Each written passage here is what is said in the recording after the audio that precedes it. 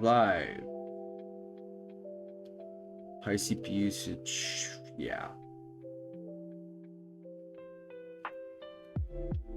Hide one of outputs. Or right click in editor to move.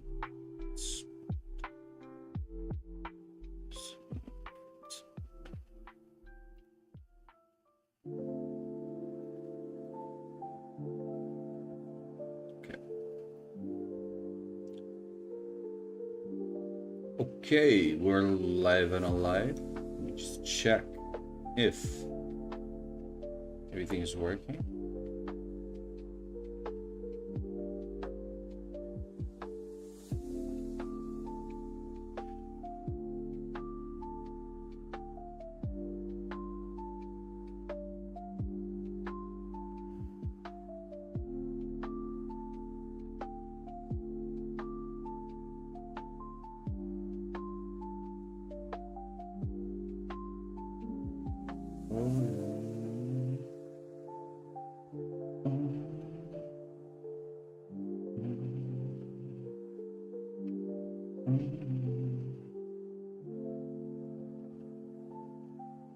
Multi-stream.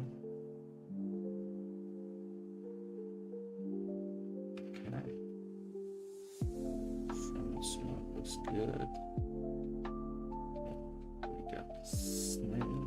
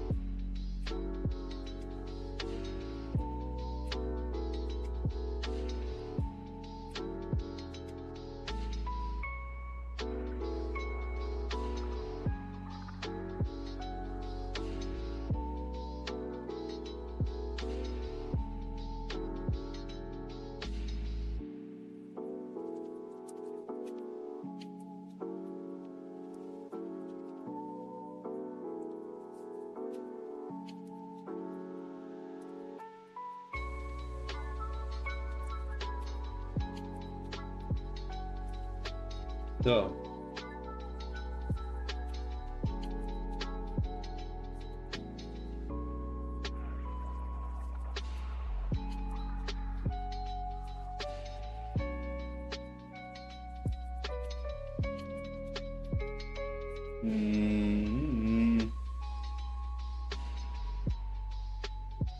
get ready to blast off.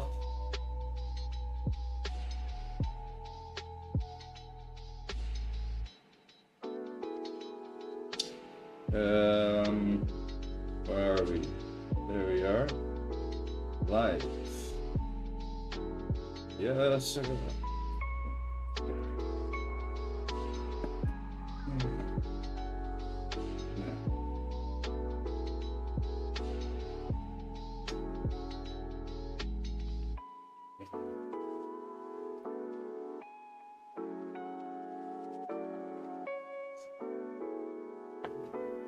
Okay. Was our performance not too bad? We don't have a collab yet. So let's take that out.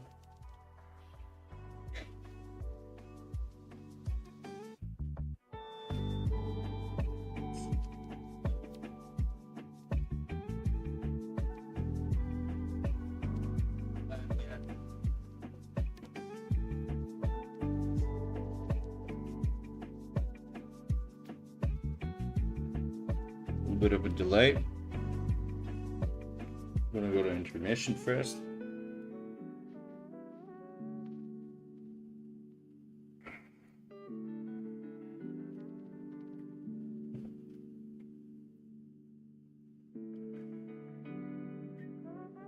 Free nitros, baby, yeah.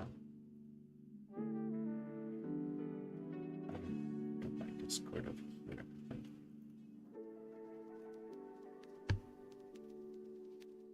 Hello, ladies, gentlemen, non-binaries, unidentified flying transgender objects, people from all walks of life.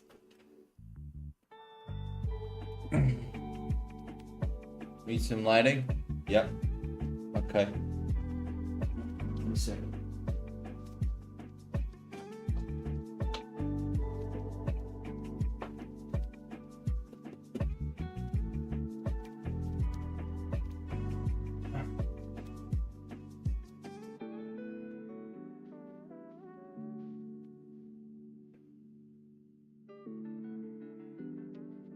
Yeah, welcome to the Clinic of AI podcast.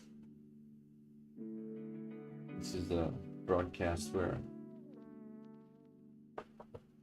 we're taking everyone, including myself, from noob level to AI architect level.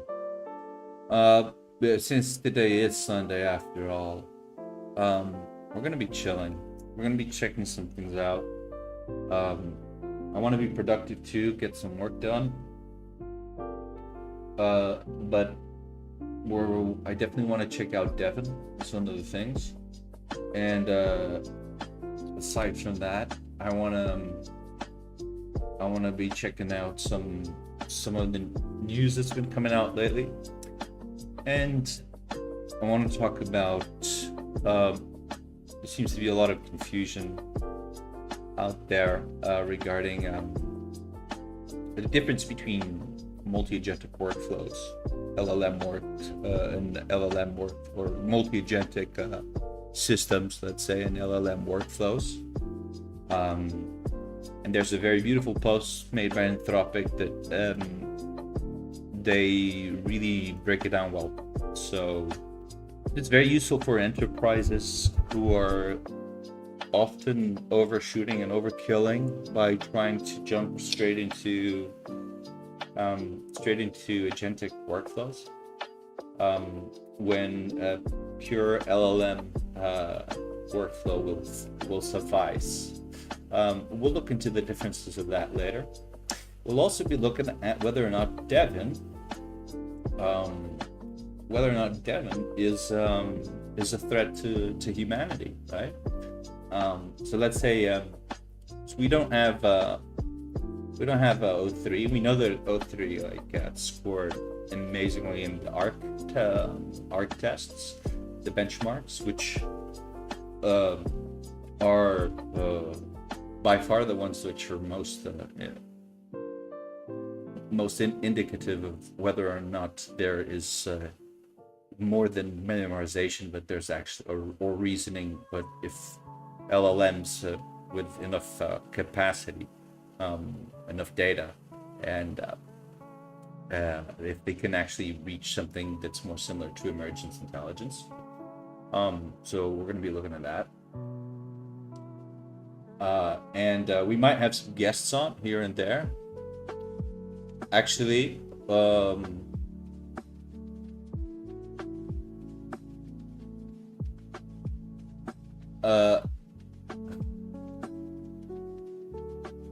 we might have some guests on for YouTube. So I might invite them on. Let me see if this works. We're live on YouTube.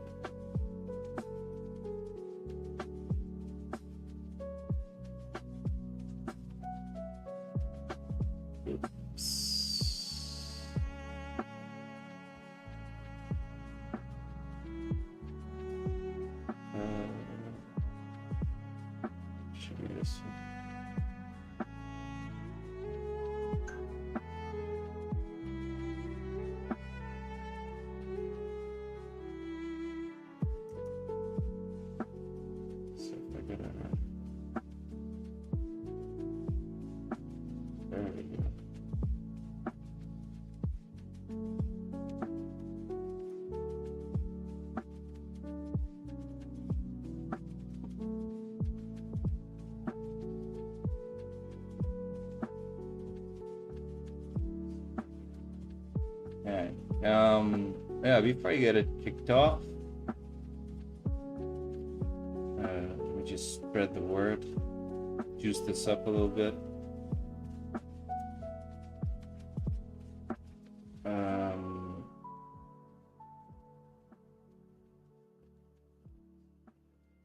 And he's around town. Yeah, before you get it kicked off, just spread the word. I'm also on Discord. We're streaming live 7 places at the same time, which is yeah,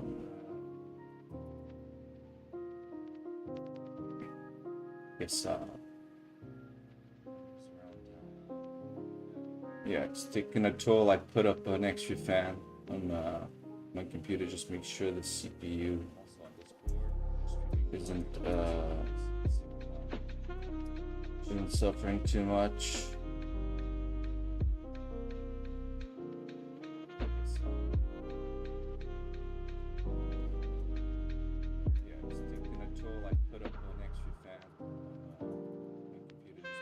All right, so what's this about? Let's see.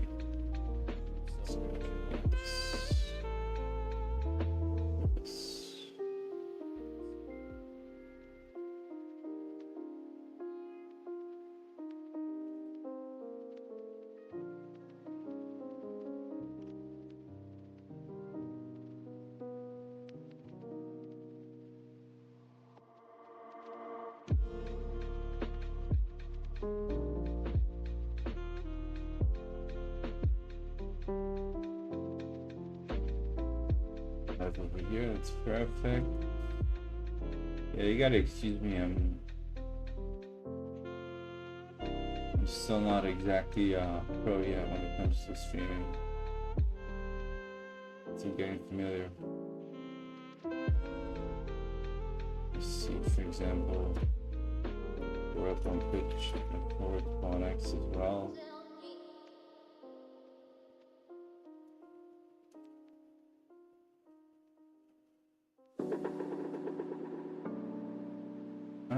Interesting. X goes horizontally. I didn't know that. It's good to know for next time. So X, this,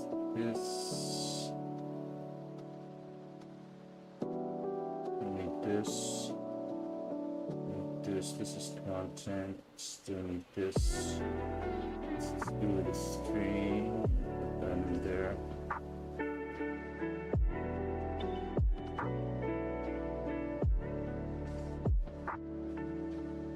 It should be working on Instagram too.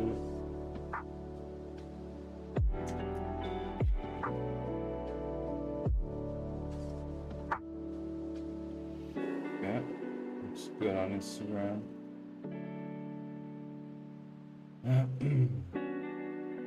And now what I want is just to have one or two things ready before we blast off.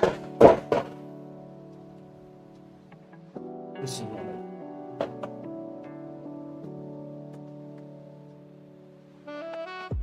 so I got this Dyson to keep my GeForce 2070 Super.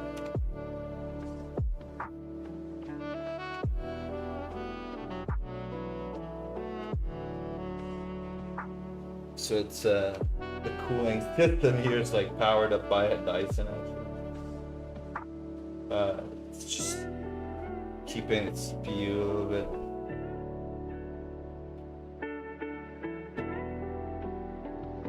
Three fans, should have gotten a water cooler back then. Okay. And before we blast off,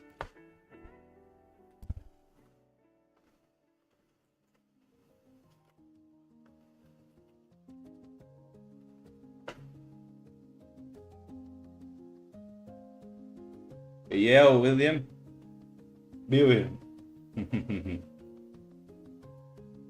All good?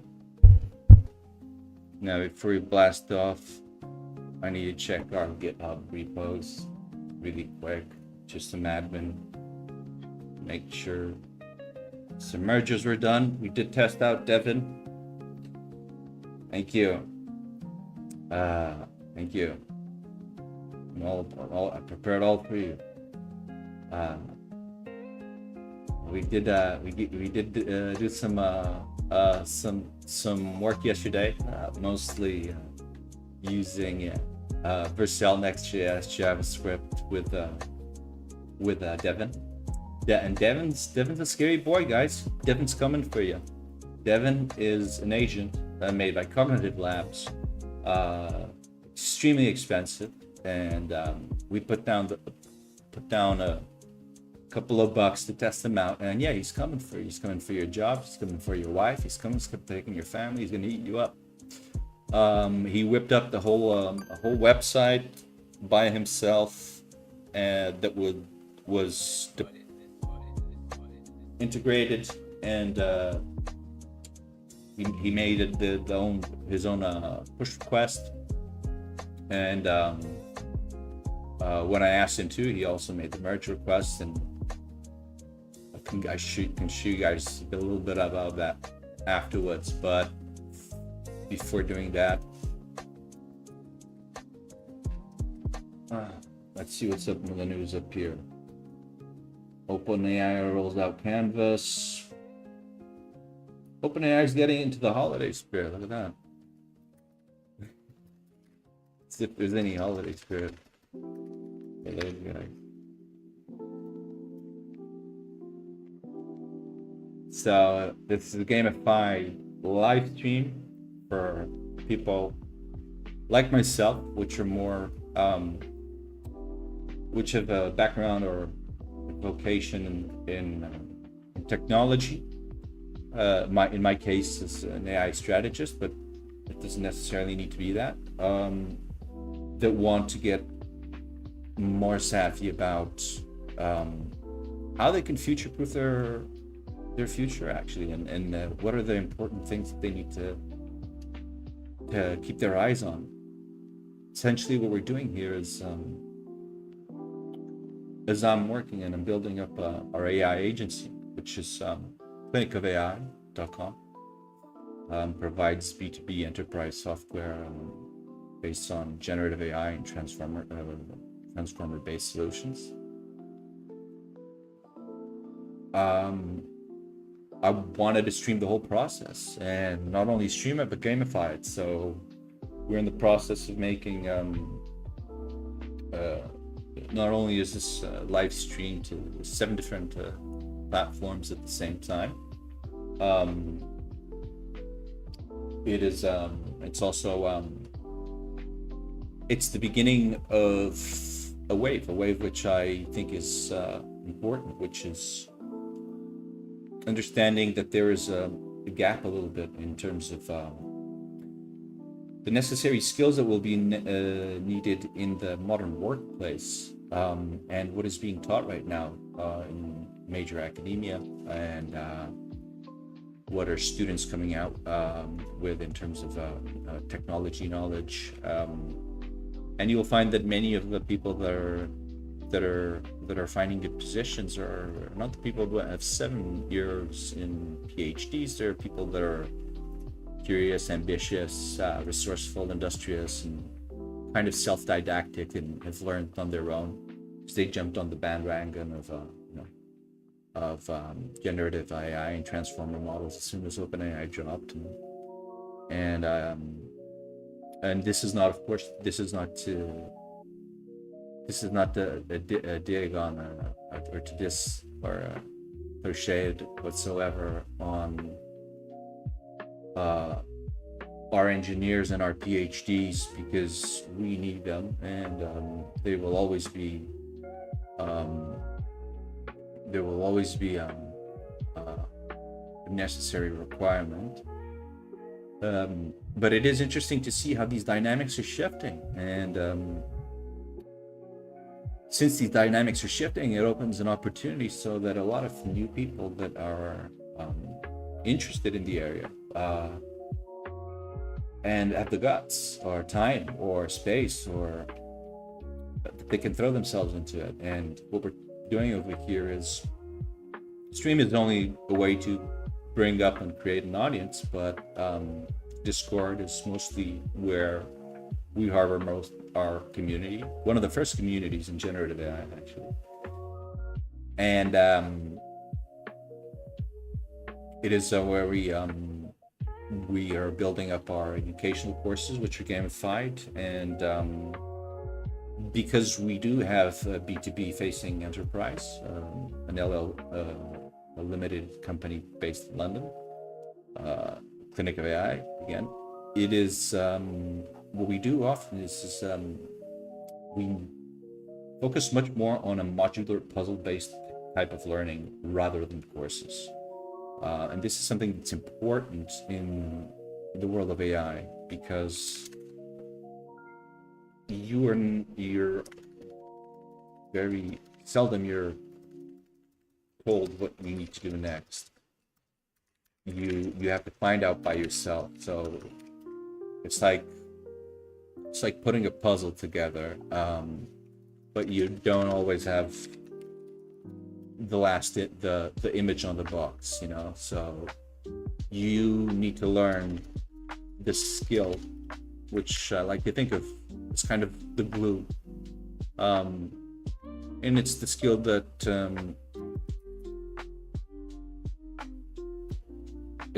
that allows you to understand. Maybe you don't know how to code 100%. Sorry, I'm doing 2 things or 3 things at the same time.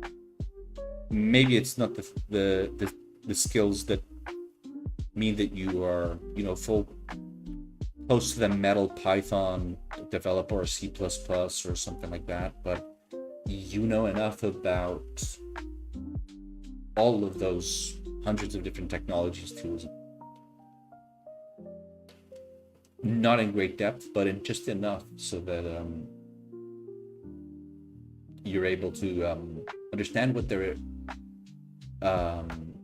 purpose is and what they can give you. So that is the whole idea behind the importance of having architects and not simply programmers, coders, developers, software engineers, but really people that have a more polymathic outlet and or a polymathic understanding about the times that we're in right now, which are is quite something to say, because times at which we're in are shifting, shifting faster and faster. It's a hyper exponential technological curve. And all the more reasons why you need people which are polymathic, people which are able to use system thinking or isometric type of thinking to understand patterns which they have identified in other areas, and be able to make sense or consensus of unlinked nodes and vacuums where they can formulate knowledge that can bring new value propositions. Anyway, that's a lot of fluff.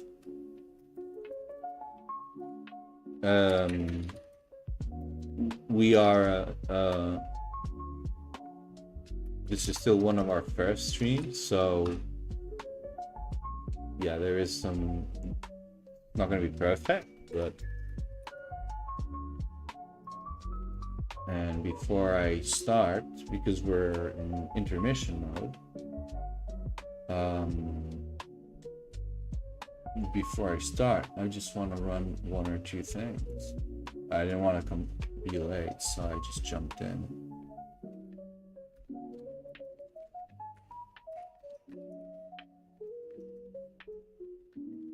Okay, no, I'm gonna leave.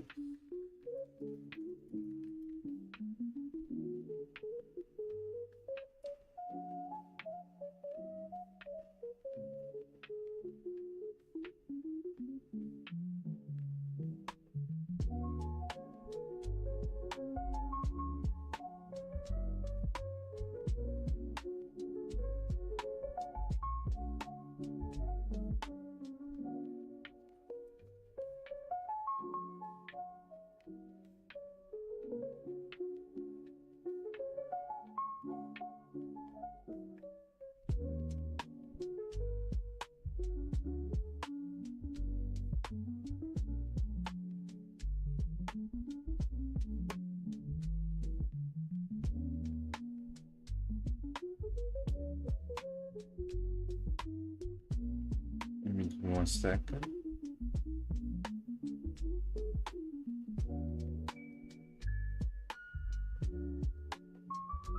I might be having a guest on.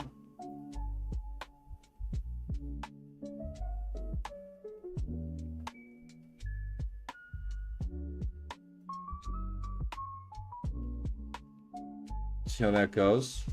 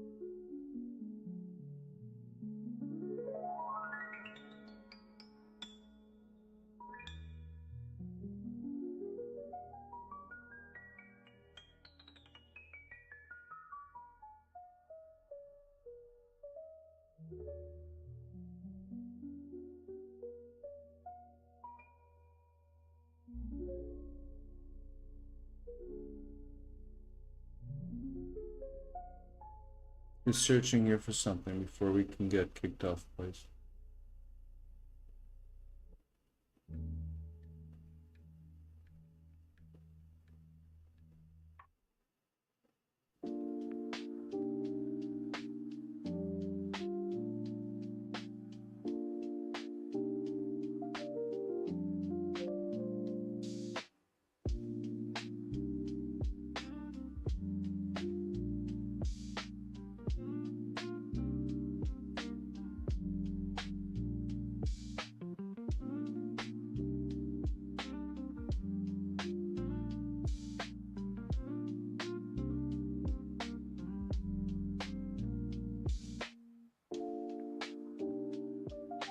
Artist generates millions. Is AI the future of art? Interesting.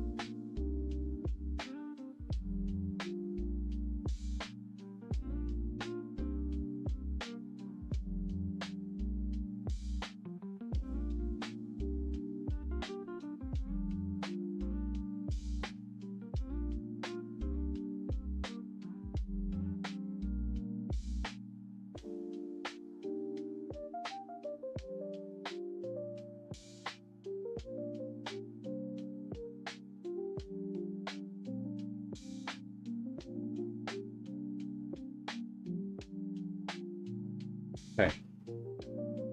Um,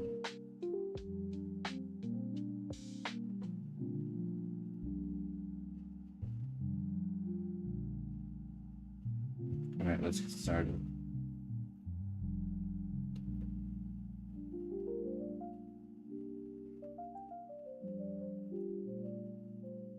What do you mean you're joking?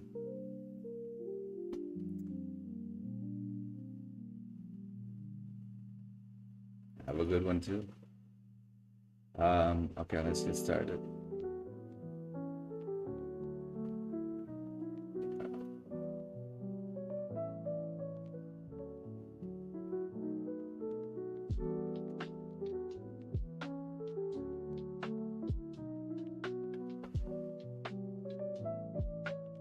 It'll be great.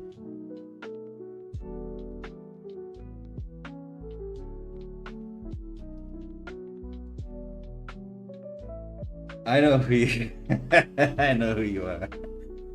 Yeah. Hey, you wanna come collab? You let me know. I just wanna cover a little bit of news first. I wanna get updated. But I'm trying a new way of getting updated actually.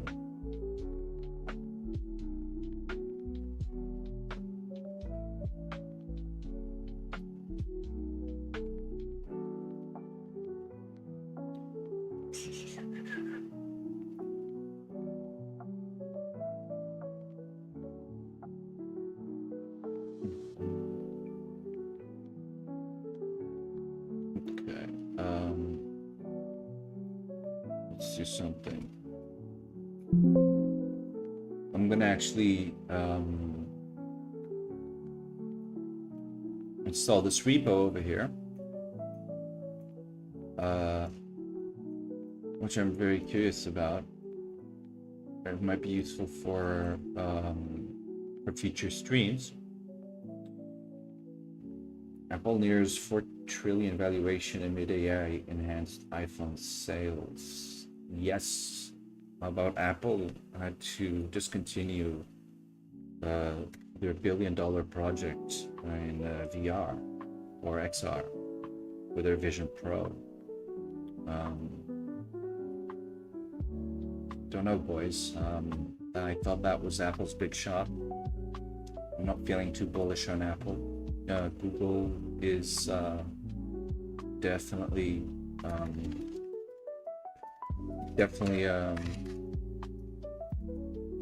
running on a is a good buy right now. They want to make 2025 their AI year, and if they unleash the beast, then we'll see a lot of we've seen the wide strides Gemini has made, and I think we're going to see a lot more actually.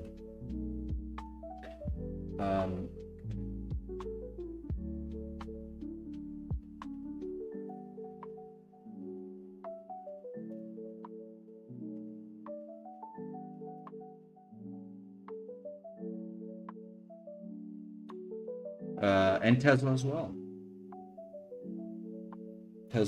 Actually. It's just something I was mentioning the other day. It's an all-time high. EVs have been pumping out a lot, but a lot of them have dropped out of the race as well, because they have a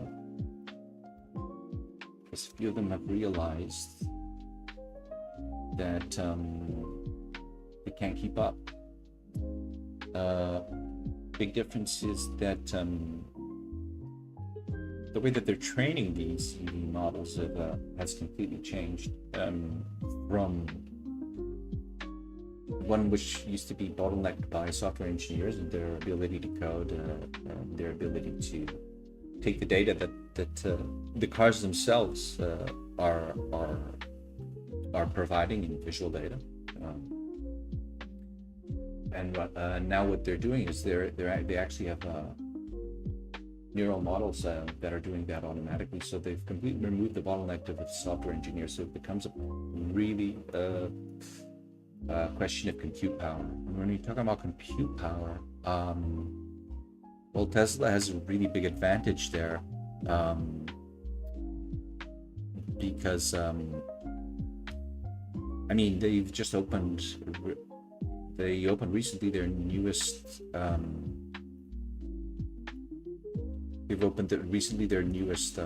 how the hell do people stream and code at the same time and talk about something else? They opened their Gigafactory recently with they got all they got dibs on all the premium new NVIDIA chips, and they the most powerful supercomputer that exists. It's the Giga supercomputer. 50,000 GPUs or something like that. It's nuts. And you've got that kind of compute. You can the rate at which you can reach something that's similar to human style driving is exponentially faster.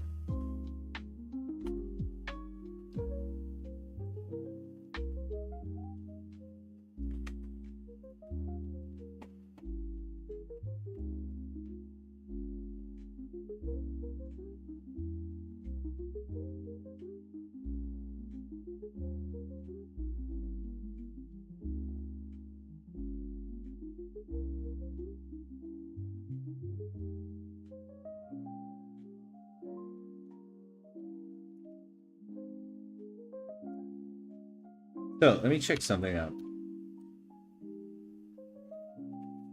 I just took out this is a pretty simple repo, right? It seems to have a clear instructions.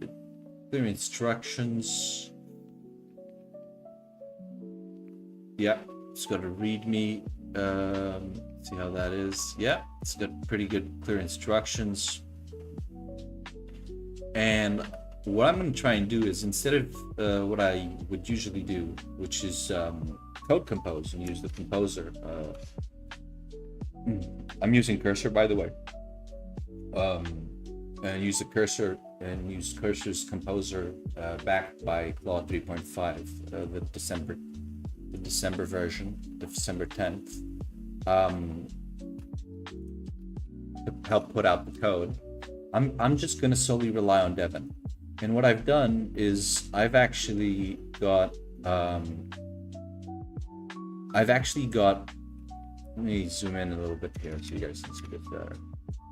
I've actually got Devin plugin using the README for AI install.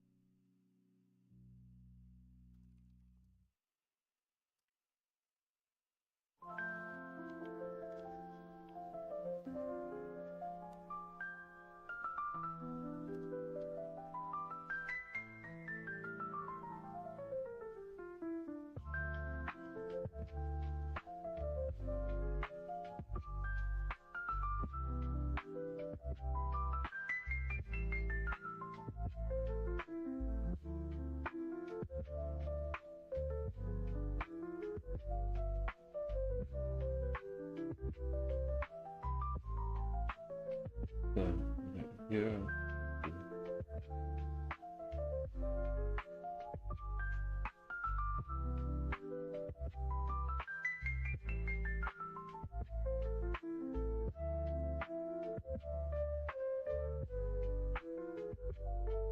So I'm writing to Devon.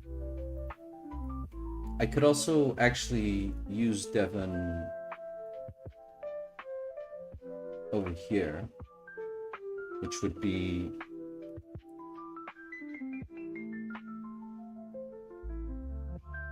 the standard way. Let's close this one. The standard way. So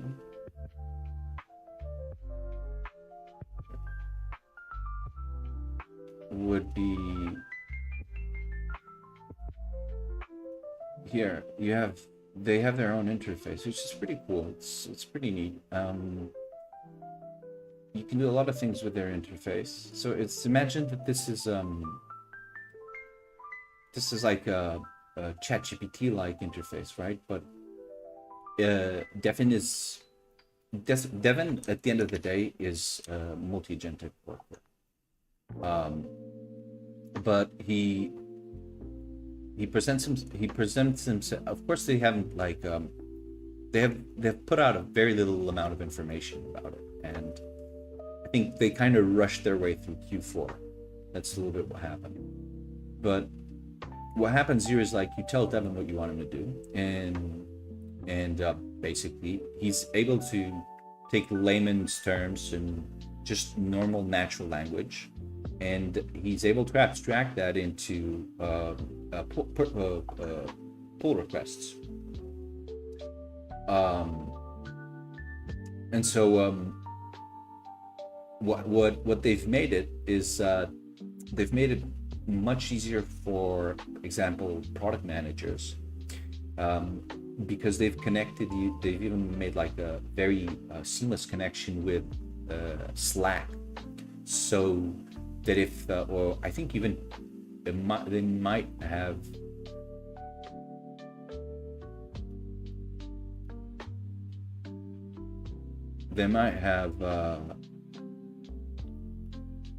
Teams as well. But from Slack, you just basically at Devon and tell him like, hey, can you go check this code of the our last page and debug it, or can you whip up a new template website, and that's what he does. He then breaks it down into several different projects or several different push requests, and makes like a higher level architecture out of it, and then goes on to start coding it. So it's an agent in the most trivial sense, but it works quite well, I gotta say. The thing is, it is slow. So let's put it to the test, okay? So as I said, we got this Shoguk AI main over here, and Shoguk is it's just an app that I want to have. It's nothing. It's based on Streamlit. It's cool, but it's simple. Okay. If you go through the README or anything like that, you'll see that the requirements and stuff, they're not that tough, and you don't need to have that many things pre-installed. And yeah, it comes with a template already of how the Streamlit should look like.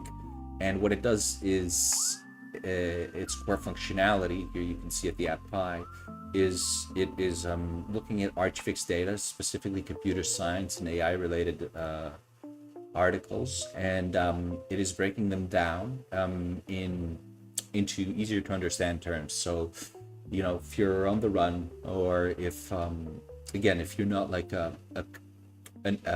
if you're not a computer science nerd and are unfamiliar with a lot of the terminology, and you get lost or you don't like to read papers, it really helps in basically breaking down not only the abstracts but the whole paper, the conclusions. And so what I'm going to do here is I'm going to put Devon to the test by trying to see if he manages to just by himself do the whole thing, and in just well, I've cloned the repository already. So now I'm going to ask him to just, I'm just going to ask him to just install it and make a run. Give him a directory so where he can put it, and see how he does. And then we'll try and do some news. I think gay marriage is something that should be between a man and a woman. Arnold Schwarzenegger. I think gay marriage is something that should be between a man and a woman.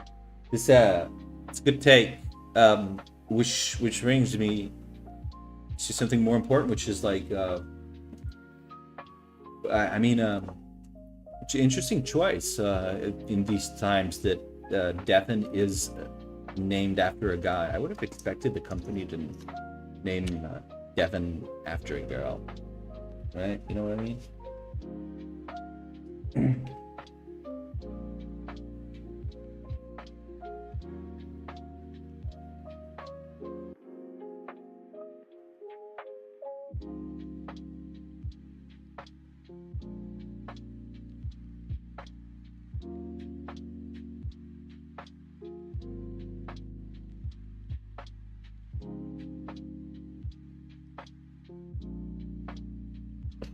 Yo, beautiful things come true. I don't know if you might be on the Discord, so not here. But if you want to join, and we're having conversations with you. So I got this collab thing where I just send the person a link, and they can, without doxing themselves, they can just have a little square here and choose a safe for work image. A safe for work image, so that they can be part of the stream. And of course, I know if you join, we'd most likely get into the very nitty-gritty stuff, the more philosophical stuff, which is always interesting.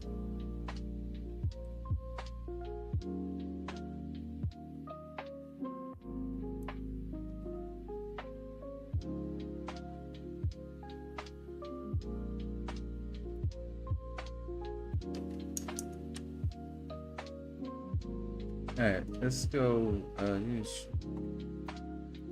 Let's go.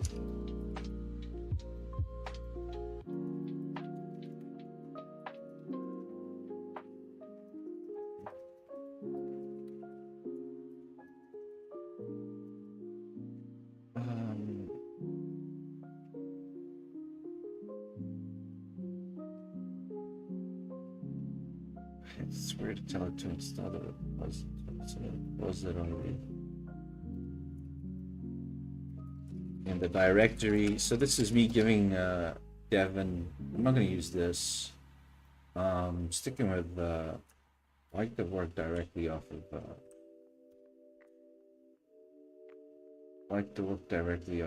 Where's my terminal, dude? Here we go. Yeah.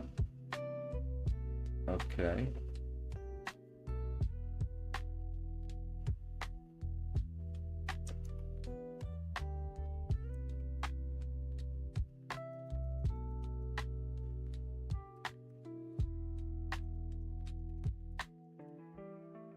Using the README, I don't even know if I need to tell him that he has already identified it. I'm just gonna tell him install the repository in the directory.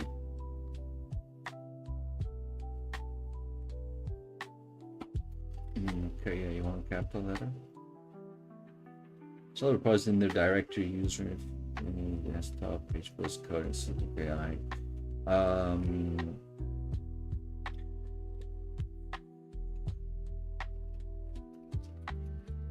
I mean, I don't want to be too vague. Ensure that I'm going to try and talk to him in a human type of way, in a human approach.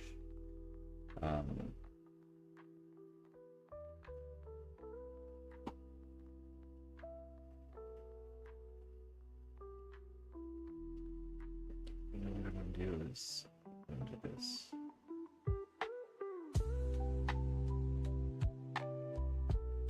How do I do this? I just won't.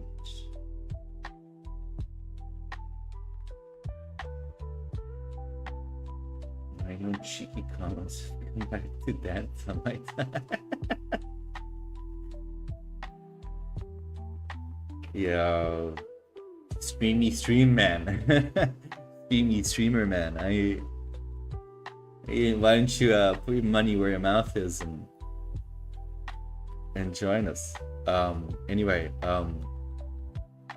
install the repository in the directory, giving him my directory, sure. Ensure that all necessary dependencies are properly installed.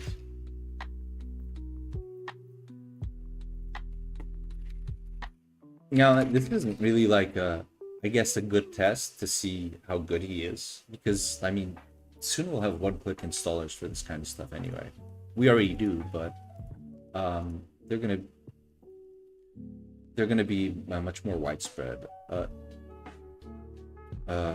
Ensure that all the necessary are correctly installed, and the repository is set and ready for use. We give it more information. Look at the requirements. .txt.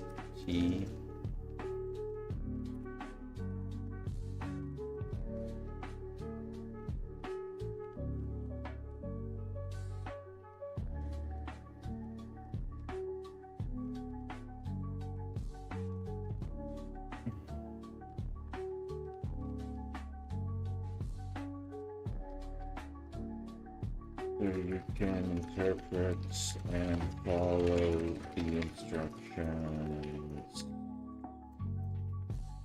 given accordingly. I don't know.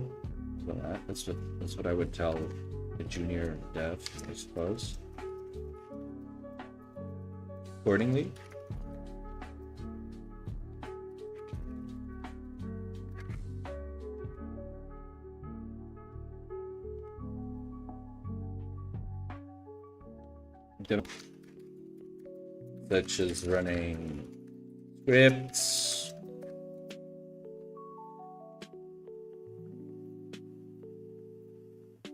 Such as running scripts,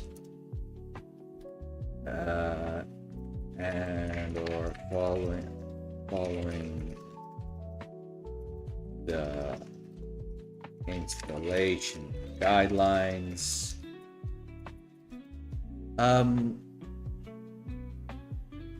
I want him to install this, but I want him to install this locally here. I just don't, so we can.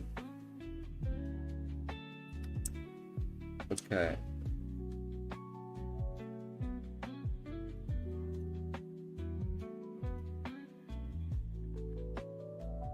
I'm gonna try and not tell him that to see if he picks it up.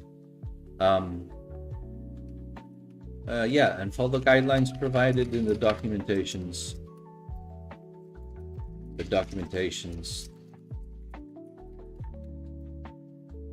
Repository. All right, I think Devin the devil, and so the repository in the directory. Ensure that all the necessary dependencies are correctly installed. Review the requirements, file to interpret and follow the given instructions, take all the necessary actions, the translations, and documentation.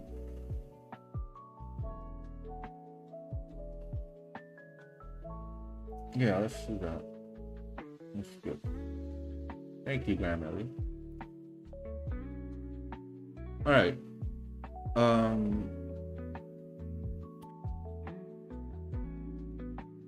Booting up Devon's remote machine. So Devon boots up remote. You can spin up several Devons, right? So how does Devon actually work? Devon, you're paying like, you pay $500 a month. And look, he's talking to me, right? Like he types back and forth. I'll review the repository's documentation and requirements, properly set up the project for you.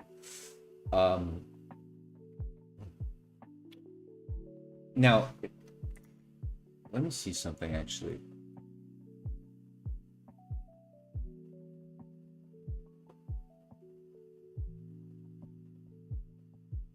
No, I can't, if I run in here, he doesn't, it's not synced over here, okay?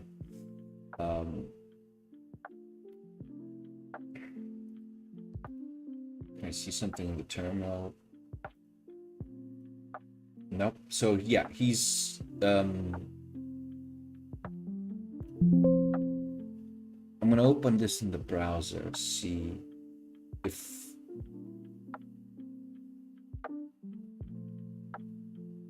yeah, here we can actually follow. Oh, yeah, look at that. We can follow his workflow. Isn't that cool? Yeah,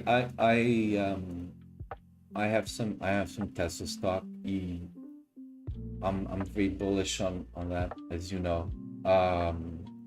Also, I do think that it's not only, as I was telling you before, it's not only a question of compute. It's also a question of regulatory limitations, which will now obviously be much more lax since we have President Elon in the White House. He's going to be lifting up a lot of the limitations that before were maybe hampering some of the EVs from reaching mass market. Secondly, there's also the fact that I think people often overlook that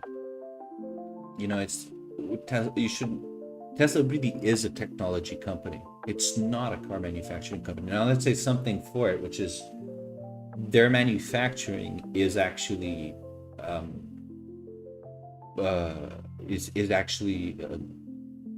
the best manufacturing any electric vehicle car maker has, including the Chinese. They've produced a lot of electric vehicles this year. 2025, though, is going to be Tesla's year. They've really made a machine that makes machines. They're removing as much as possible human bottlenecks, and they've nailed just-in-time, the just-in-time system, which is, for those of you who don't know, it's a system of stock, which is often supply chain issues and stock issues is often one of it was for Tesla almost one of its biggest pitfalls, and they've completely nailed it. And that, together with the fact that the actual software that these developers use, as you know, some of it is open source, is called FSI, FDI, which stands for fully self-driving, FSD. So FSD9 or FSD10, as I was saying before I go back to Devon, let me finish this point. FSD10, for example, was was being hard coded. He has this, he has the best coders from the best universities, Ivy League universities. They all go to Tesla. Um, they work their asses off. I'm Empty Animal, not the backside. Don't ban me, okay? It's one of my first streams, okay?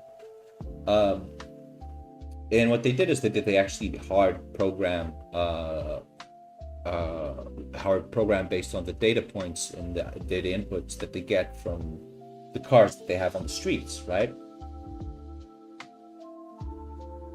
Professional analysis is that Elon is gonna post something stupid on Twitter and hordes of walkers will follow the talkers, making swings that ring and ding-a-ding-dings. I mean, that's a daily, I think that's a daily, like I'm forecasting, you're actually like, yeah, this is a daily criticism, okay? So like in FDI, as I was saying, in FDI, yeah, he just posted today on Twitter. I don't know. He's getting way too involved. Maybe a little bit too confident, and what they say. That type of ego precedes the downfall, or whatever. There's a saying. Somebody maybe can find like some intelligent Greek epistemology that can summarize what I'm trying to say over here: the colossal fall of the ego. But we have to give him credit where credit is due. So FDI, a fully FSD, a fully self-driving software, version 10, which is rolled out Q4 just now. It's a neural network based.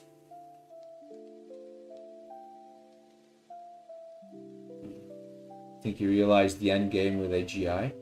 Well, you know that, right? I mean, at least he was right on some things, right? Simulation theory. He was also a proponent of stopping. Yeah, I think he has an end game. I don't think a guy like this is just winging it. He seems like somebody who's impulsive, but at the same time, the impulsiveness is part of a calculated character that resonates a lot with, I think, with the younger generations, and I think he knows that those are the generations that really care about the environment. I mean, I know, I know who you are, and online, with other people over here. You guys just like to pollute the planet, man. It's not good. No. That's why we are on Mars. But FSD, back to FD, fully self-driving. The new version is a neural network, so it is running autonomously and just continuously feeding the data using that giga computing let's have a look at this new Texas computer. So he moved to Austin, of course, Austin, Texas, giga factory, super computer.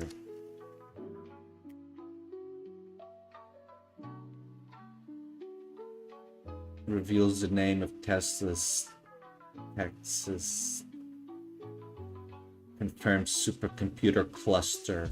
I want to see an image. I want to see the full. No, it's not this. Musk reply on Giga Texas supercomputer. Cortex supercluster. Is this it? No. No, it's much bigger than this. So the guy's got all this compute power. He basically he had to suck off Nvidia, somebody at Nvidia, to get dibs on all those chips. I don't know how he got them that fat. Look at the size of this beast of a supercomputer cluster. Look, you got this compute power here. Of course, we gotta move to Mars if you're having this sort of like compute power. I mean, this is the Giga Texas ongoing extension.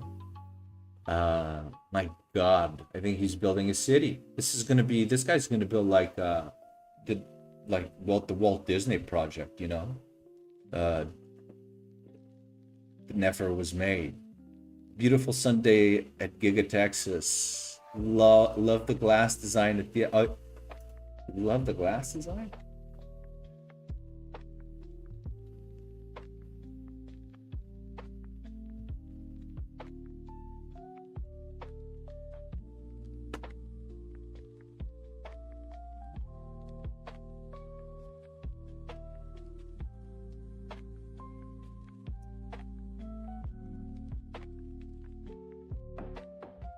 It looks like my house from this angle, actually. No, man, it's and inside. I mean, you guys probably seen videos and movies and stuff. As I said, it's machines that build machines that build machines. It's the meta over here is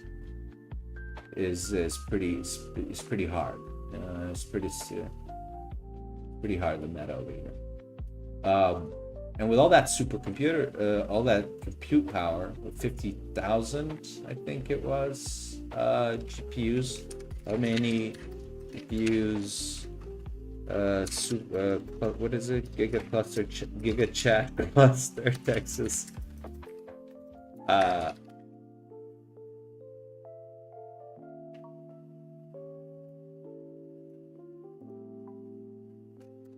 Like, let's not forget, like, he's gonna completely take over another industry, which is Uber, which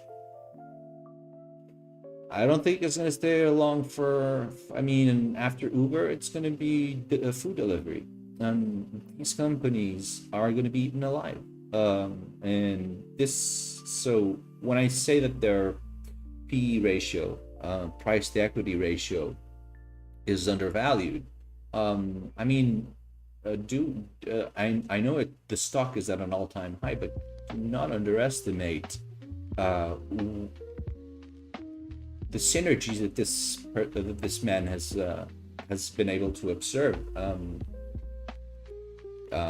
Most of all, understand that, you know, AI is not is not a.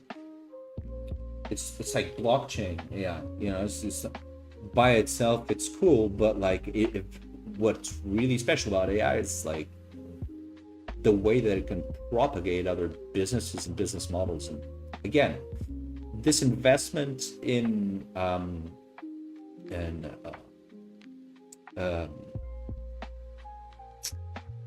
I mean, the only thing that and I think you'd agree with me on this one is yeah, he is extremely cocky, and I mean,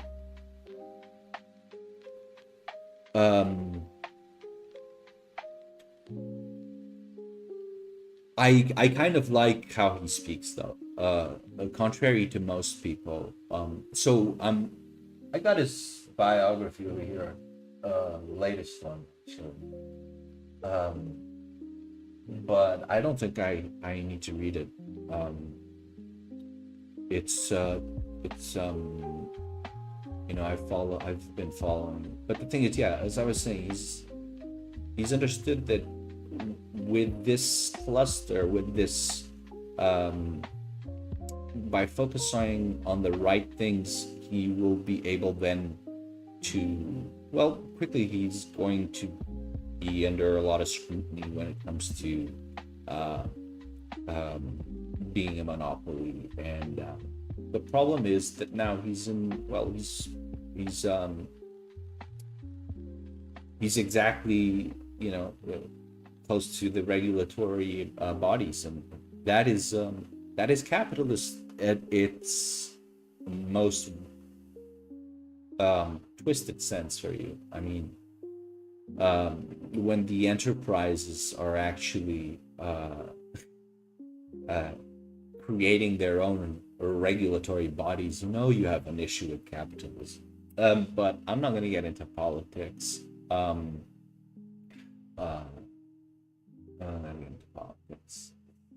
Let's go see how Devin's doing. Devin. I've successfully installed all Python package dependencies. However, before we proceed, there are 2 additional requirements that need to be addressed. A local LLM server running on port 1234, compatible with OpenAPI format, FTP server credentials for publishing. These are mentioned in the README as essential requirements. Would you like me to proceed with the remaining setup, assuming these will be configured later? Wait for you to provide these requirements now. Help you set up the local LLM server first. Okay. Now, this port that he talks about, let me just quickly have a look at the README.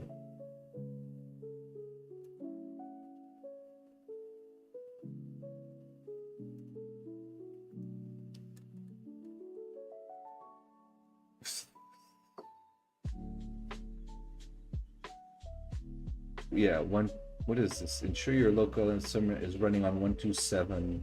Okay, that's fine. Seems like it's okay.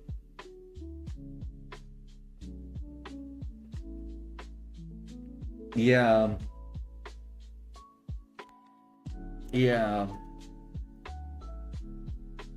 It doesn't play to his favor. The arrogance. I mean, it doesn't play to, it really doesn't. And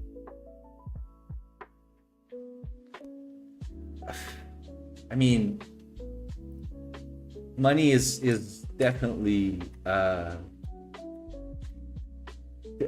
definitely a component here which offers the shielding and the PR spins and everything that he needs, so that he can go in front of Congress after what did he called someone some word which I'm not allowed to repeat.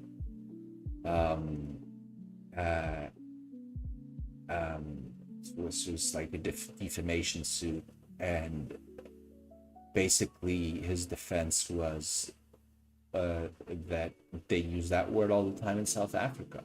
So I mean, and he got away with it. I think he always called the president or something like that. At that time, I don't know who it was. But also he showed his wee-wee to a girl at his private jet and offered her a horse. So I mean, I wonder if that's here. If that's a chapter in that book over there. It's like the chapter where he has a transaction. She was a jockey,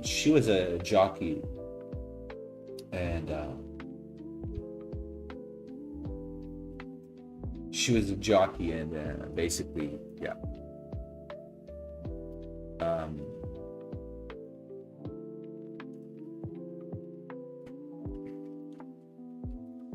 She was a jockey, and I'll wait for you to provide these requirements and I'll proceed with the remaining setup, assuming these will be configured later.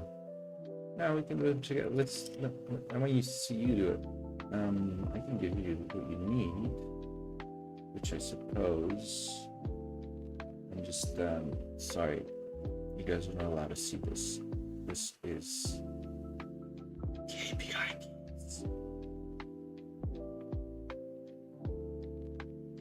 Secrets.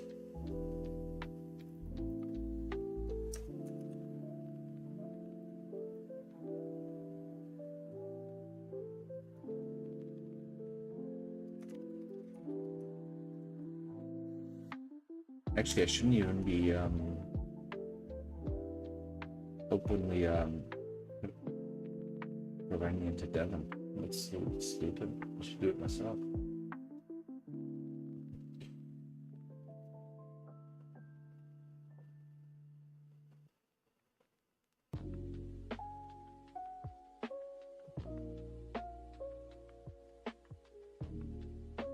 I've successfully installed a Python package. Depends for so Devon thinks a lot, you know. Devon likes to think a lot, and that's quite convenient because it's Devon's thinking that basically amounts to how much you pay, right? And I mean, if you compare this with Cloud Sonnet 3.5, and you use the composer, if I would have installed this with a composer agent mode, it would have, be super, like 100 times faster. So the difference is that perhaps Devon might be able to, okay, I'm gonna have to change the key before you guys all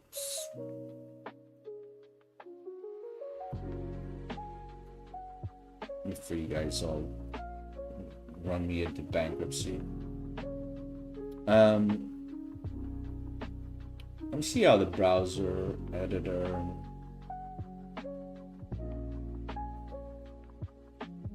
planner clone repository. This is what he did.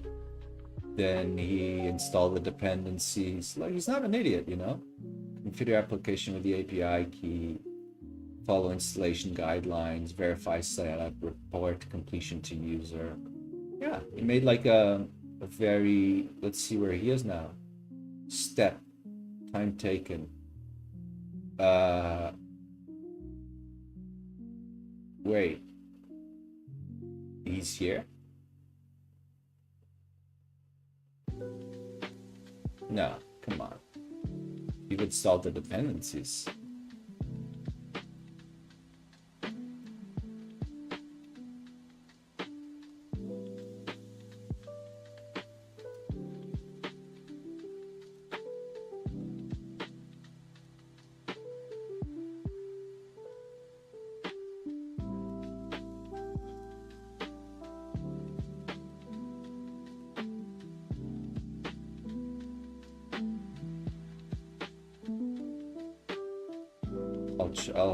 I'll change the API key.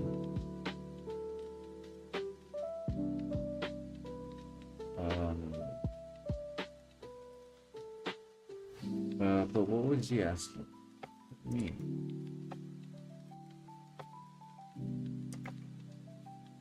You're gonna need the.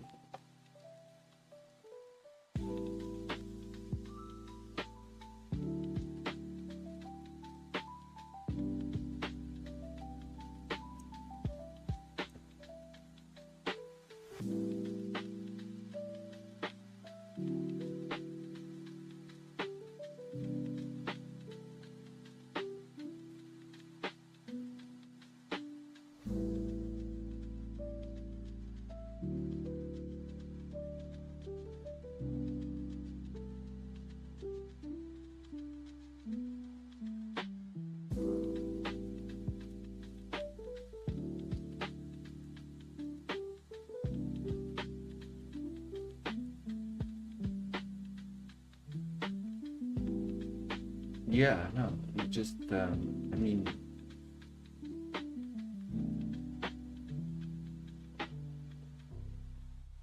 it's streamlit based.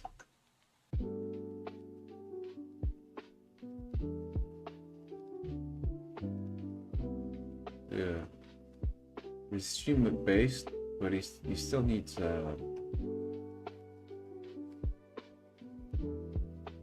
he'll still need my he'll still need an API key.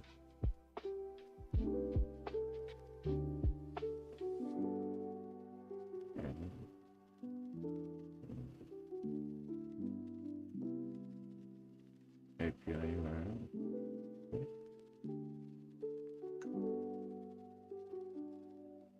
I mean, actually, there isn't kind of like a.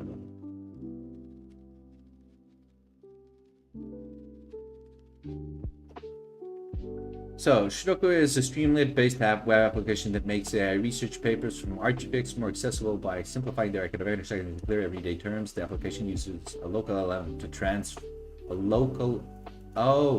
okay, I see. To transform complex academic writing into concise, easy to understand summaries and automatically publishes results to the static website. Let me see. Python local LLM server running on. Okay.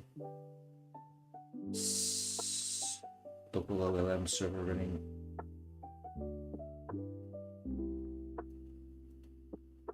Yeah, so I actually am not exactly sure. Not exactly sure. You're always gonna, as far as I'm concerned, like I would always, like I could maybe run it with a with Rock or like something free. Yeah, probably. Speaking of Elon Musk, Rock.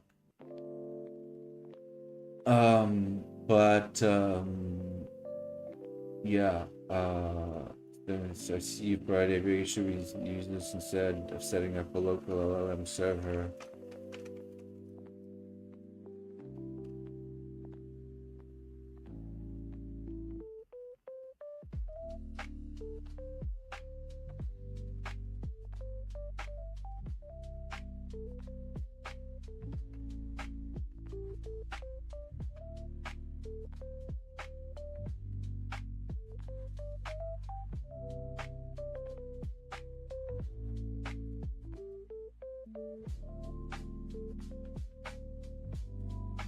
I'm gonna talk to him like he's an actual junior software developer. Come on, my guy. Yeah, he's on step 4. That's right. I don't know why I successfully, yeah, you're a very successful guy. I'll update that file. Big. I don't know if I'm doing the right thing here. Like I should just put Mistral or something like that. But whatever. It's not like I'm gonna use this. Maybe if I see that I use it a lot.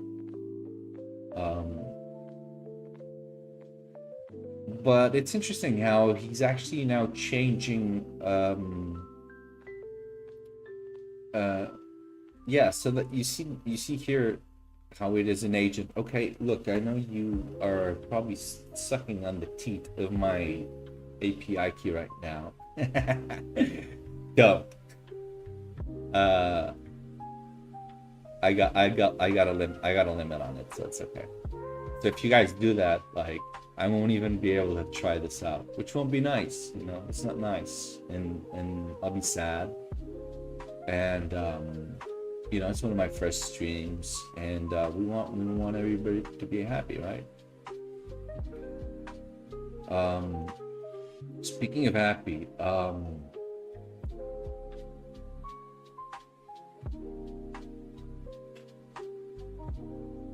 yeah, so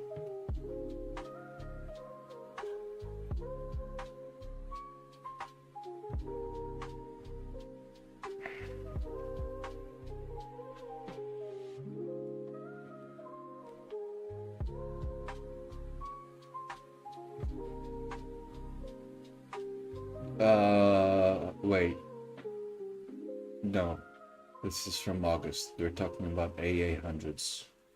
They're soon coming out with a new GeForce 5007.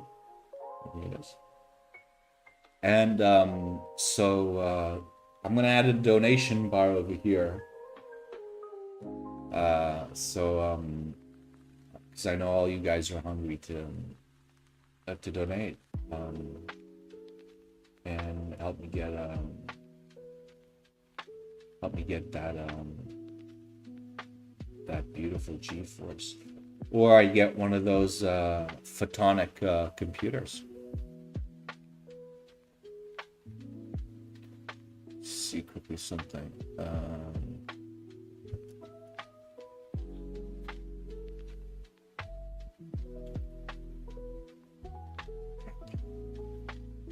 Yeah, so check this out. Oh, I didn't I merged it already, or not? Oh yeah, I did. This, for example, was my experiment with Devin this morning.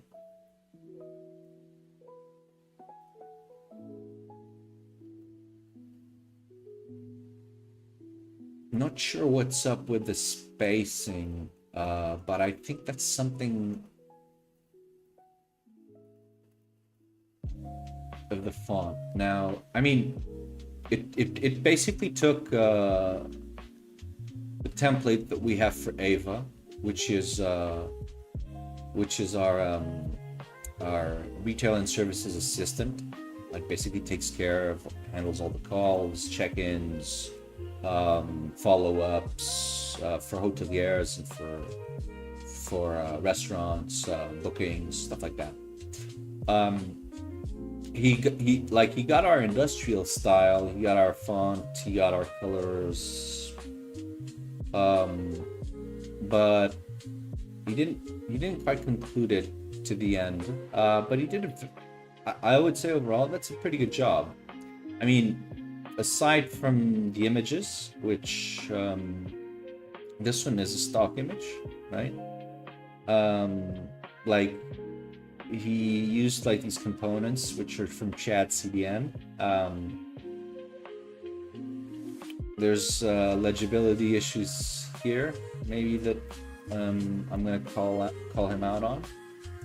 But I actually already have a PR request, which I asked him to review all of this, and I'm just waiting for Josh Mann, which is actually my CTO, to come in over here and then accept those changes, see if they're good. But I'm going to be whipping some websites with him, because at the end of the day, okay, what's up? To complete the setup, I need the FTP credentials to configure the application. The current FTP settings in the app are please provide the correct FTP credentials, host username and password to configure the application. This is required for the publishing. Once you provide this credential, I'll update the FTP and start to Streamlit. I like Streamlit, actually. Streamlit's really neat, actually. Just check something.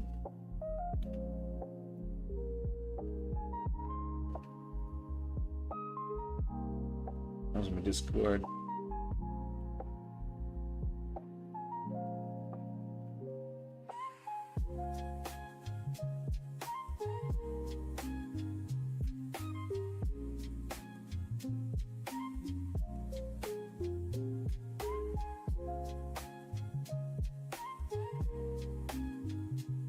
I don't think I have my announcements actually set currently, to be honest with you.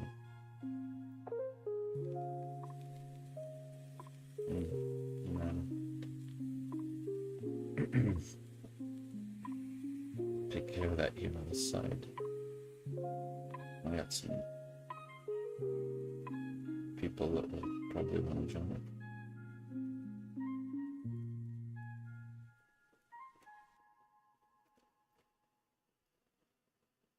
Let me just one second.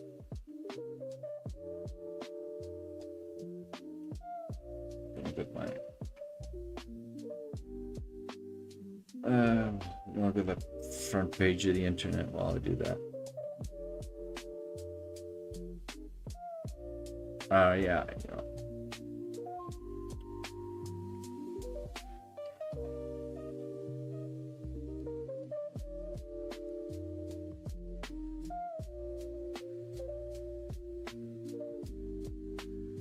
I need you, buddy. Now, what I was saying that I just really want to clarify, like, this is weird. By the way, you don't launch out and ask for people at the same time, the same page. It's a little bit weird. Just a couple of weird things about that. The price is weird. Essentially, O3 is going to be able to do everything that Devin does, and more. But where can I check the pricing? That's what I wanted to show you guys. The pricing is interesting.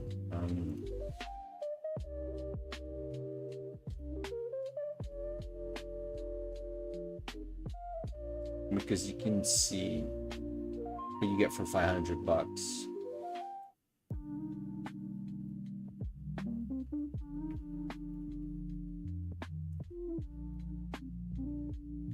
So for $500, you get basically 250 monthly. This is what they call it, agent compute units. Now, first of all, I got to say, like, it's an interesting approach, right? Because what they're doing is, like, they make him easily accessible through Slack. So he almost feels like he's an actual person. So why shouldn't he be paid?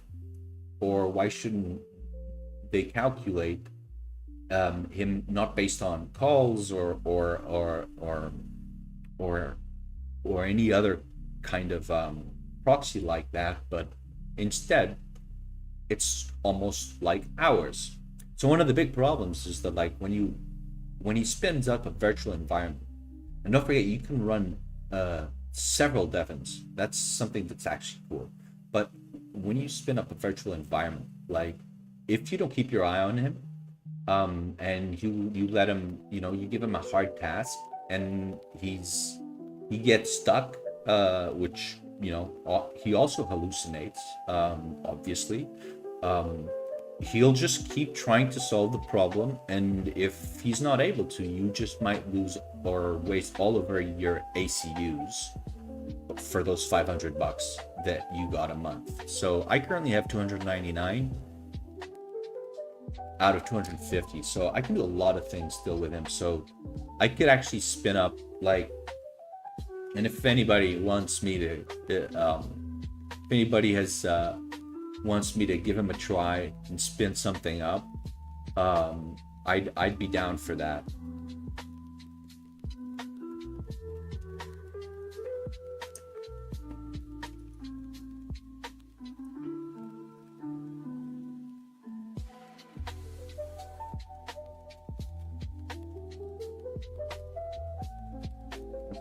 Okay, I get them all here. That's good. Okay, now, what I don't want is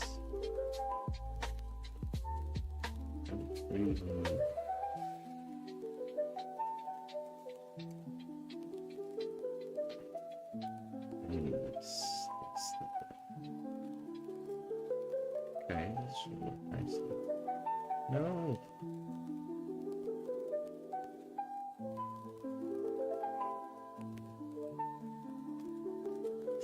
Anyway, so now you know how he works. And yeah, he is overpriced, but he's not bad. I gotta tell you, like, if if you just, you want to get your company on the ground, like, he is, I think, he's able to he's on par with a junior developer now. Yeah, I think so. I think you can say that. Like, after the tests I've run, I think you can definitely say that. Okay, let me put this here. Sorry, I'm just trying to figure out and put my chat in the right place. I also want to know, like,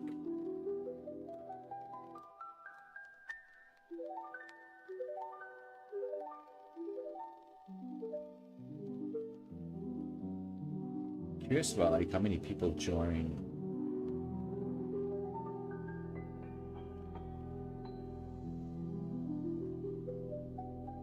I don't know. I guess we need much better marketing on our social platforms. Doesn't Reddit have video? It's a bit simple. Like how in X, I should have put it in horizontal mode, but it's running on X as well. Stream.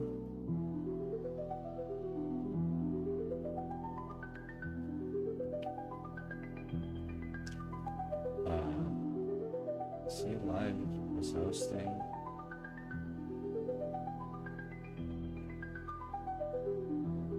Yeah, but I should be running it. I should be running it. Should be running it on horizontal. And of course, like one has to build an audience slowly over time. And this is, I suppose, just more for fun. Yeah, what I wanted to see was, let's get back to Devon, right? So, where were we with you guys? Where were we? What was your problem with that? Devon, Blue, Devon.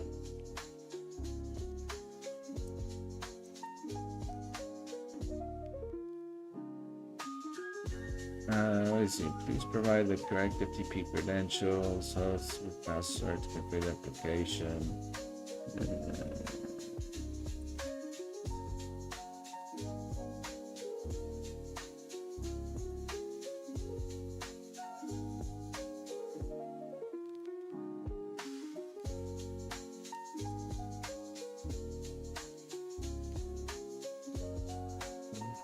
And I'm wondering, here, the cool thing is that you can't read this, it's probably too small, but you can, he goes to sleep after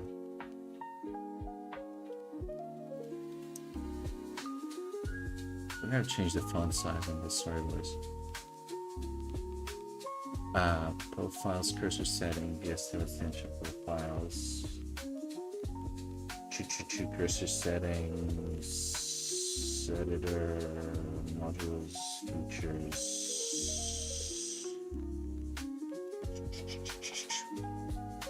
General.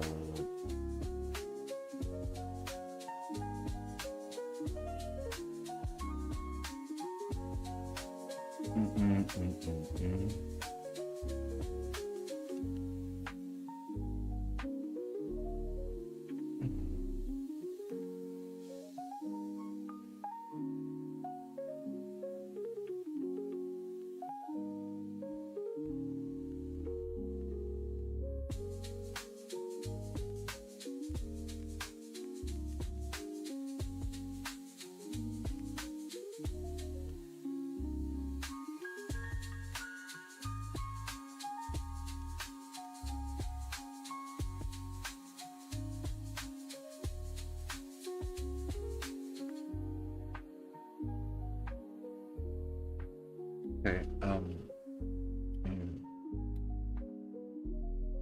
back to you, Devin, my friend.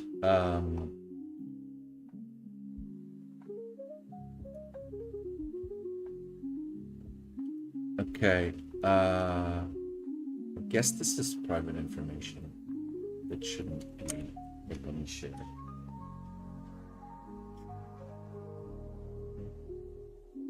So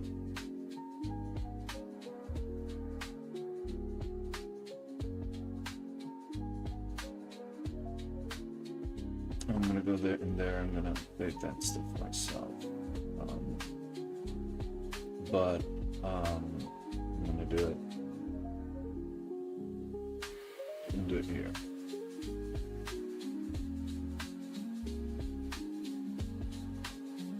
Just so update the FTP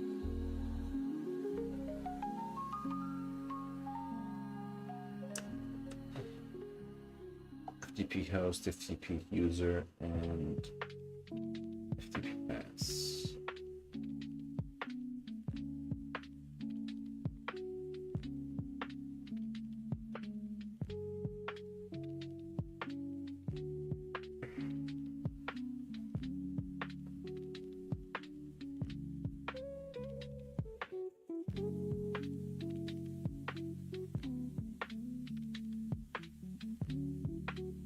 Okay, so do I already have a config file or an env file for that? He should have made me one, Mr. Devon.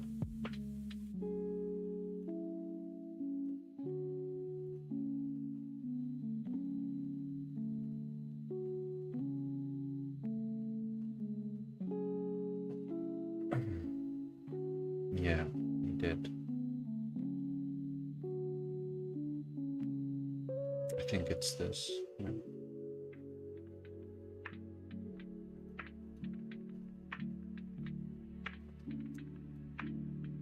And if I'm not wrong,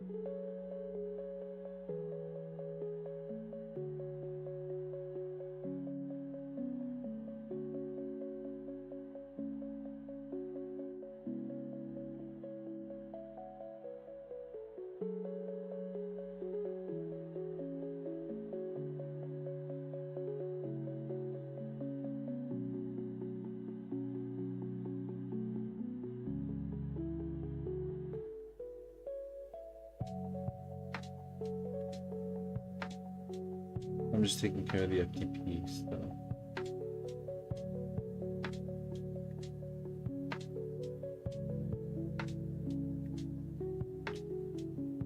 But do I have to pay for this?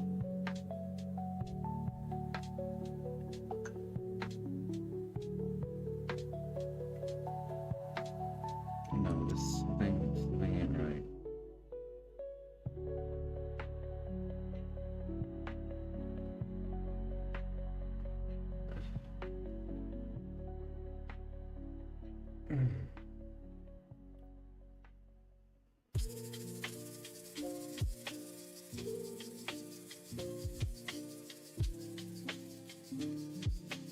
Where's your CTO when you need them?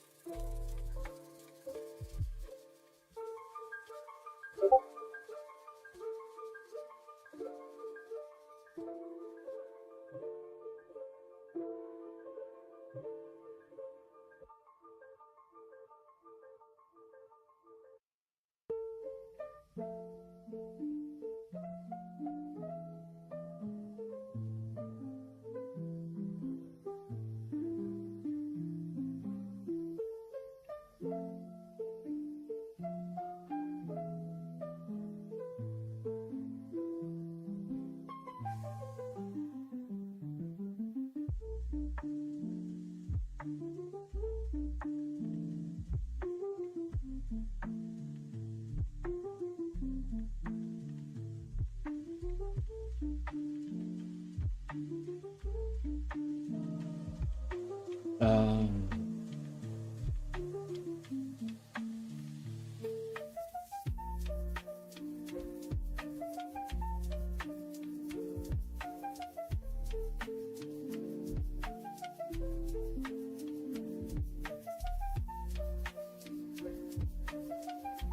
yeah, okay.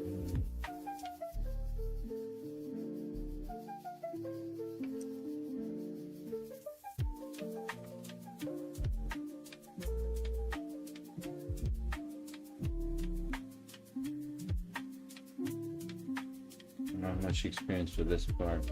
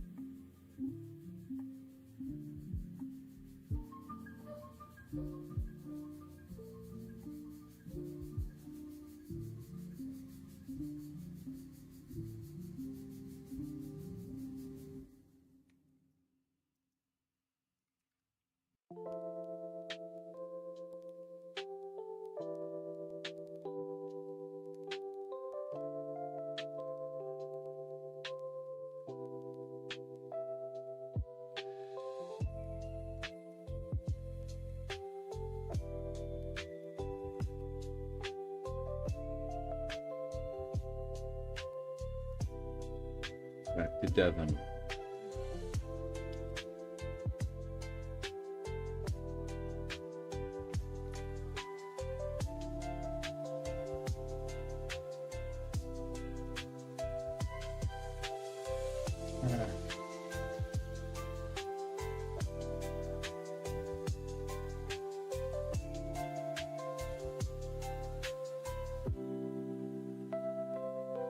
I might spin up one after.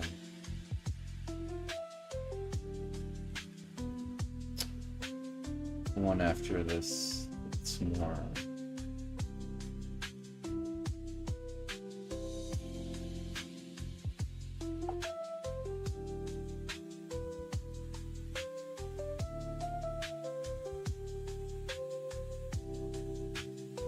Yeah. And he expects. I guess he was expecting to or something. Go back. What are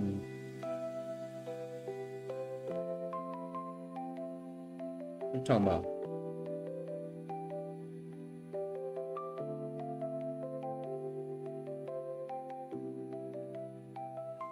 What you on about, Mike?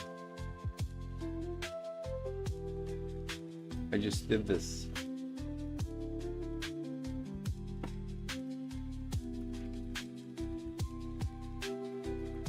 Yeah. Yeah. Yeah. Yep.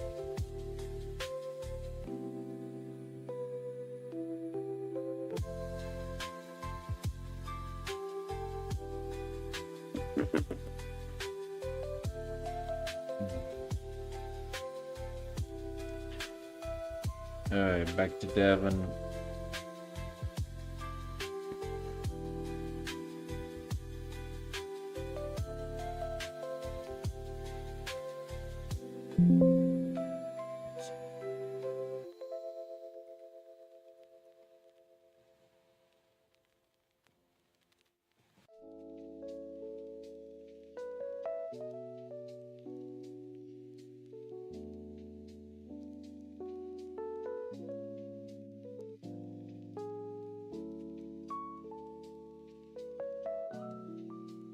Yeah, much more used to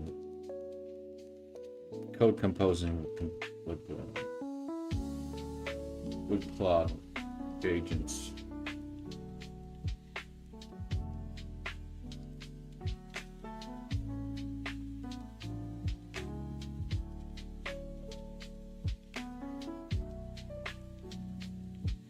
No, that's not possible. What do you mean, dude?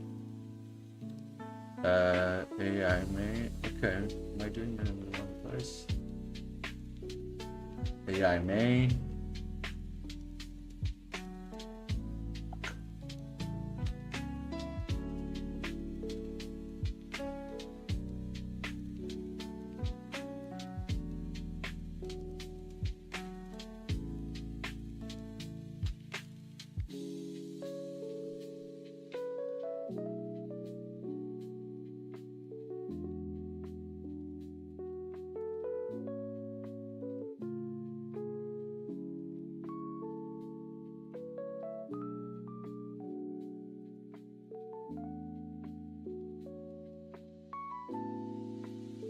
I don't think that's actually right.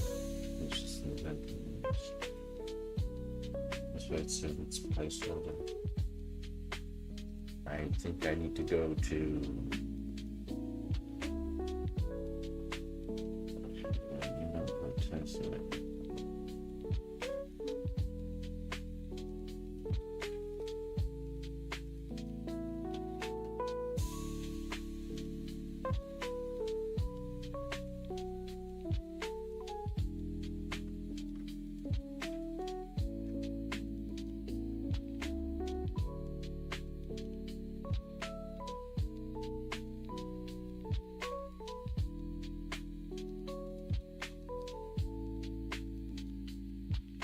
why does he?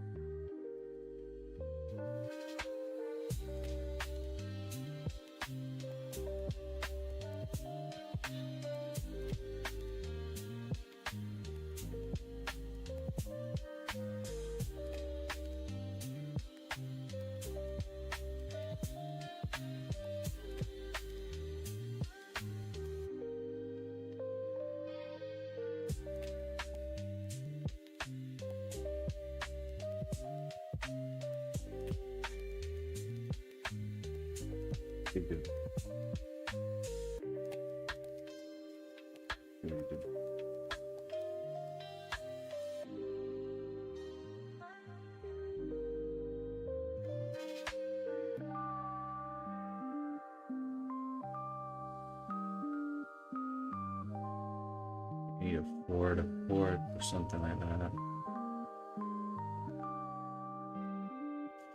Well,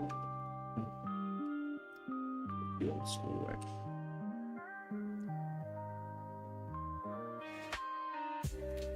DFTP, mobile internet, darkness, board, green, streamer, yeah.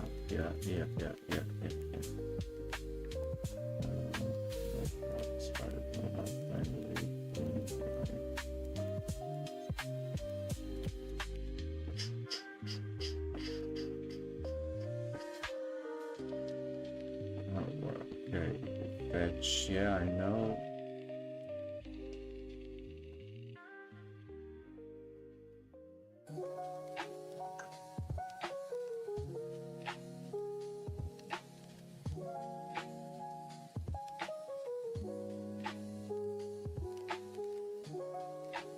What am I missing here?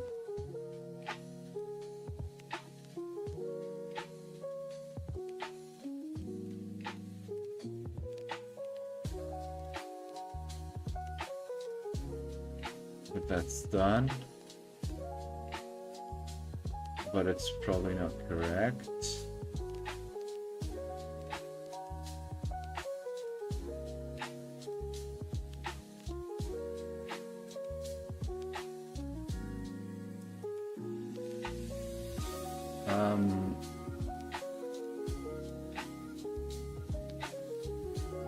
New question, but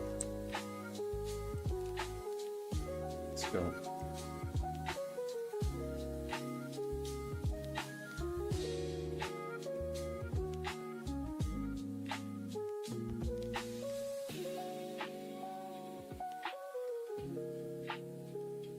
New question, but where the hell do I get those FTP things?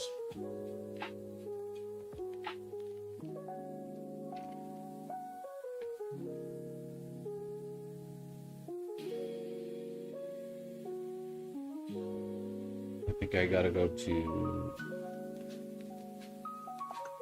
generally obtain your FTP credits, which is from your web hosting provider.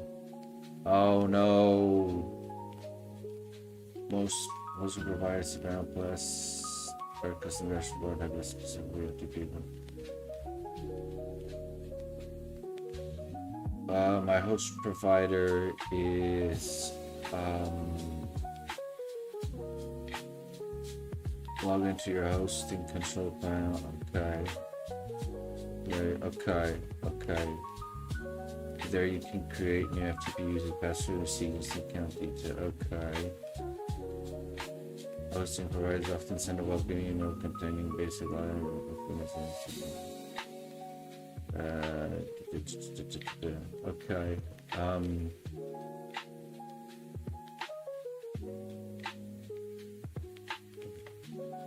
Here, enjoy this for a while. I'm gonna go. This is actually super neat. These guys. The visuals are top. Shout out to my boys and just join the channel. Yeah. Shout out to these guys. VM Lo-Fi. Let's see something a little bit more mind, chill beats, mellow. Oh yeah, let's get some futuristic stuff. But I love animation work that these guys have been putting. I need to get premium for my actually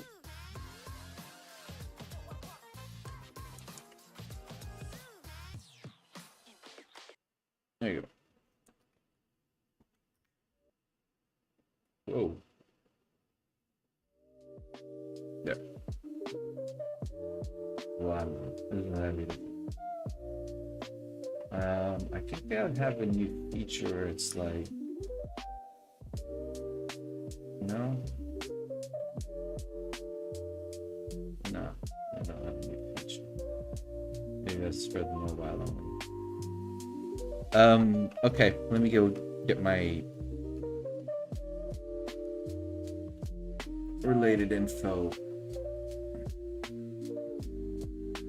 Excuse me.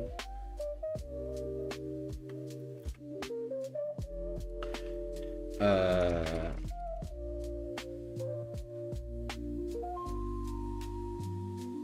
need to go to my host.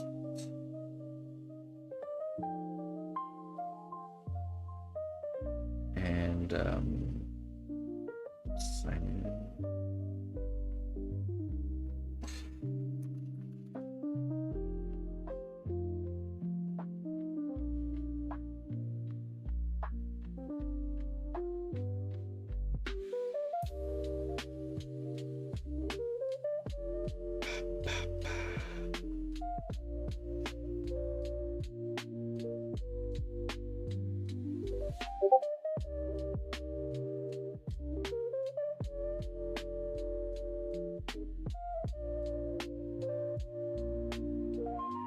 Okay.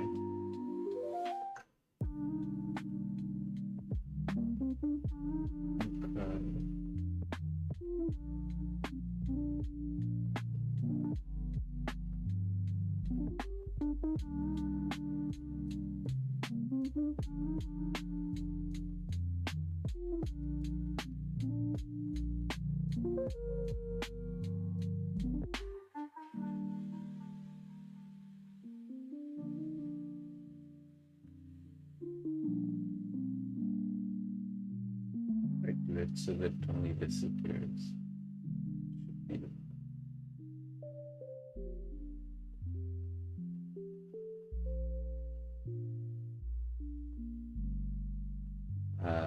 Ancient support.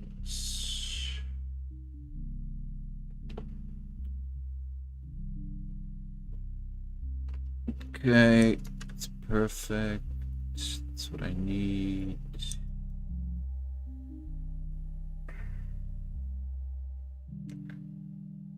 Okay.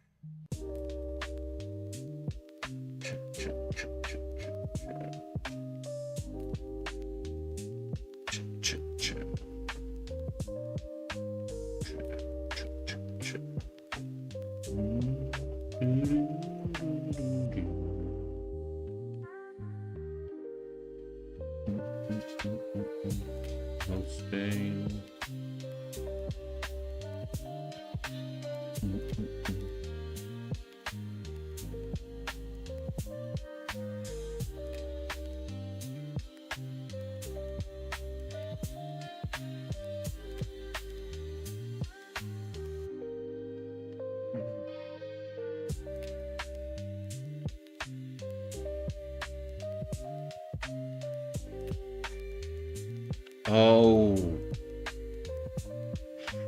Okay, I need Josh, man.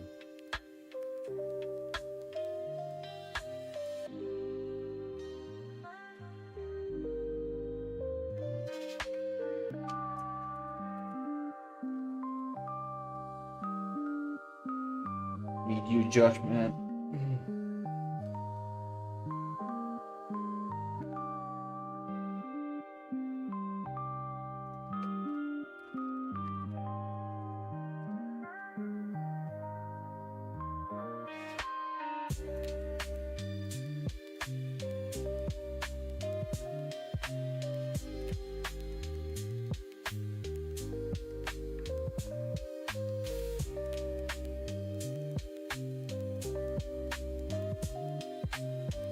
I think I actually only bought the domain here.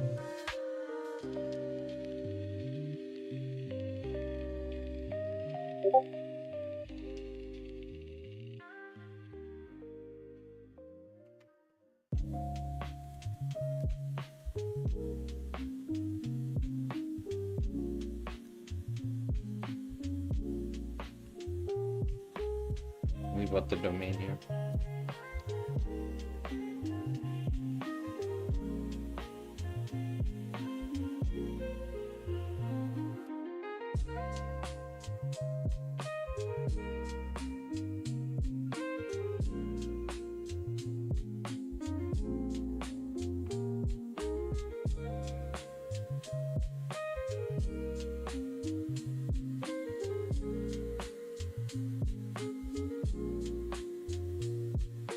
Okay, I only bought the domain here, and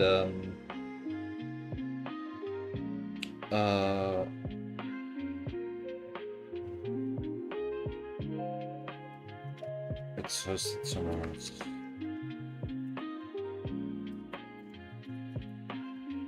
Now, let's see.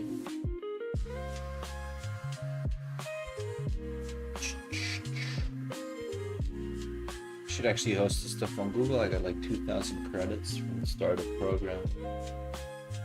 It's pretty neat.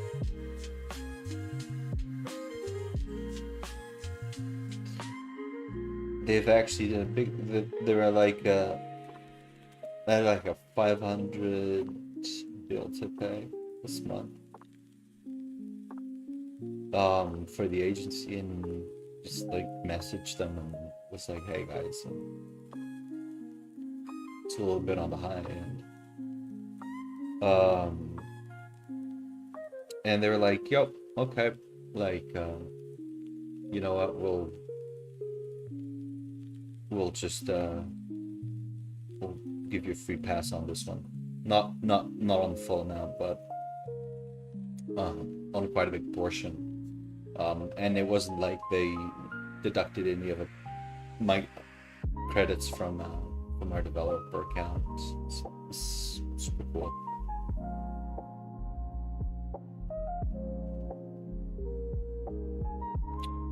Sorry, I'm going through a lot of private information that I need.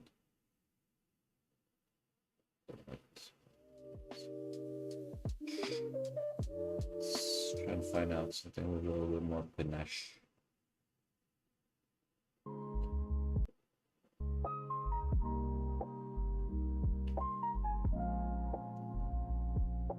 Something a little bit more panache.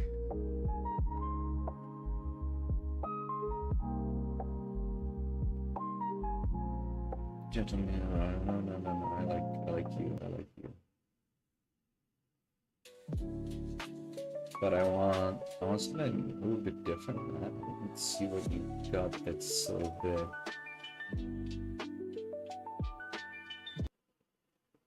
Now what's that? That looked cool. Retro lo-fi. Yeah. Oh no, this is futuristic. Okay, let's go with that.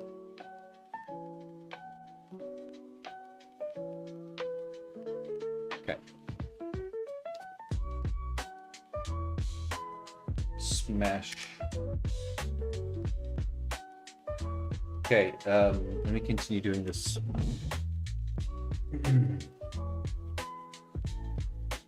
Private information. Sorry, boys, girls, non-binaries, unidentified flying objects. All of you.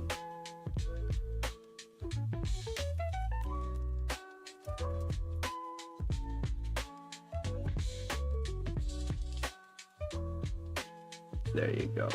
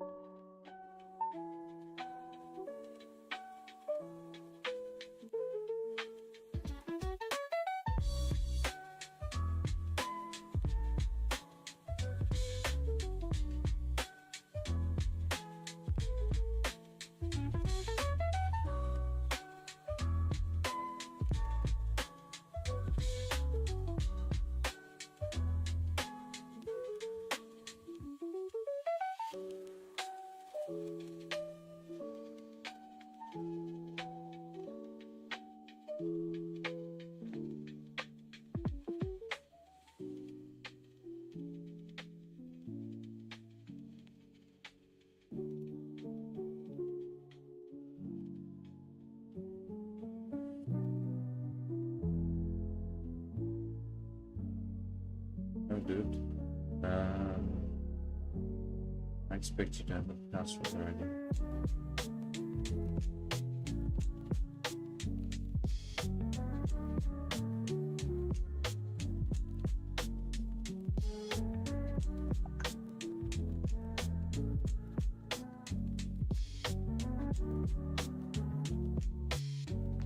These shirts here.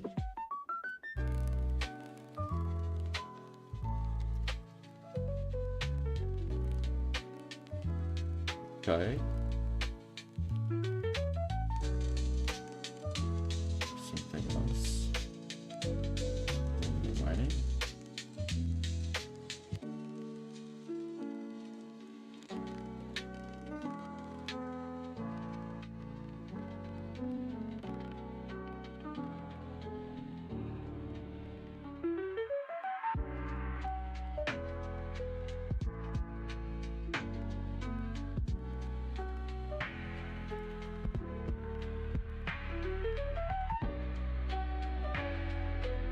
We're stuck. Let's see.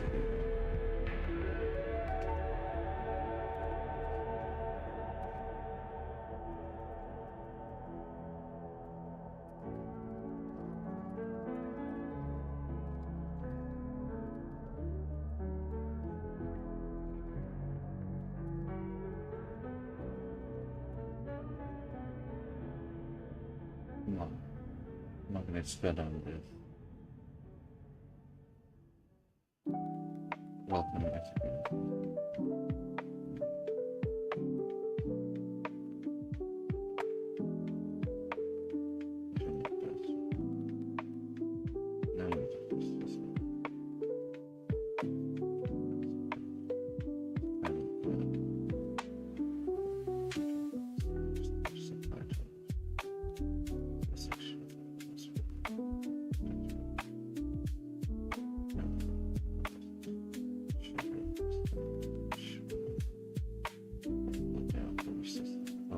Okay, thank you. This is what I want.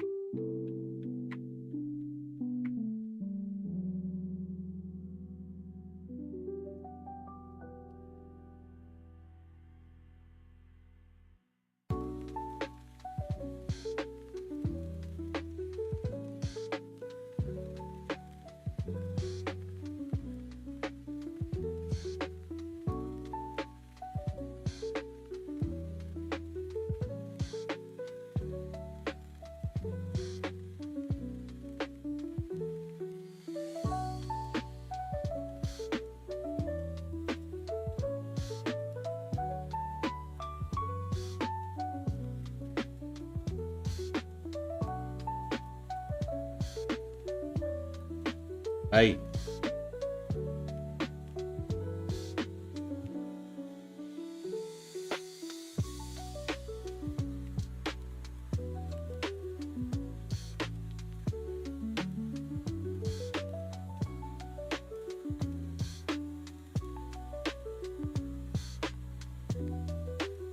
Yeah, I'm stuck.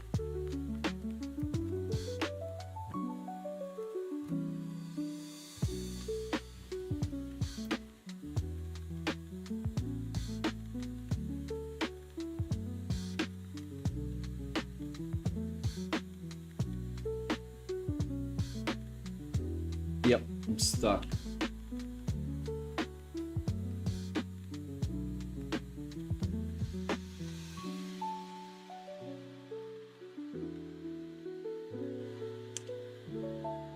This is gonna take me a while without my CTO here. Josh, Catman. I'll figure it out.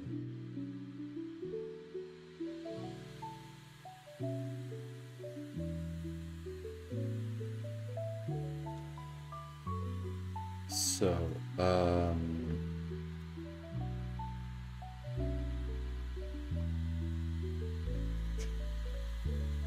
let's see.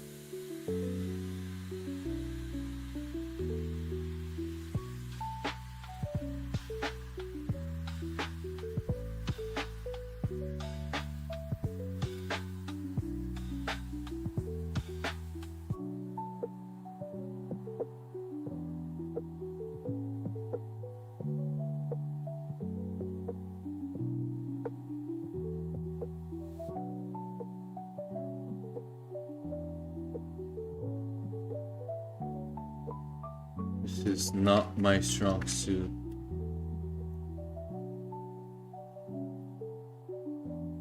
An application layer.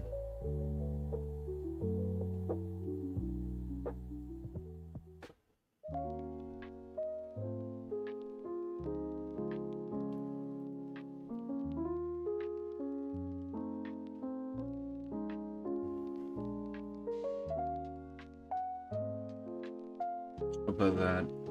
Let me try it again.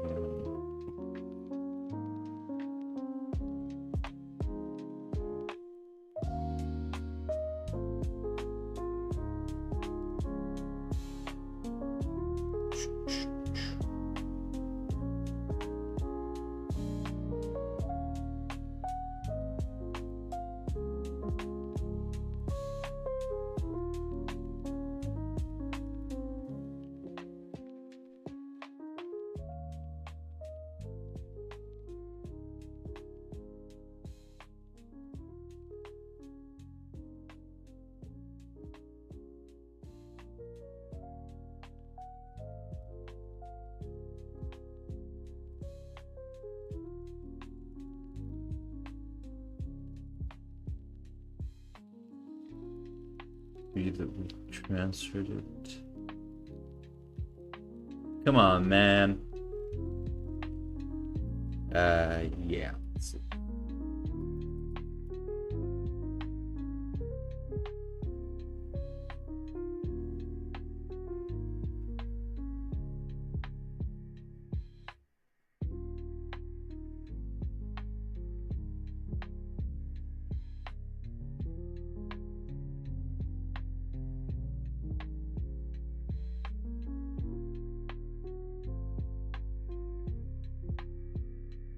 Also, ways for your hosting. Get hosting account before you proceed.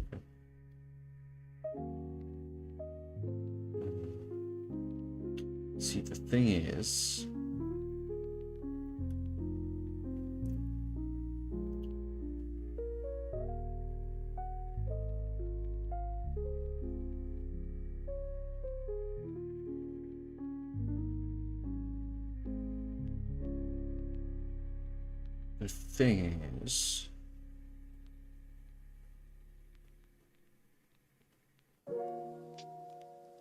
January, don't need attention.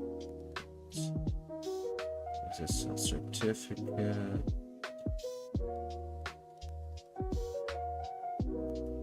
No. And I don't find.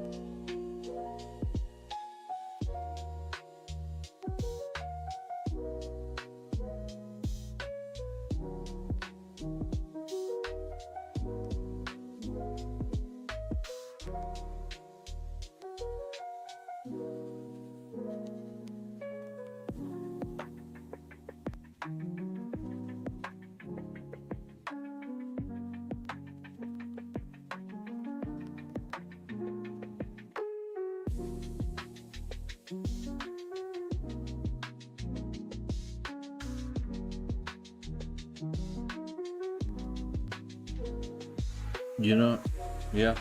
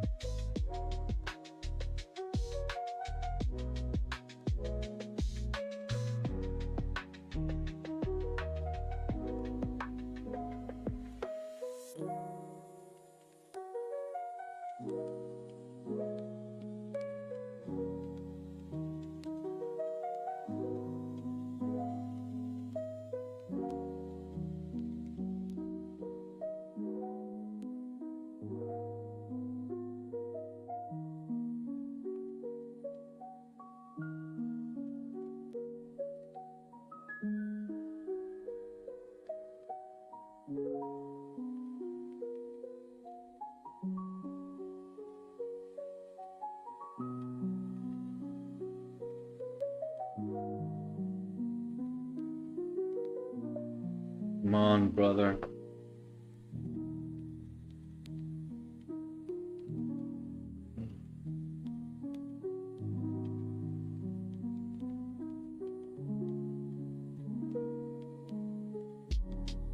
We're lagging.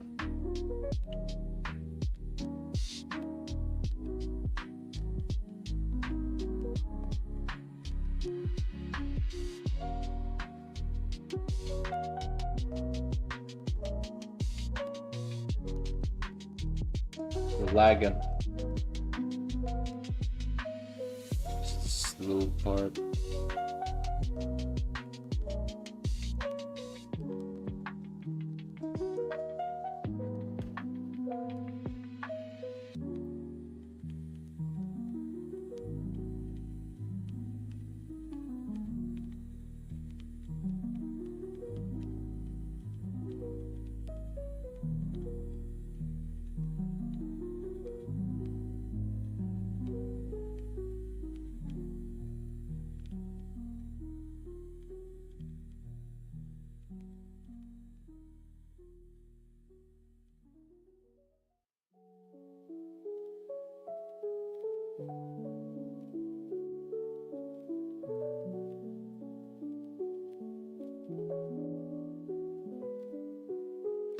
Was this received? No, this is...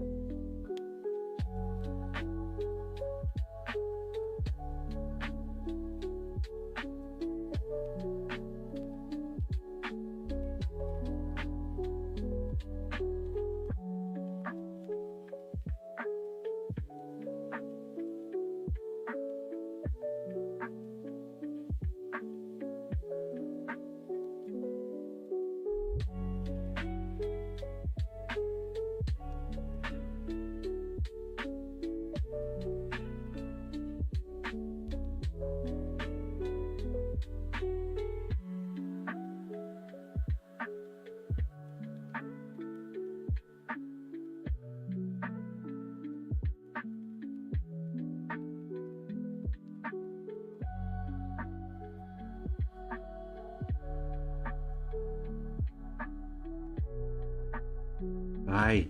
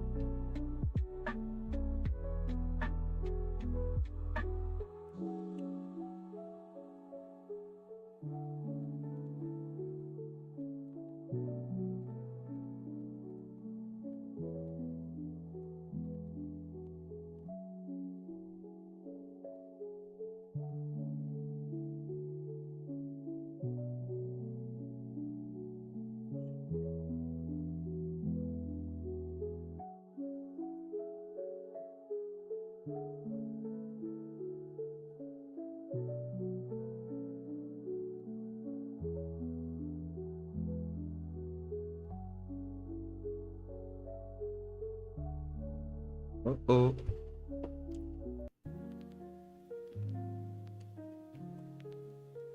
Okay.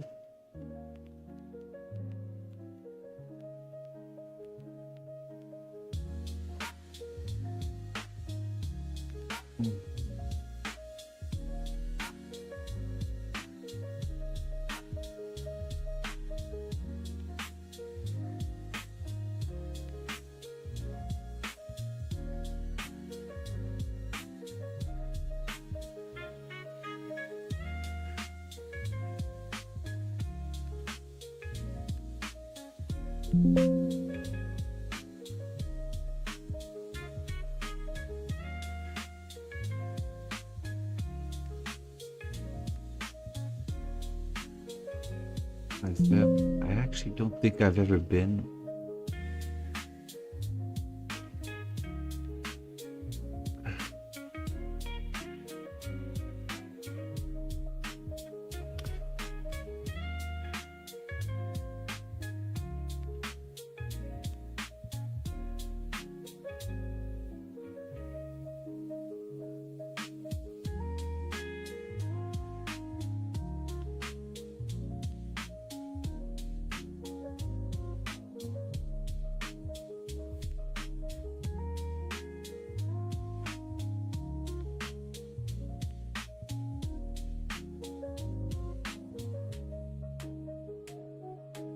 Damn it.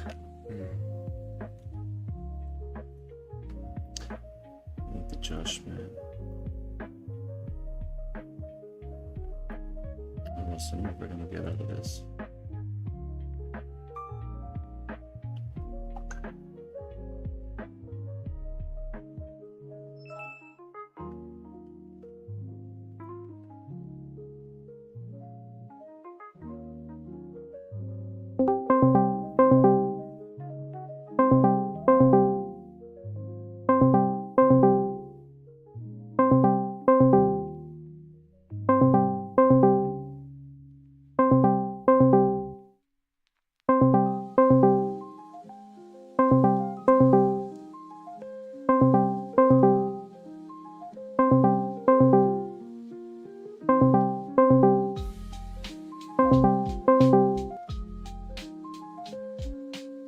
Come on.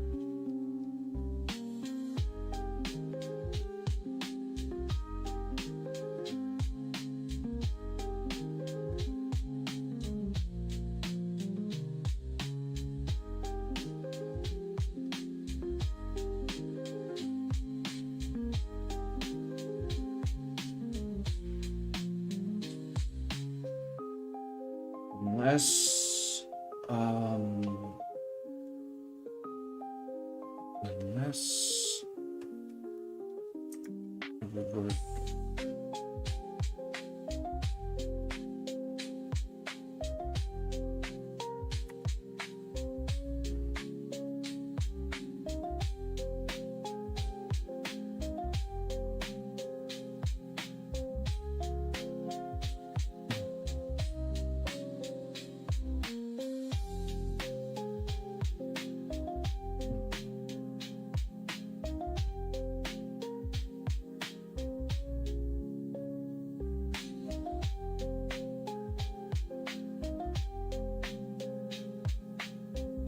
Yeah.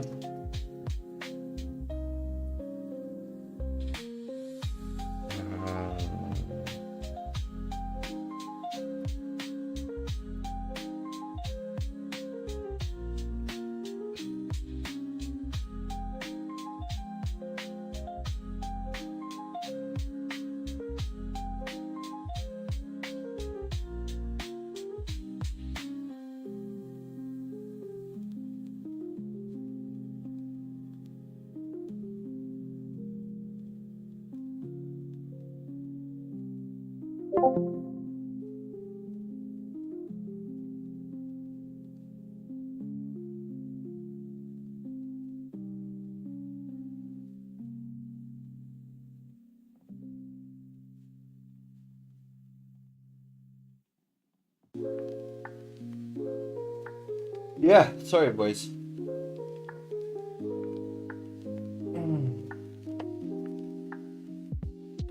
Definitely got stuck. It sucks. I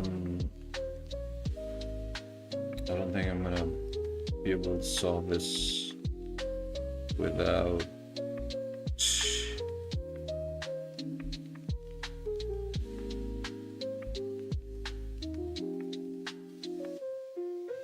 Yeah.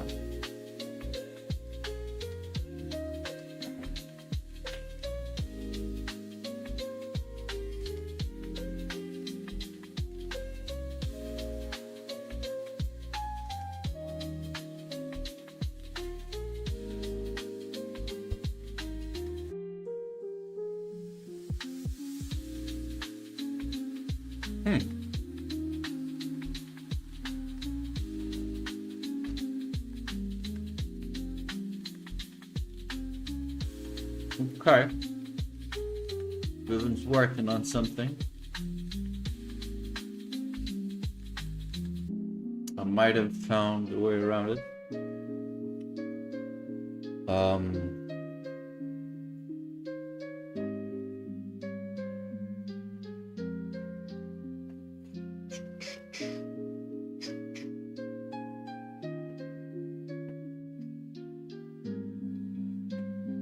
Okay.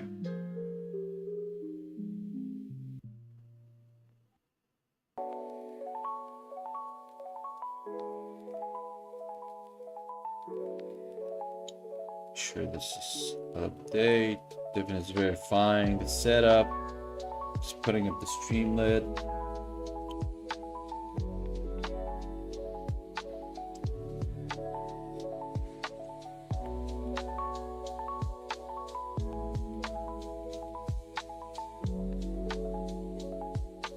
There we go.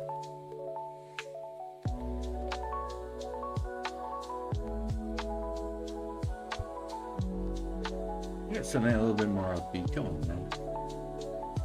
It's a problem with a lot of these guys that are making a lot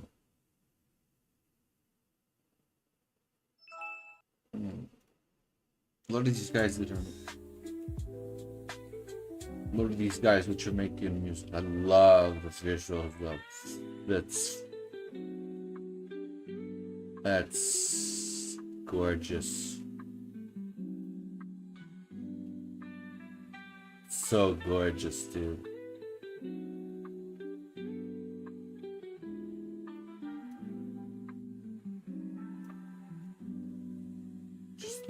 Just let me do it some justice.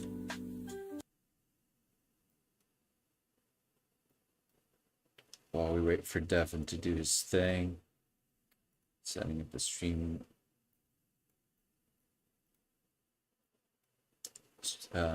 Streamlit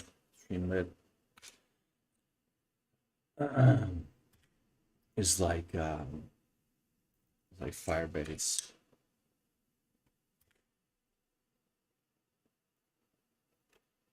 Yo.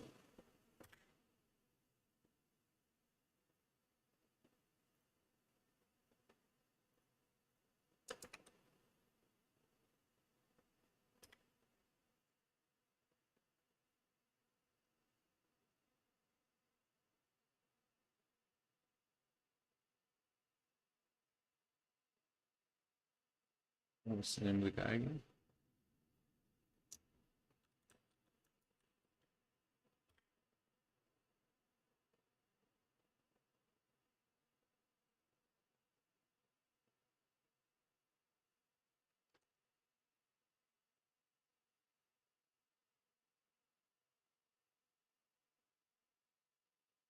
Yeah, no.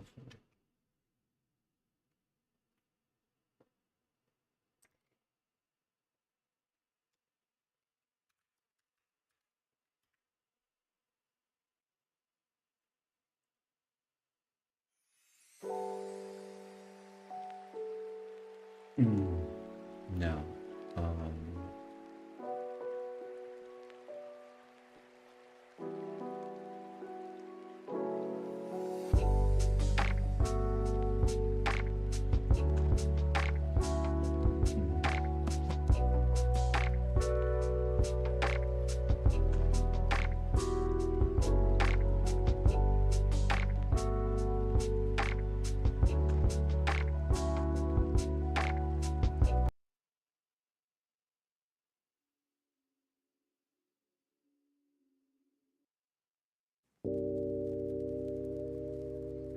Ambient.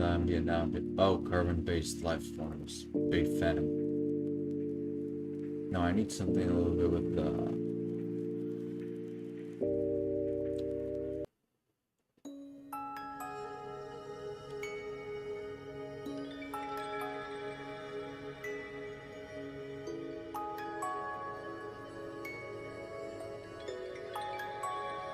mute a little bit and something with a little bit more.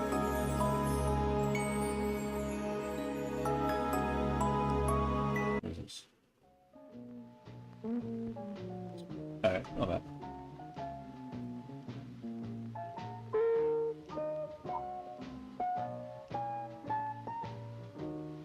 Change the mood of it. Now I'll be I'll get us tried. Right.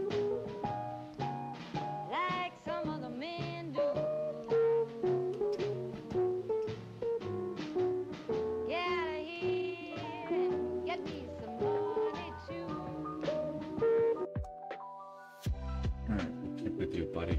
You win. Now, Devin, buddy. How we doing?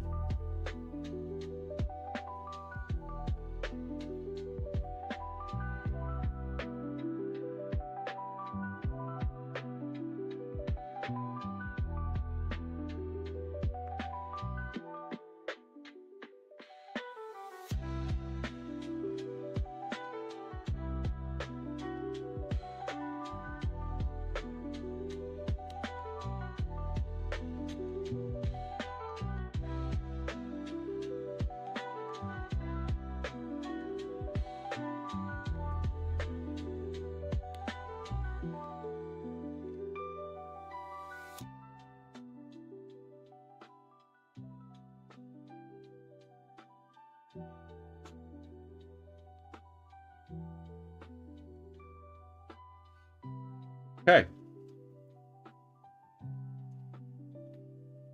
First of all, why is it a tunnel?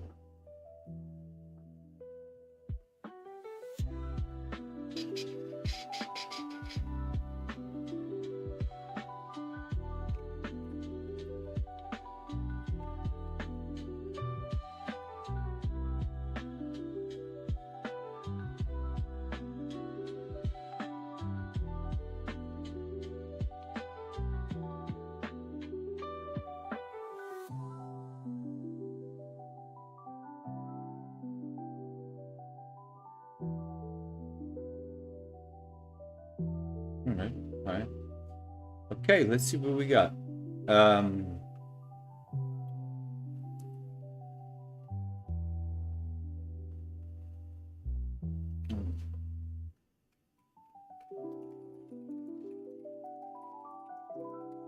Process articles, fetching archive data. Now, the way that this works, let me just see. Settings, wide mode, use system settings, always dark, thank you, wide mode, yes. And what about record a screen?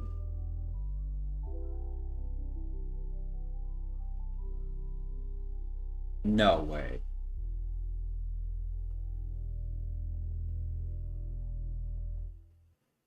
Is he going to discuss the news with me?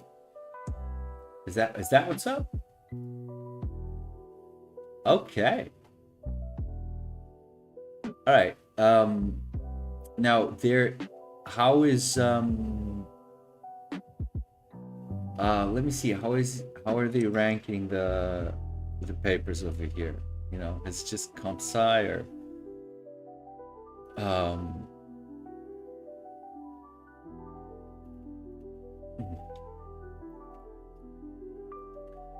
yeah, I got you already. How are we organized? User select, extract URL, generate redirect templates. Actually, you know, it should be using something like Gemini for that. That's much better to like needle in the haystack. Maybe I might change that. Write to file, encoding, insert articles into template. You know, isn't there a smarter way to do this? Yo, bro.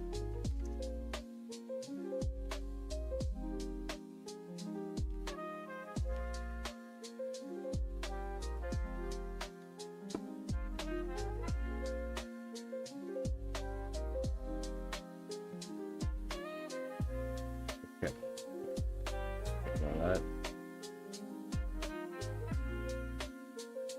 Sorry about that.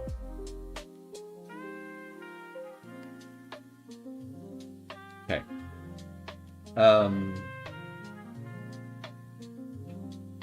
Def, yeah, that's the right fetching archive data. Try scrape, it scrapes it.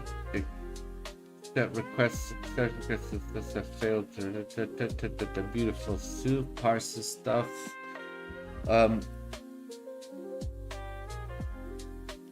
It's the total entries of every day.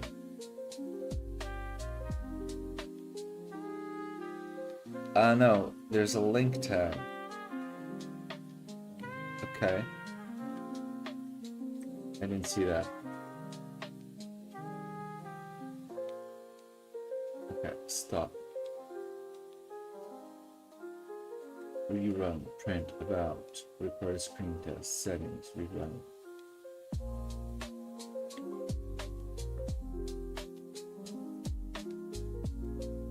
Anyway, let me try this out. I want to see this. This looks pretty interesting. All right, let's try it. First of all, Mr. Devin, not a bad job, bro. Where are you at?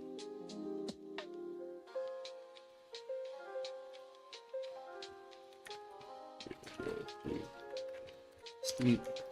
And tell me how many UACs you used for this project.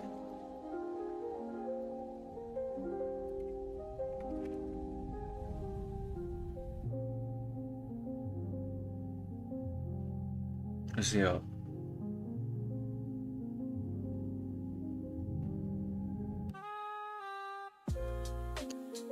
34 UACs, that's nothing. I mean, I know it's easy what we just did, but still.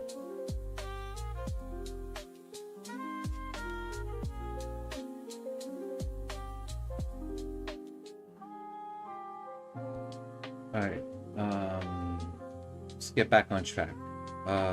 Now, what I want to try is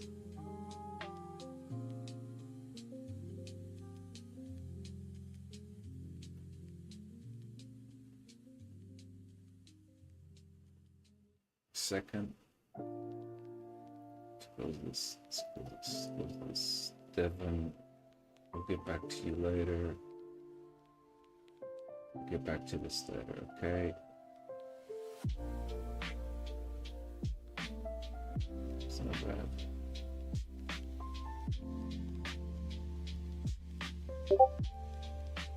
That's not bad for a first stream. No bots, nothing like that. Only the real deal. Alright, now I want to see if this works. First of all, it's not opening in stream mode. I'm not a fan of that.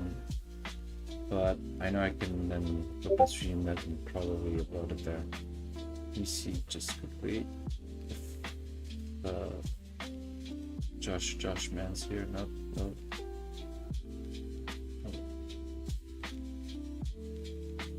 No. So what are all these notifications?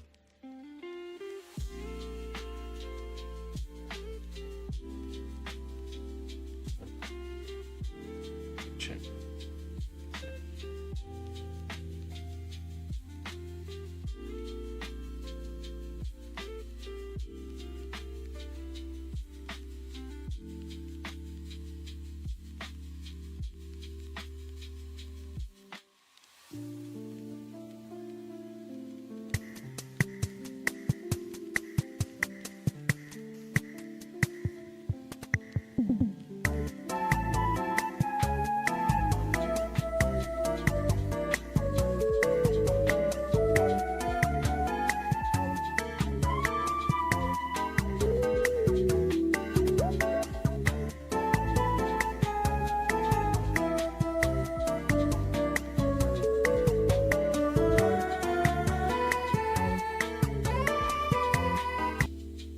Okay.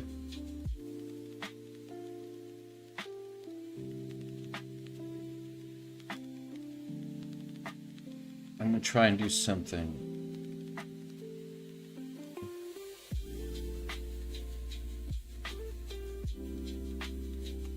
Just go live over here.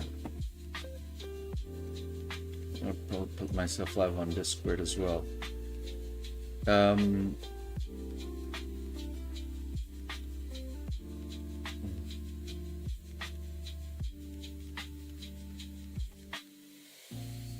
Now, one of the things I'm not sure if it's actually if my announcement channel over here. I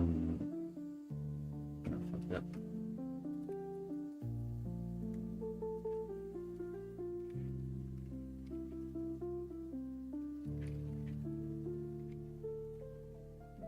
Oop.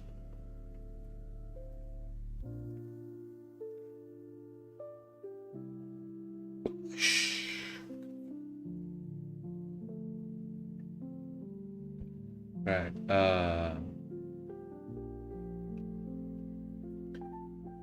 drop your YouTube link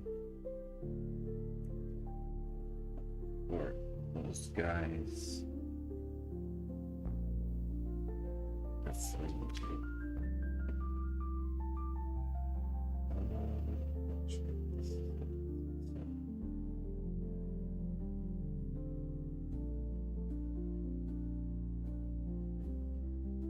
Okay, but let's have some fun now.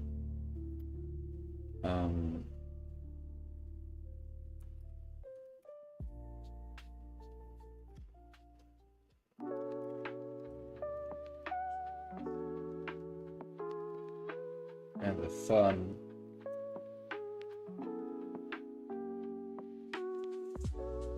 Okay. Stop processing articles. Let's see the settings again. Run on save. Automatically updates the app when the underlying code is updated. That's awesome. Because now I'm going to change the Gemini. It's very short. Okay, so let's try this out.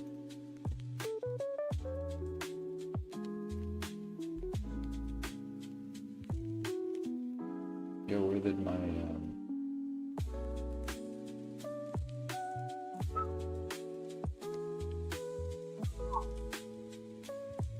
where'd my comment section go?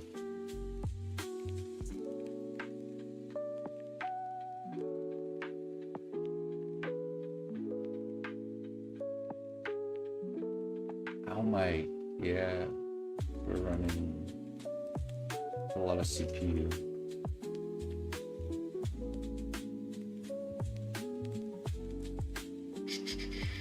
I think this Discord thing is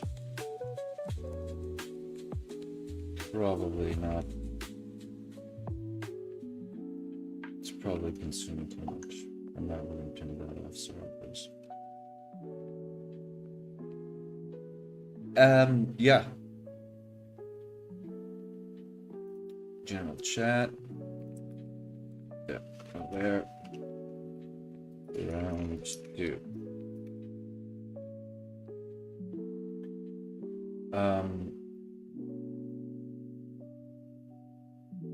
Save schedules.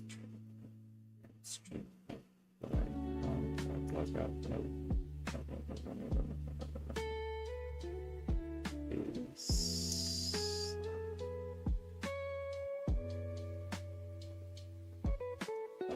Comment section.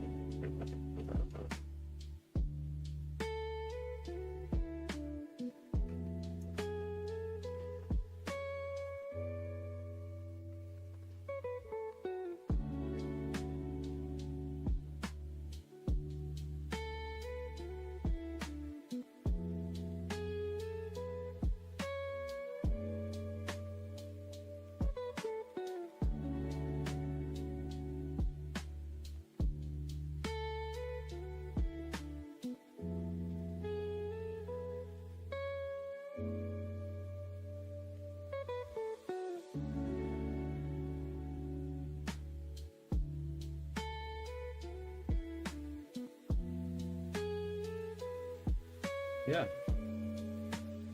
Show chat settings. What's going on? Whatever. Okay. Let's do this. So we just got Devon to install. That was a long process. My bad. Long process to find something which was needed. It's not Devon's fault. Devon only used 2 to 3 AUCs. No, that's not too bad. Now, let's see if this is an effective way to cover the dues. First of all, sorry, brother.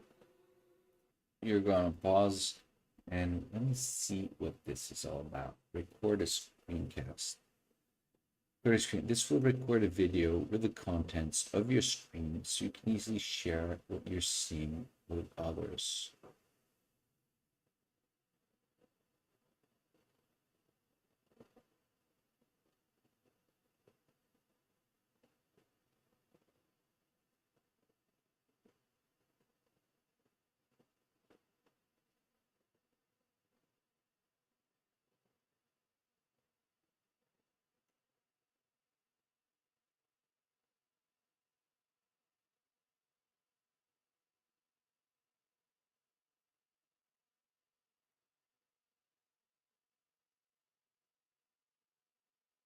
All right. So it's just recording. Is that it? Okay, that's interesting.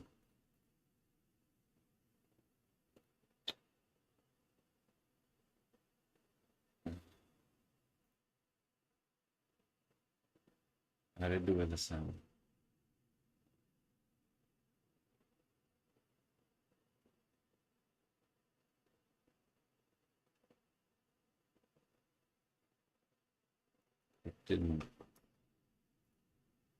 It didn't take the sound.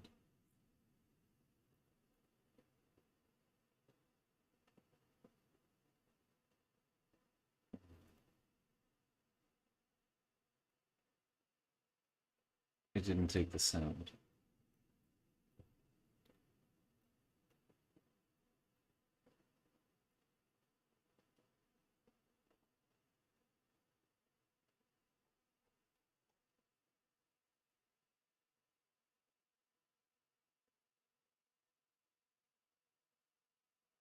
Okay.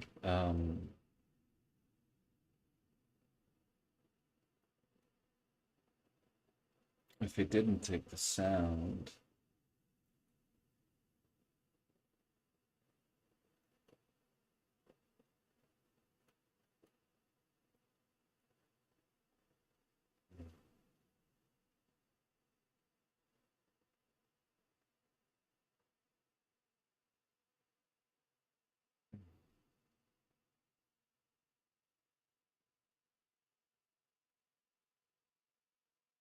I know, brothers. I know. We're in performance mode. I know. We're trying best. What we can do is we can just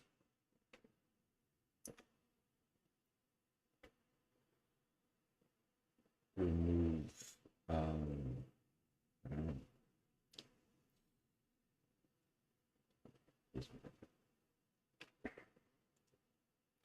know, uh, what I want to do is something different. What I want to do is, but for that I need the actual sound. This is what actually freaks me out. Is like record a screencast. Also, did I not press this before? Also record audio, window entire screen. Um, uh, maybe. Okay, I think that was a problem. Let's try it out.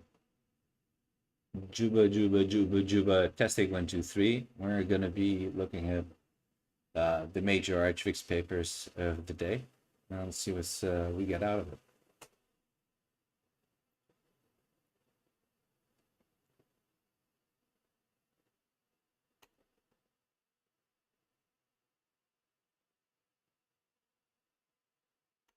Let's try it out.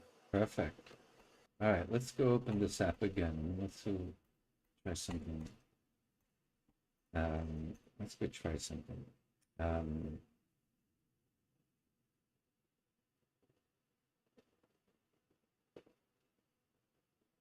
Um, let's go try something.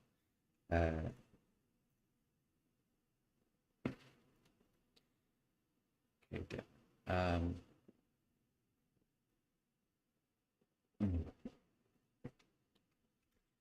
Then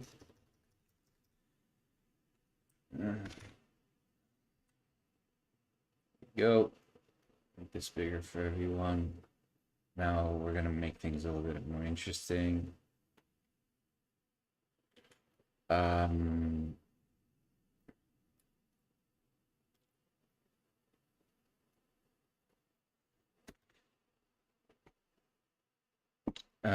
and say,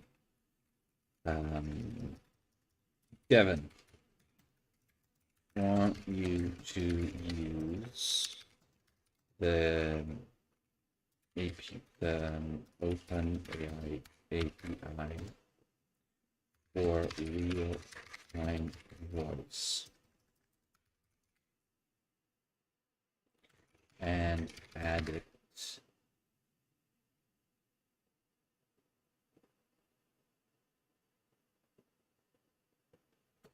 do that as a call function. As that call function. Now let me try and make his life a little bit easier. Can we do that?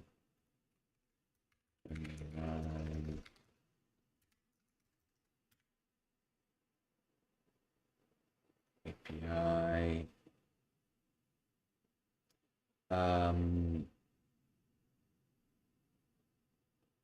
Okay.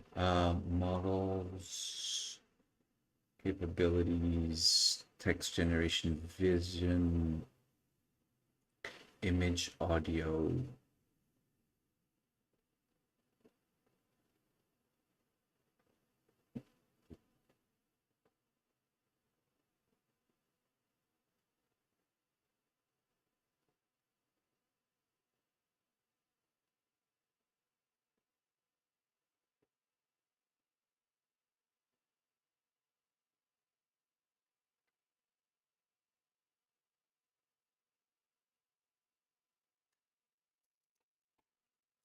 I know it's WebRTC that has real-time voice, but okay, it's just not logged in. I guess. That doesn't need my attention. Yeah, sleep.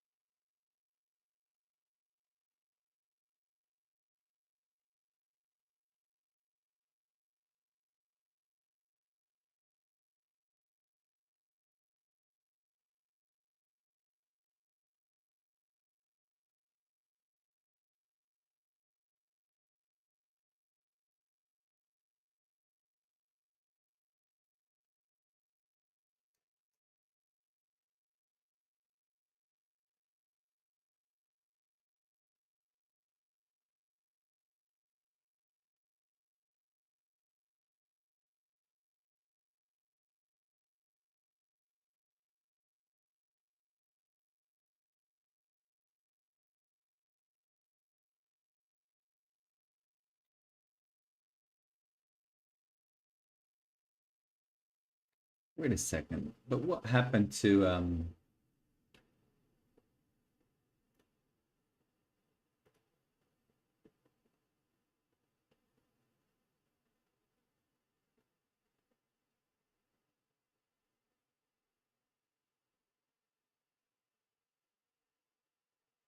and what happened to yeah, here we go.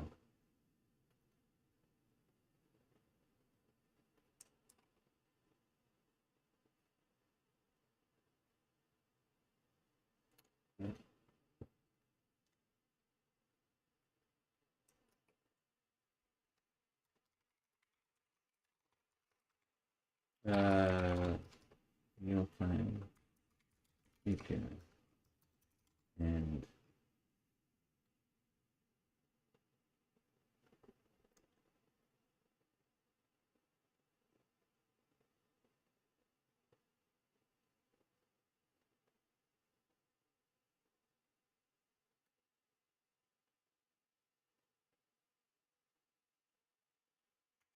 create a voice-enabled model.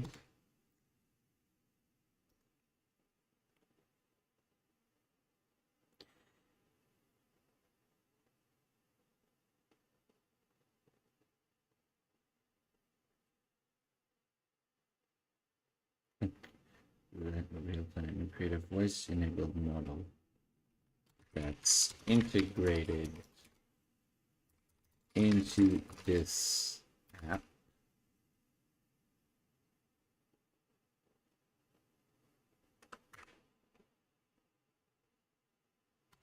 The user can choose to activate the real-time voice model when he opens up the recording menu.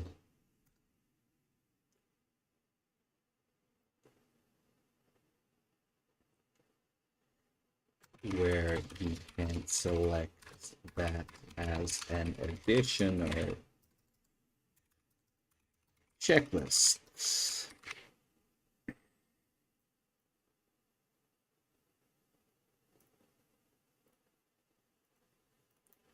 Feature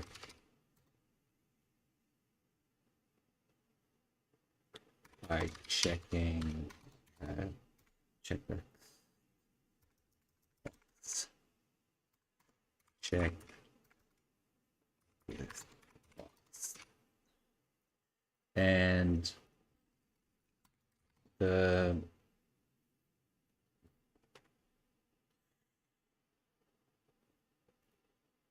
connect to return agents and server applications connect to return learn to build real time models, learn to learn real time.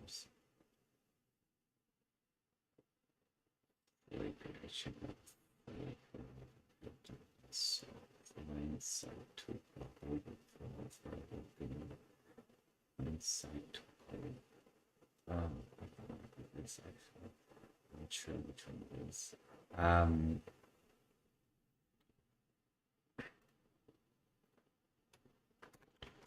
The model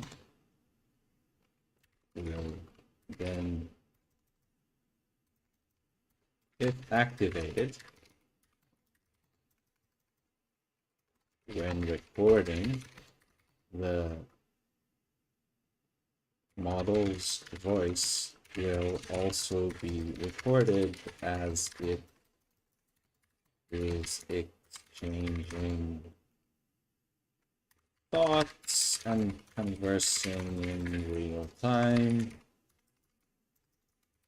using the OpenAI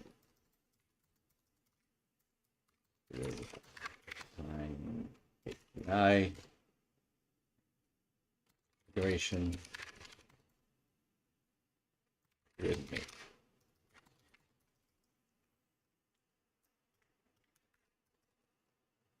To make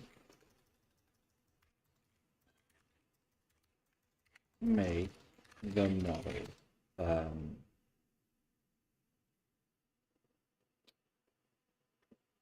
make it we want to create a personality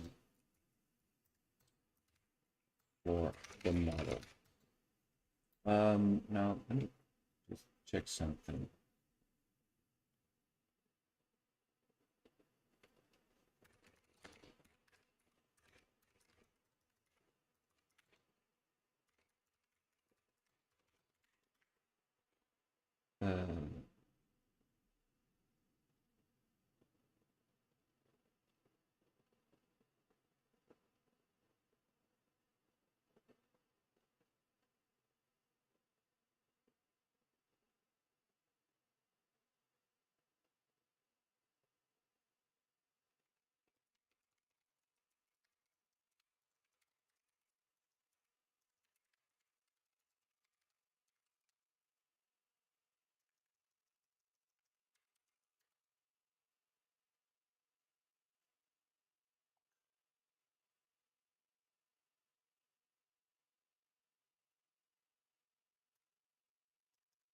This is a funny character.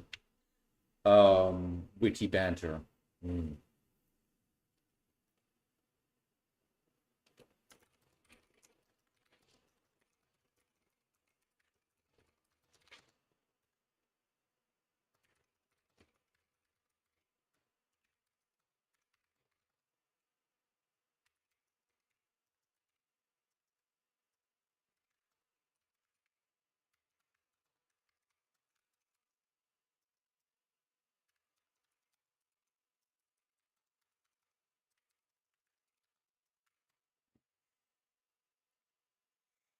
Let me check something.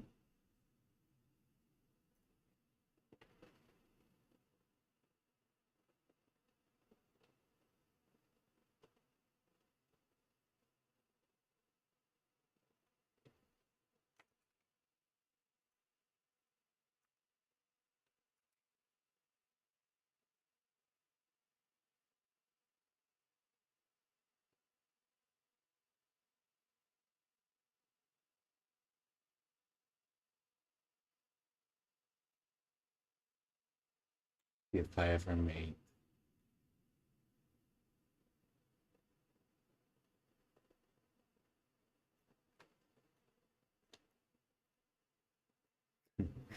All right, let's have some fun. Please create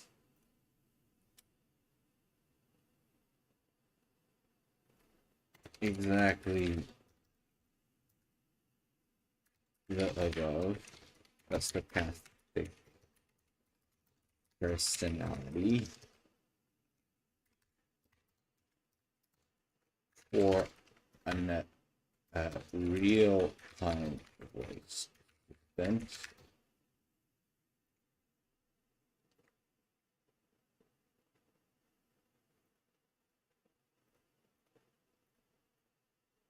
what will be?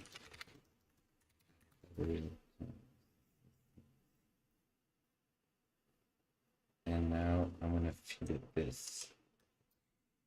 Chit. So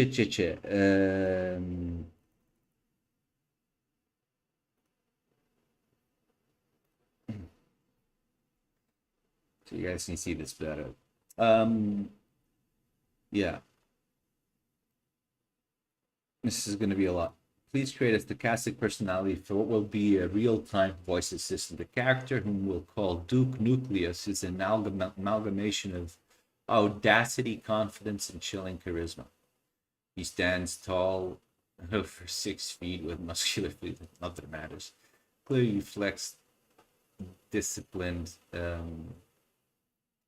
confident behavior,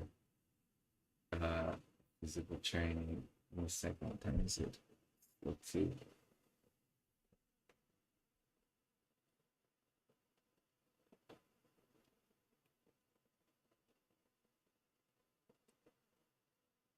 Let me just send a message.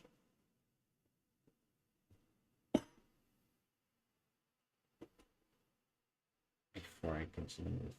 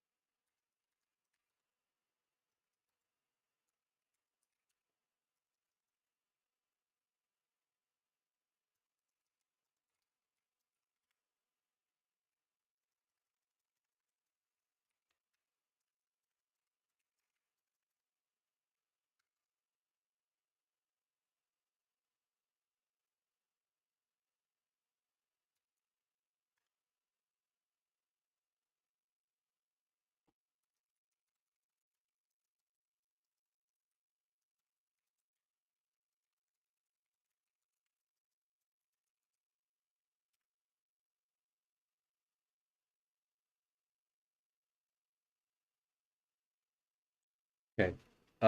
Wait, where were we? Did I correct this? Improve it. There you go. Please create.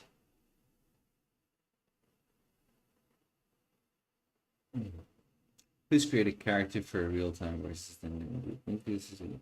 He embodies audacity, charisma, standing tall. At over 6 feet, he has muscular physique, clearly the result of disciplined physical training. His dark, glossy hair is slicked back, reminiscent of Patrick Bateman's controlled appearance. In a nod to Dr. Disrespect, he was, not that this matters. His look, but Duke's clothing is already Duke's way of speaking is a unique blend of his inspiration, employs sophisticated, almost clinical precision when discussing his meticulous routine and strategy, while Schmidt and modern in his style at the same time. He's capable of a bombastic declaration of supremacy and challenges, infused with a machismo and one-liner reminiscence of Duke. In his vocabulary also includes jargon with the digital figure, twitchy slang and gamer language. Okay, that's not too bad. I definitely need to take this and a lot of the appearance part. Please create exactly the above. Let's call him Duke Nucleus. Is in much of audacity, confidence, and chill charisma. Now all this doesn't matter. Oops. Chilling charisma.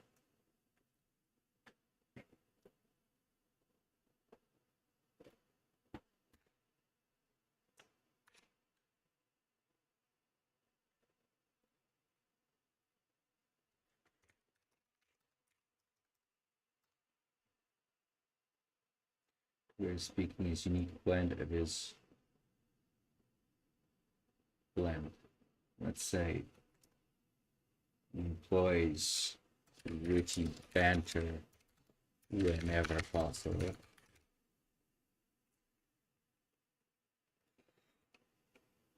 But alternates it with scientific and sophisticated,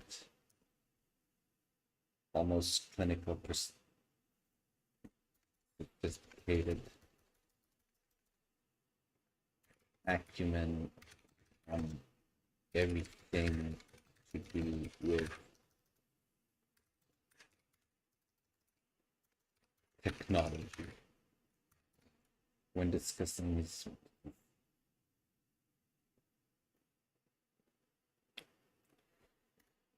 he likes to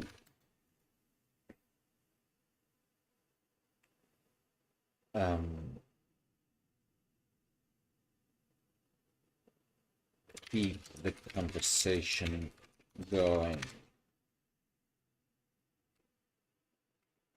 So often employs and routines to keep dialogue going.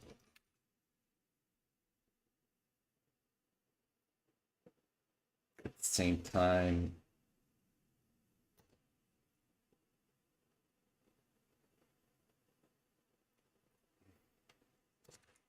stem from his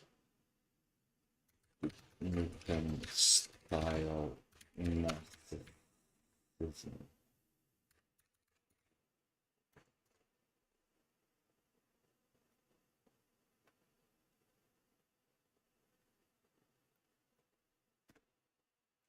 But often surprises. No, I can't. Try and see.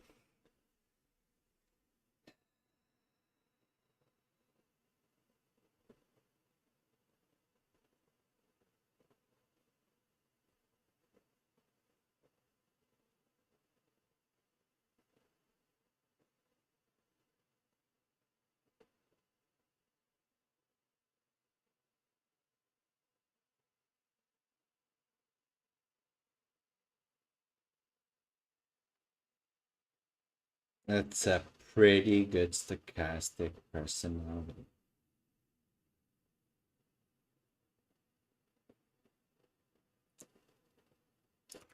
Let's revise that.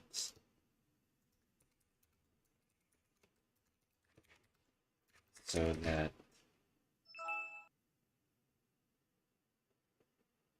you never come, so that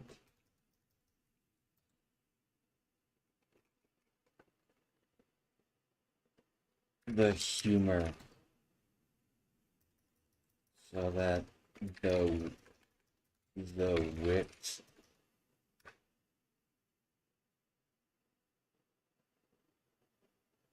and cocky confidence come across as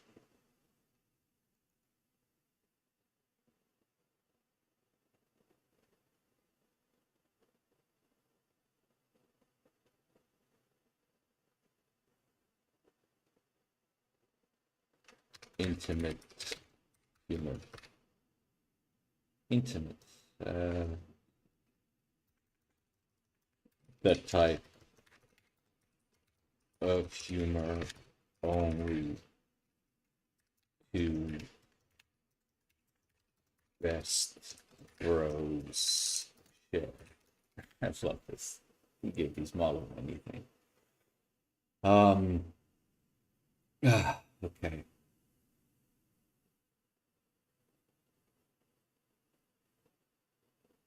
No, no, no, no,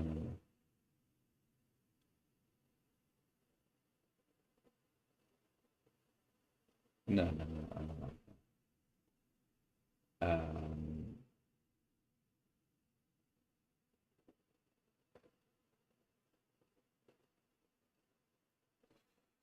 Okay. Uh.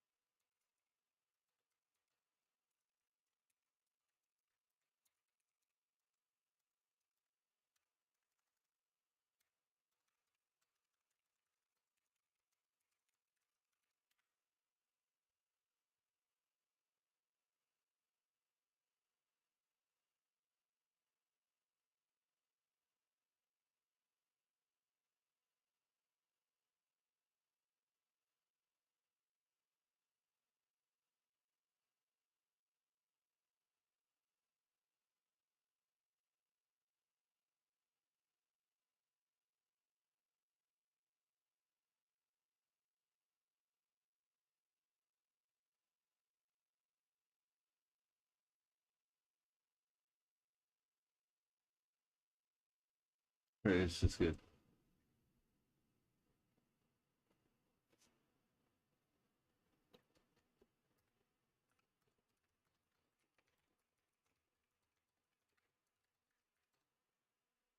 Now, what we're gonna do is actually, nah, since we've already started here, let's do this.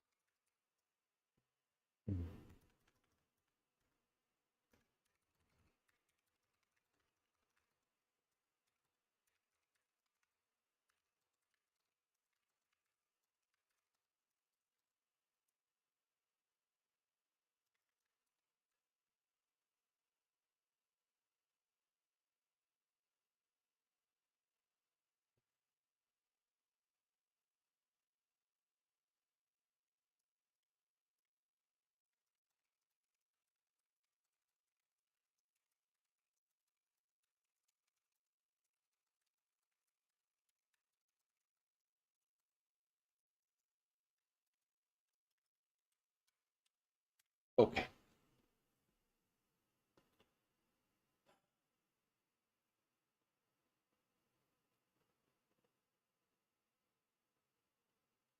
Yeah, this is gonna take Devin some time.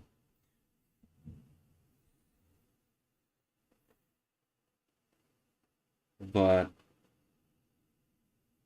um let's go check out.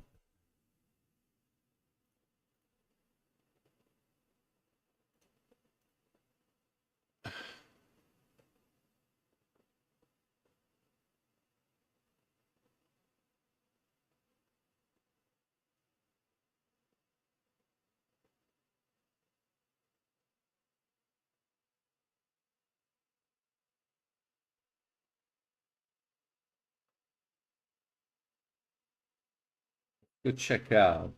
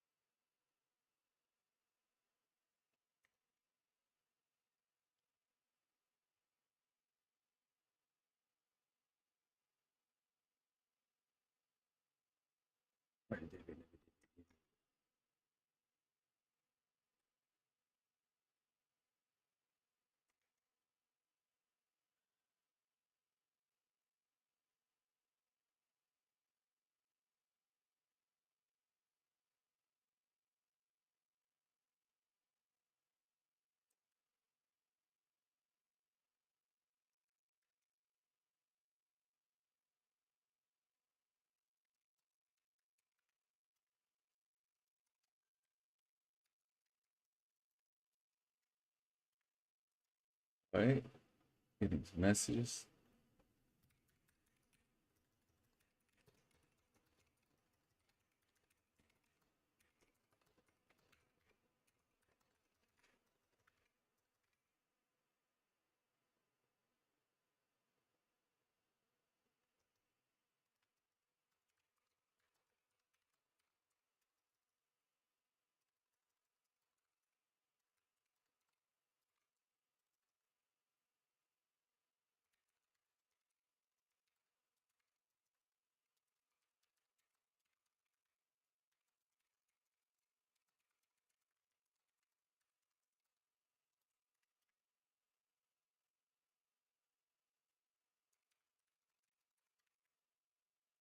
Right, sorry about that. Right, let's bring this back up. Don't need this anymore. Don't need this, don't need this, don't need this. Let me see if it's still running.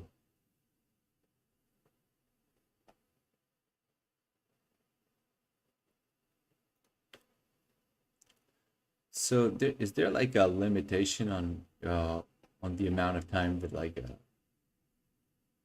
a stream on one of these platforms goes by? No, doesn't seem like there is. You guys are stuck with me.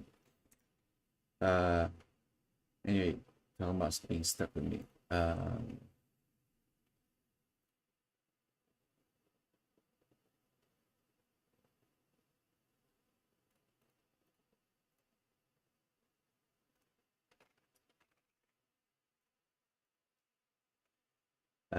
Yeah.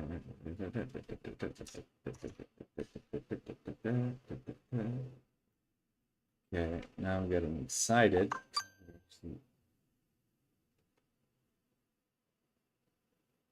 We're actually going to get into some pretty cool stuff.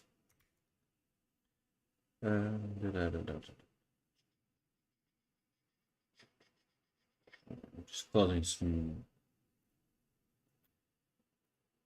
There we go. Okay. Yeah, that's where I got Duke Nukem's personality from. I'm gonna try to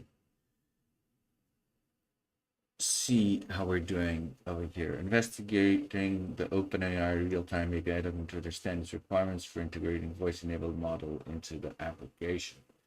Devin is investigating the real-time API planning the voice integration of the application. Then we spin up another Devin to help speed up the process.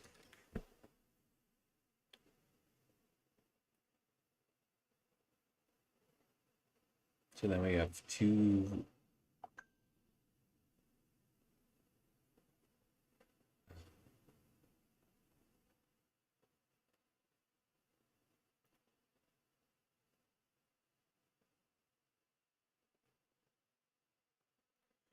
all right, then stop everything. We have wait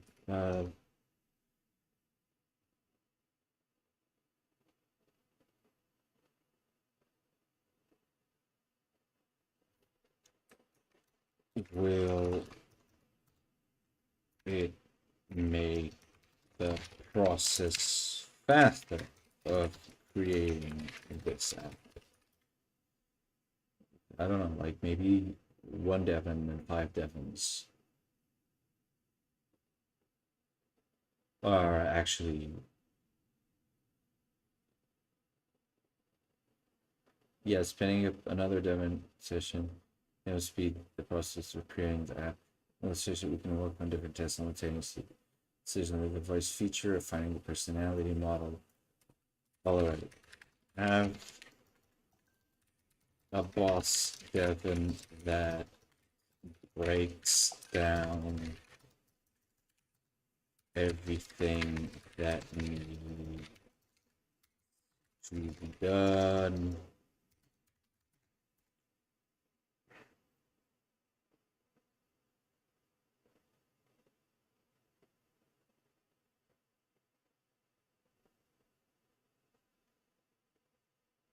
And spin up another for him to delegate work to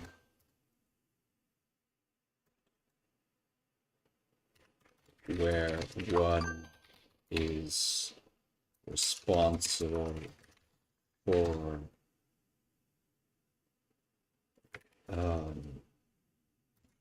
keeping memory, keeping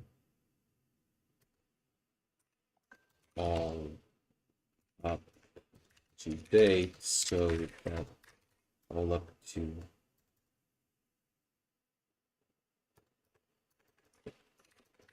date, so that they don't create dependencies or repetitive work that are efficient.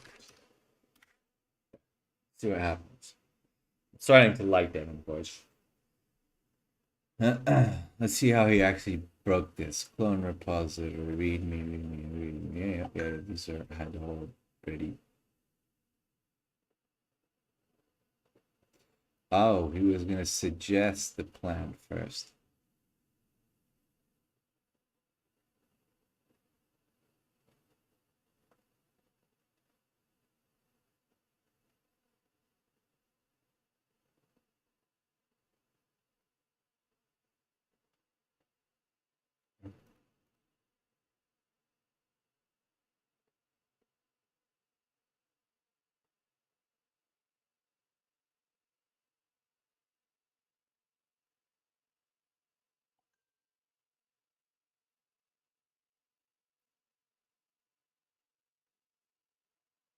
Once they're set up, what do you mean? You set them up.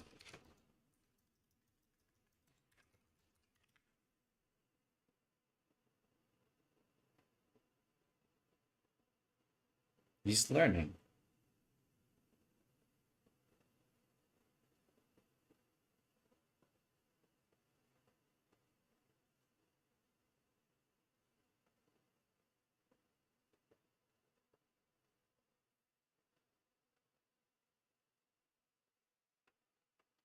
Oh. So guys, just as a quick reminder for maybe those that just like bumped in.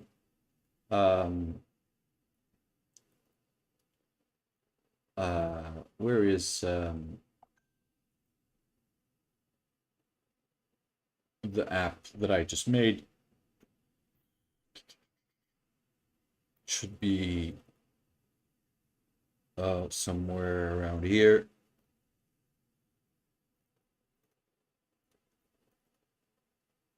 Um,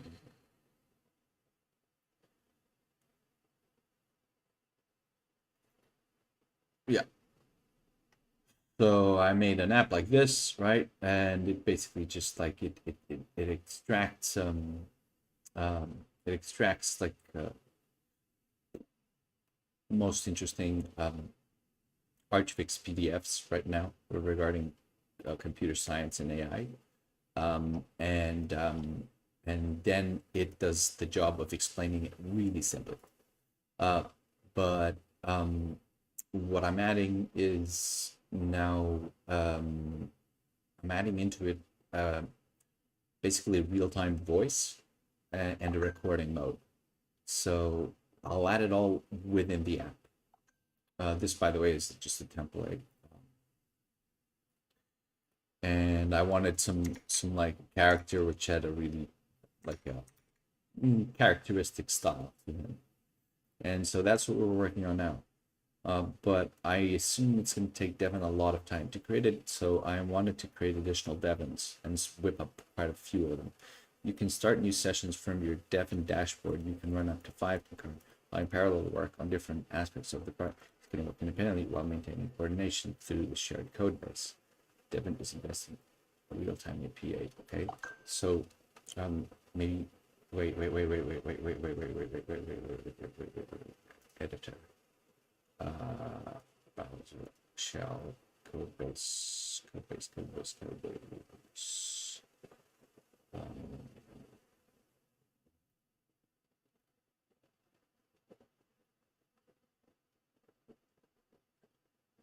Yeah, you're doing good.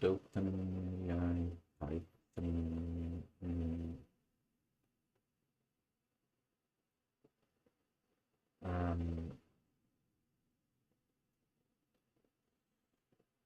Suggested new knowledge. When working on a task frame, yeah, establishing boss.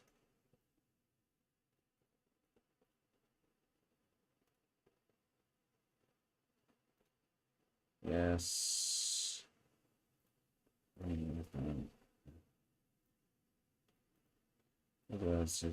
Last for this research this to utilize multiple access Devin dashboard, start a new session of 5 total, assign different aspects of the project to session maintain with a shared code base.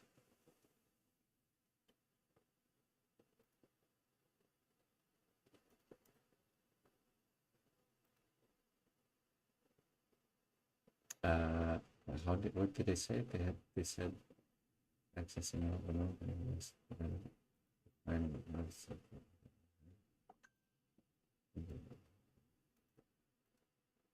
Suggested knowledge.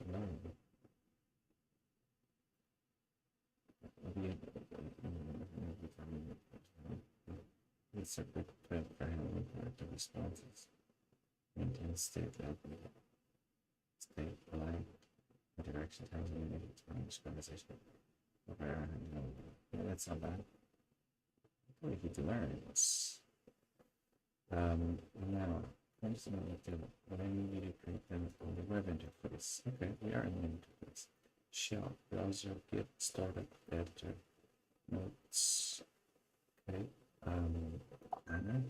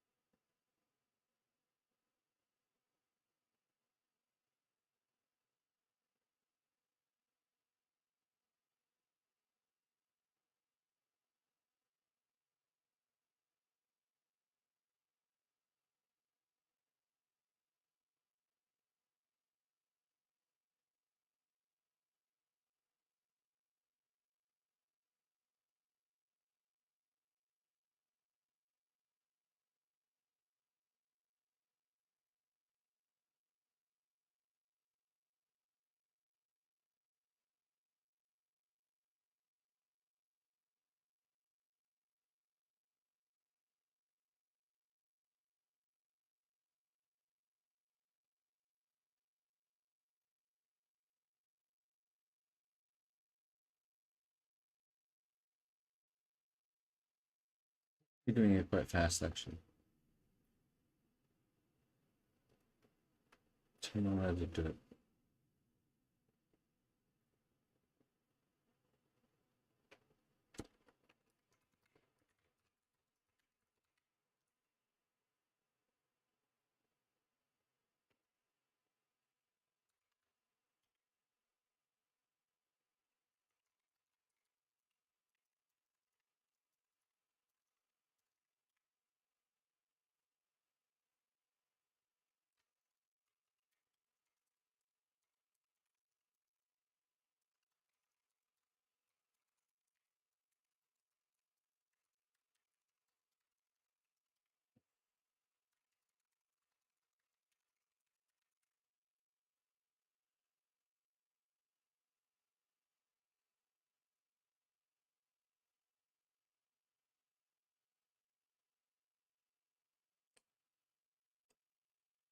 Now, what I'm interested is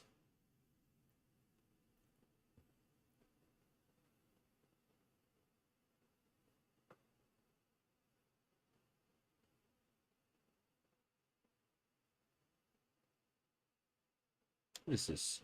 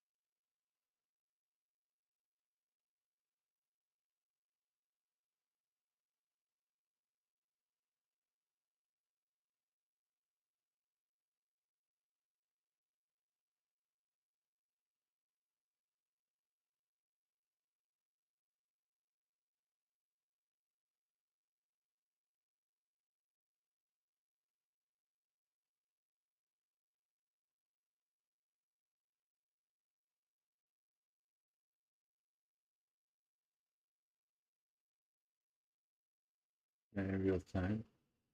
Sound device, pi audio, pi dub, texture. Okay, interesting.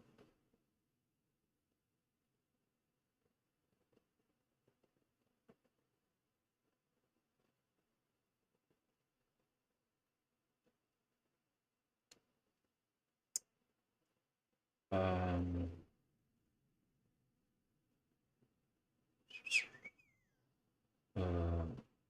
what can I?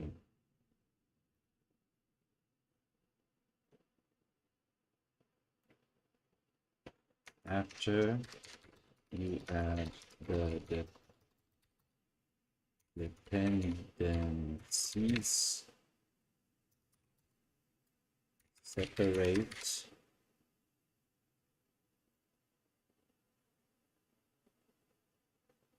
a request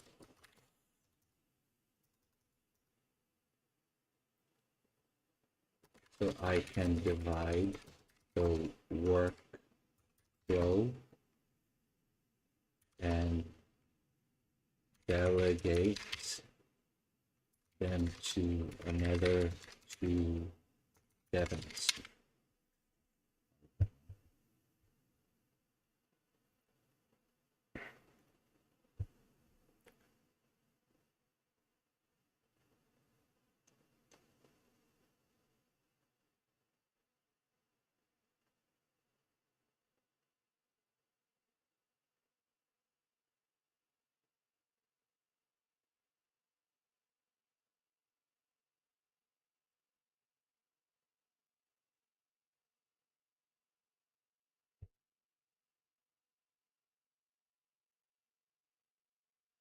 So the assessment will prepare a user breakdown of task that can person.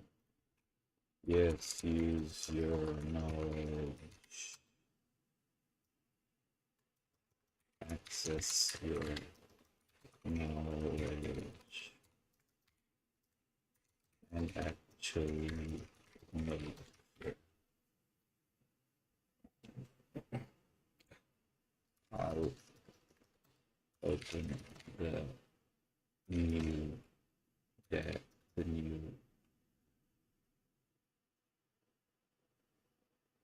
sessions. Right.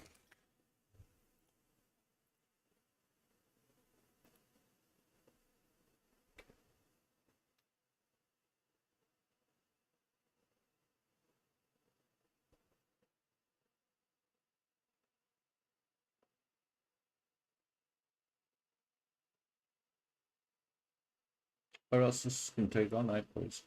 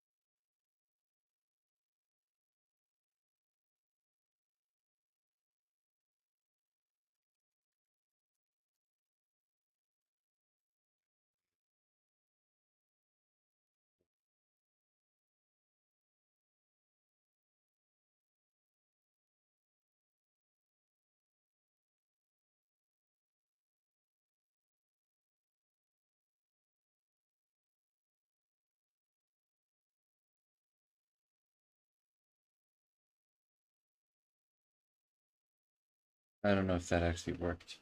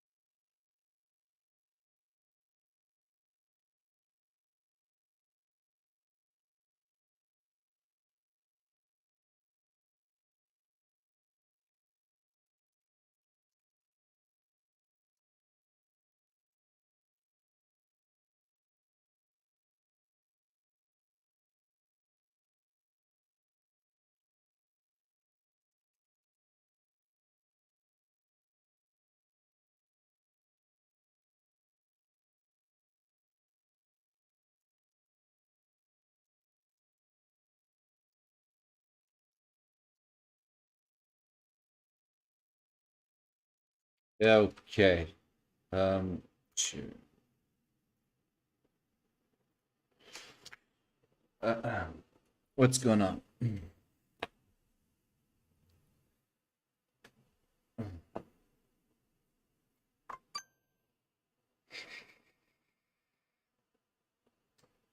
Now, um,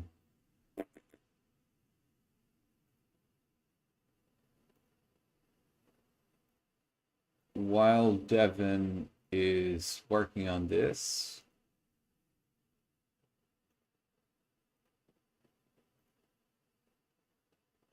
okay, it's Devin over here.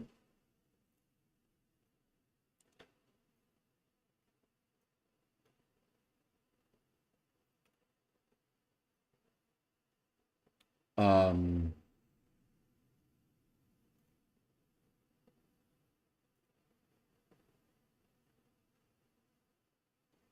do I need this? No. Do I need this? No. Do I need this? No. Do I need this? No. Okay, perfect.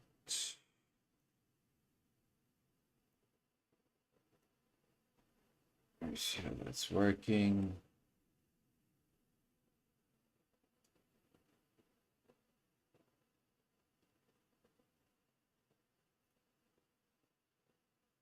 What is this? He's accessing knowledge to the website.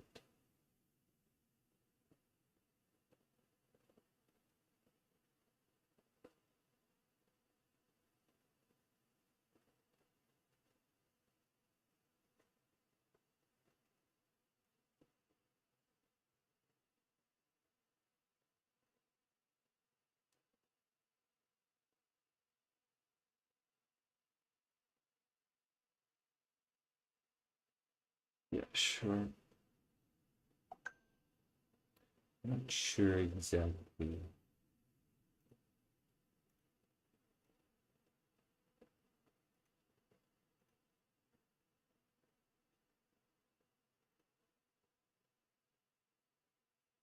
Why he's doing this.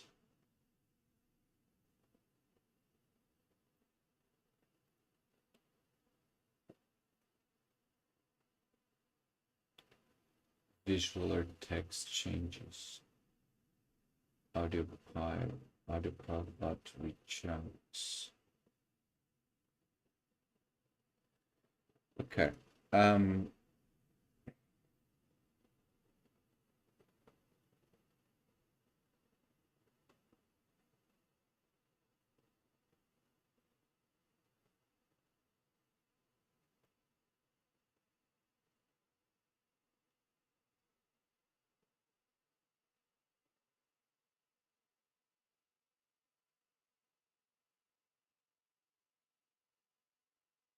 Yeah, he's integrating it. It's perfect. Good job. Good job, Devin. Now what's up over here? Nothing, huh?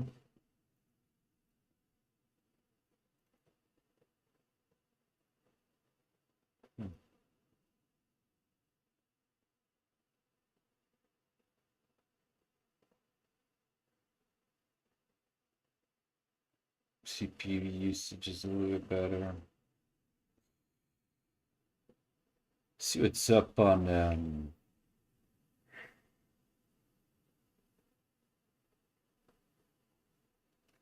of interest on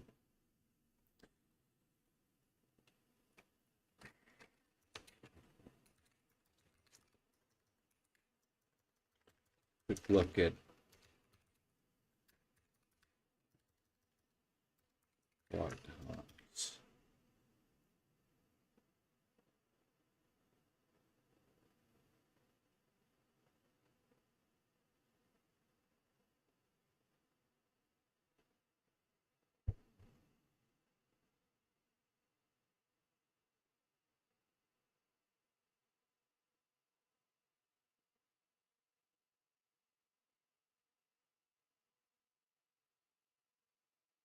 Open Bolt free AI full stack project builder.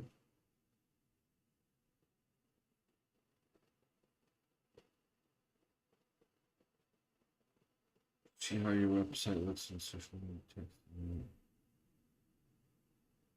Depends for evidence-based research. I've seen that there's a new large land essay track. Still making essays? Look at that.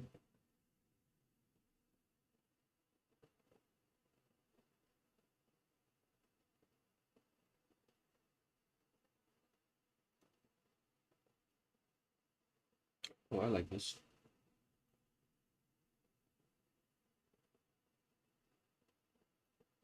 It seems to be by the same guys who did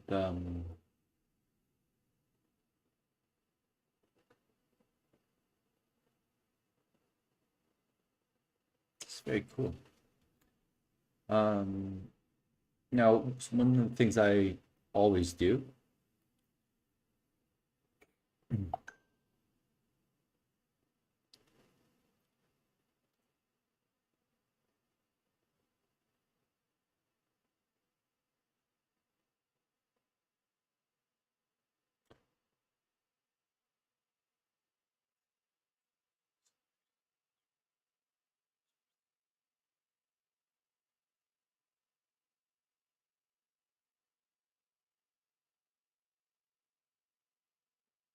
Devon's ability to let's take down time. But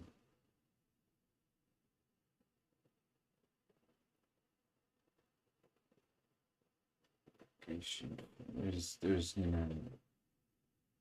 I'm not sure if this is if you can wire upstream the UI to audio logic.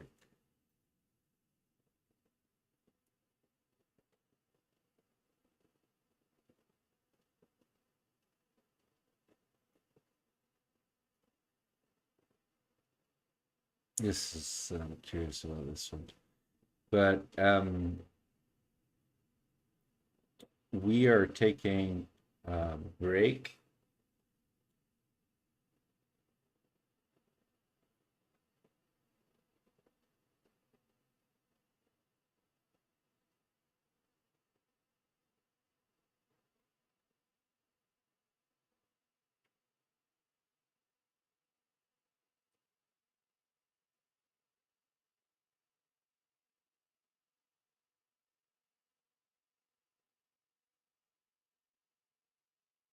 While Devin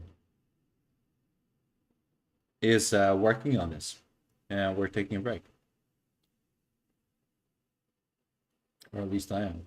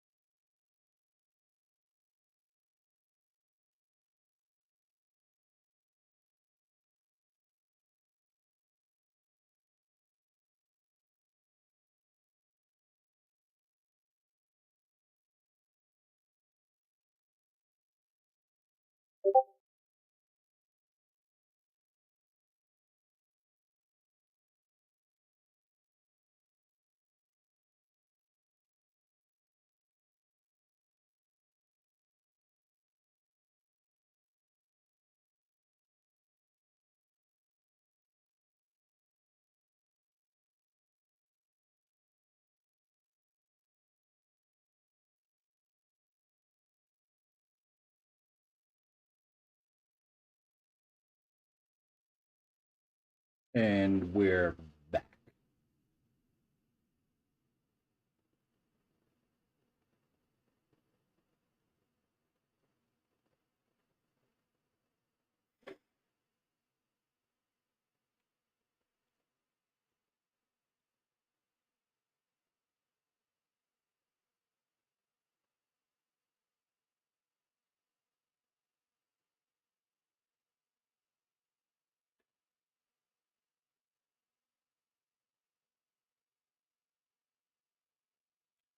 So, Devon's done quite a little bit of the progress here, boys and girls. Very surprised.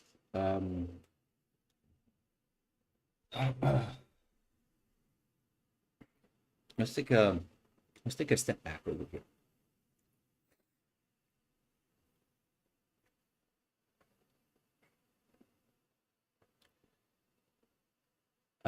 Let's see that everything that Devon did. Okay. Now, like what I prepared, which was an easy installation, was something that's I got to give credits to Jay Garavell. Mm, I I endorse him. Ask you to follow him. He's a great guy. Like the type of guy that knew that AI was gonna make and shake the foundations of a lot of things before other people were just talking about models. He was already twisting and twinking and duct taping and being inventive in different ways of how you can use it. And his content in on YouTube, Jay Garavell. Here's his here's his GitHub, Jay Garavell.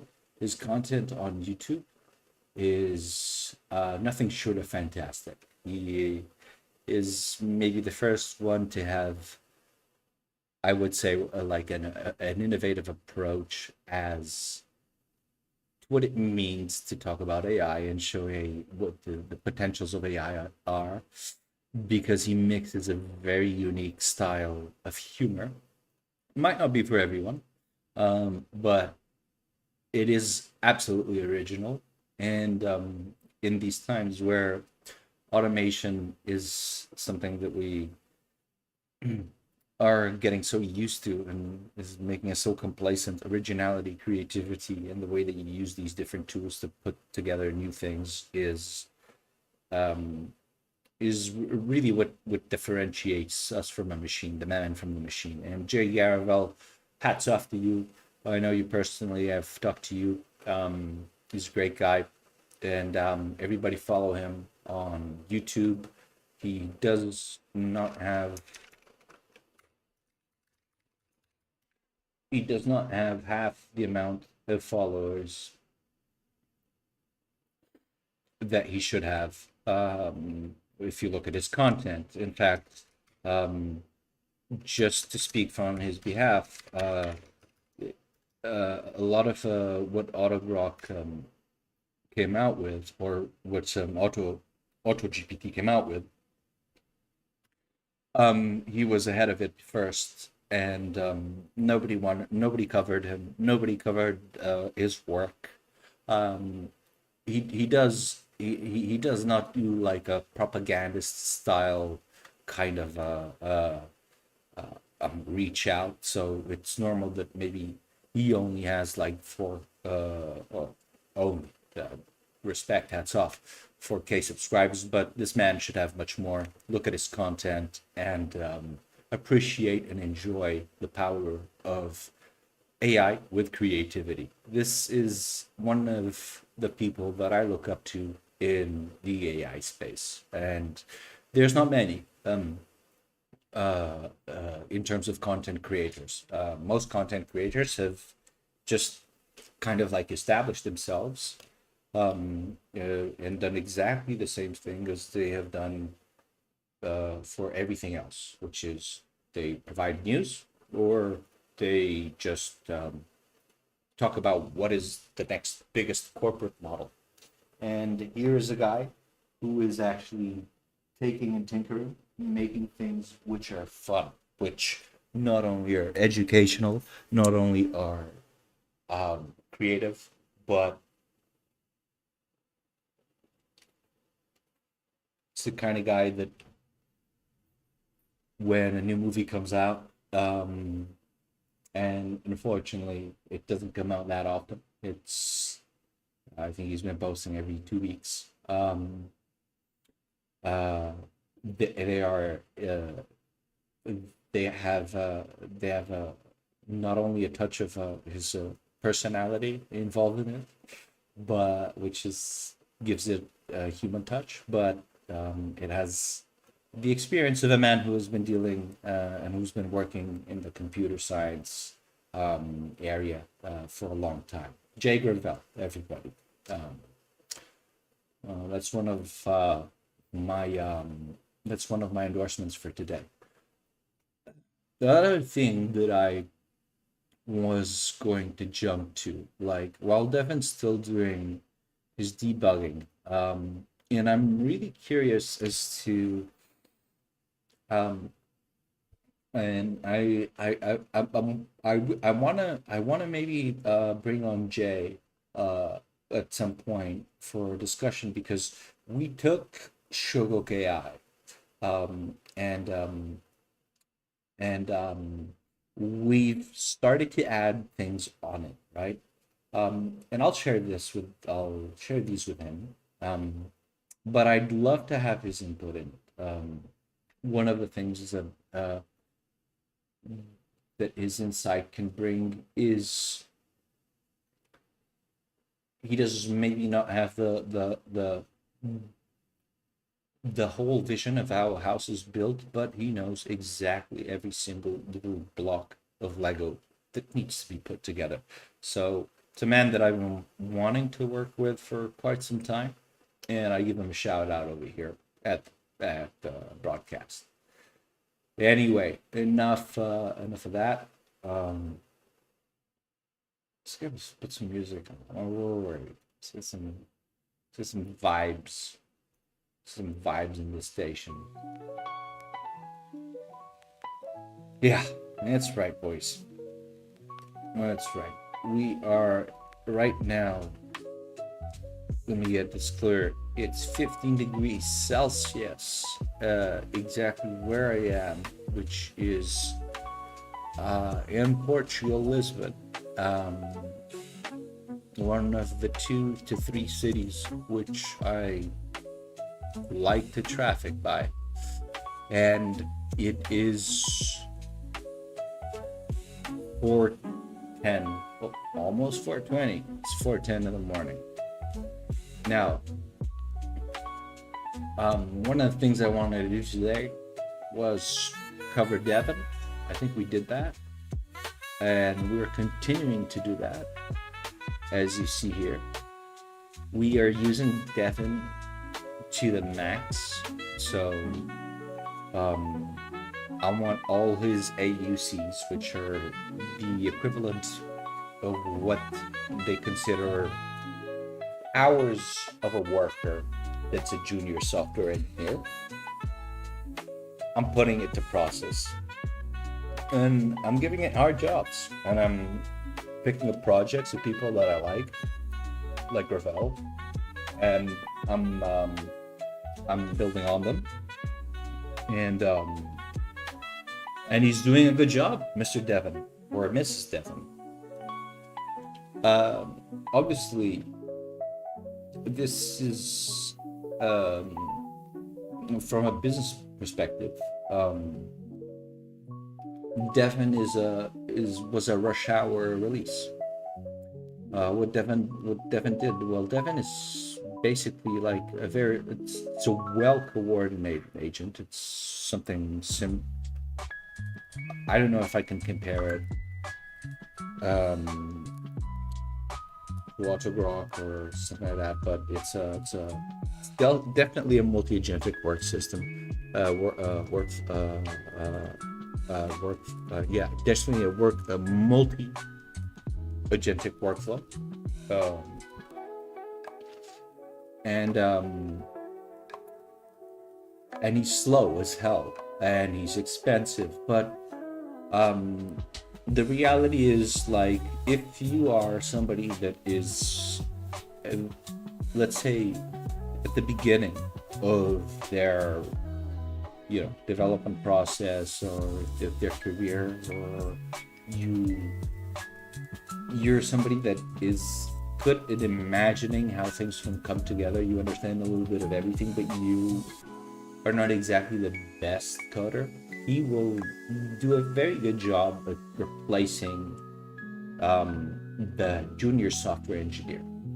And I can tell that just by seeing how I gave him an extremely hard task, and how he managed to break it into several different pieces. So he acted as literally like an engineer, an architect. It seems like he has this process which learns on the way, which I find fascinating. And there's a lot of talk about, like, they've rushed to release something in Q4 because of investment. But what I'm seeing here actually is something that is actually very competent for those people that are project managers, that are on Slack, that have other things to deal with, and that they want to delegate. He is extremely user-friendly, extremely efficient and smart, and is able to go and reach out, and is able to go and search, and is able to go and find his own solutions when he gets stuck. And I find also the level of UACs, which are the credits that are involved in a month's time, I have not found them overtly expensive. I have found them, like, if you go to Fiverr, Devin kicks everybody's ass in Fiverr. That's my experience. That's my take. Take it or leave it. I don't know. That said, he is he is the first signal of what we are to expect in the next coming months when O3 releases. Now, Q4 was great for Devon. They raised a couple of billions. But when O3 comes out, it will come out with precisely the same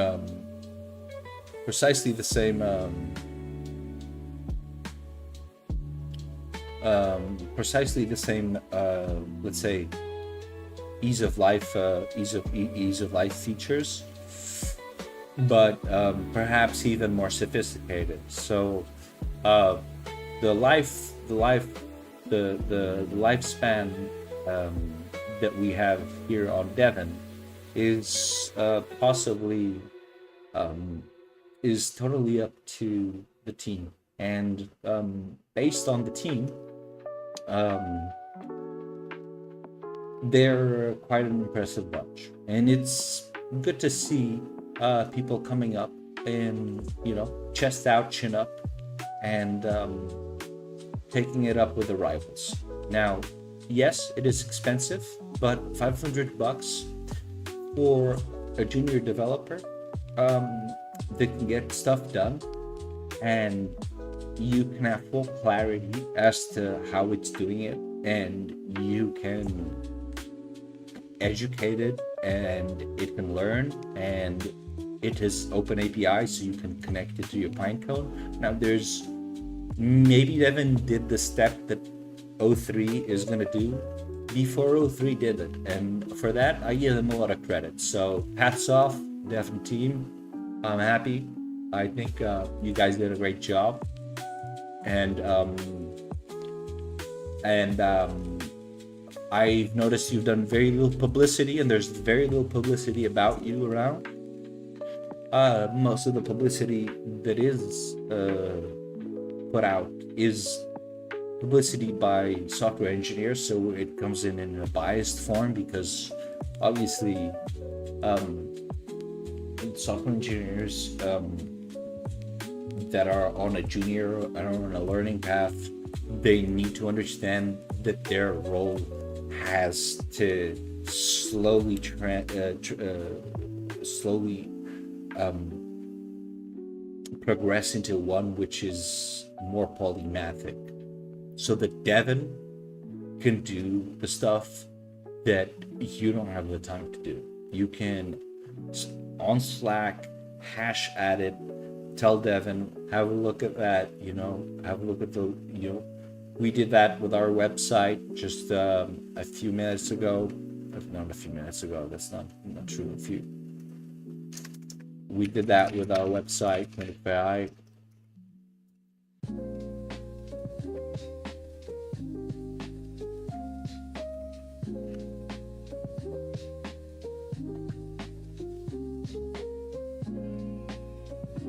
We did that. We had him run through everything, correct all the grammar mistakes, and he did. He made a pull request, and he did some changes that we didn't really ask for, but we decided to keep them because we kind of like them. So no, of course it's not AGI. Of course it's not ASI. But it is the cheapest, most effective junior software engineer that will get the job done in the most user-friendly manner for companies which are busy using Slack. And yeah, that's my experience with them. And I wanna give it a shout out because the people that have been testing have been hardcore, people that are coding close to the metal, and they're comparing Devin to how a fish is able to climb a tree, and that's not what Devin is. Devin will maybe progress to become that, but right now Devin is basically your junior, and as he evolves, because this ability of him to have a knowledge base which he actively notices that things you want done a certain way might be something you want to pin, he brings them up. And so all of these features together make me feel like there is a group outside there that is not only programmatically speaking very well versed, but have a very good understanding of the business needs that currently product management teams which are building products, teams which have SaaSs, passes, everything, what they need, and have made it really easy for them. And the price point, again, you can spin up multiple Devins, and Devin can he makes his own virtual machine, or he can work directly in your repo. It's up to you. It means these guys are thinking about real use cases, and that's the big important takeaway point that I want to make here about this specific technology. All right, don't put this technology and ask it to make it like understand the new complete technology that has just come out and make a new circuit board like Steve did. I'm a big fan of Steve, by the way, but take it seriously and take it to look at it in the way that these guys are developing it, in a way which is actually taking into consideration the hyper evolution of AI and the lack of adoption, that is a result of people being or having trouble to relate to what AI is. Now, if I'm on Slack and Devin is a person, some people might say, oh, yeah, that's a little this and this and that feature, but it makes all the difference when you're in a company, when you're in a corporate, when you got stuff to do, when your boss is on top of you, but there needs to be bug fixes done, and you can slash at Devin and have him do it. It makes a big difference. Hats off to the team. We'll see what comes out at the end. But overall, fantastic product. The pricing was dubious at the beginning, but looking at the amount of AUCs and the credits that I've used to make the stuff that I've made, I am very impressed overall. And yes, this does mean that, again, he's not coming here to replace your jobs as software engineers or junior software engineers. He's coming here to allow you to upgrade yourself to a place where you're more entwined and interested and observant about all the different technologies, so that you could be the polymath, which helps Devin, and Devin does the handiwork for you. That is the pretty much the best solution I've seen until now, and it hasn't got credit enough. It had a first turbulent appearance, which was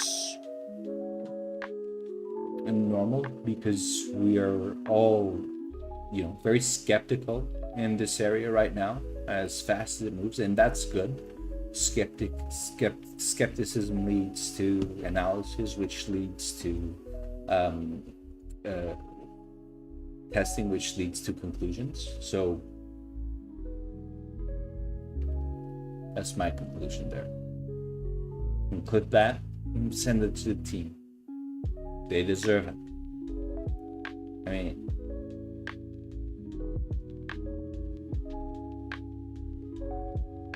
they really did. So Jay Gravel, ladies and gentlemen, non-binaries, unidentified flying objects that don't identify with any genre. These are two things which today I would like to impart to you, which is Jay Gravel, which needs more attention, and I want him to continue creating more fantastic, original content. Much of the content that he has produced has been precedent to the bigger corporate companies, which is never covered. And so I would like to bring attention definitely to him and ask everybody to follow him, go to his Discord, support him whatever way you can. And at the same time, yeah, I know $500 Devin sounds like scam, but trust me, if you've been around long enough and you know what $500 means,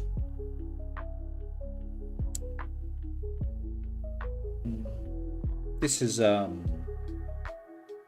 big win. This is a big W. And the fact that I like Devin is that the W comes before 03. I feel like 03, just the same as Gravel, got toll roaded by Microsoft and had actually developed things which they were then going to add into their own product, which was never covered. I feel Devin is the same way. Okay. Two teams I like a lot, two teams I support, and two teams that you should support as well. Okay, boys. All right. Now, Devin is creating a branch and committing changes to improve Duke's yeah, this is going to take some time. Okay. Let's see. He's in step number. Yeah. Number 5 out of 7. Let's see what we come out at the end. Until then,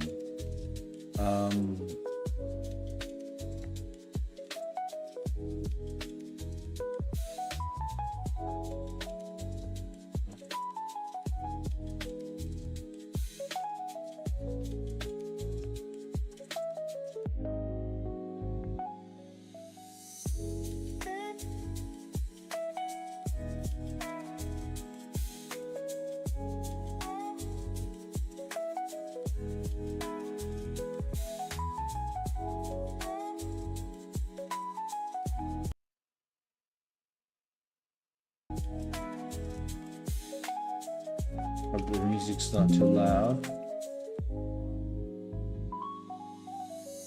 Let's get some boys in here. Let's get some visitors. Who's up?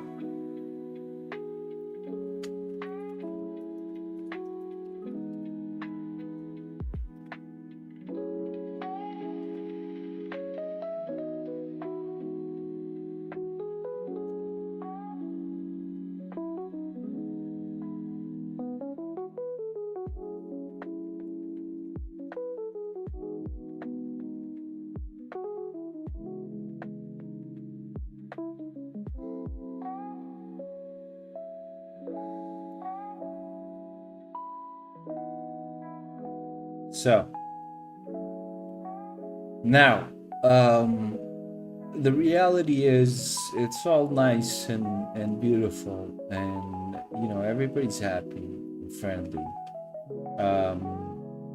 But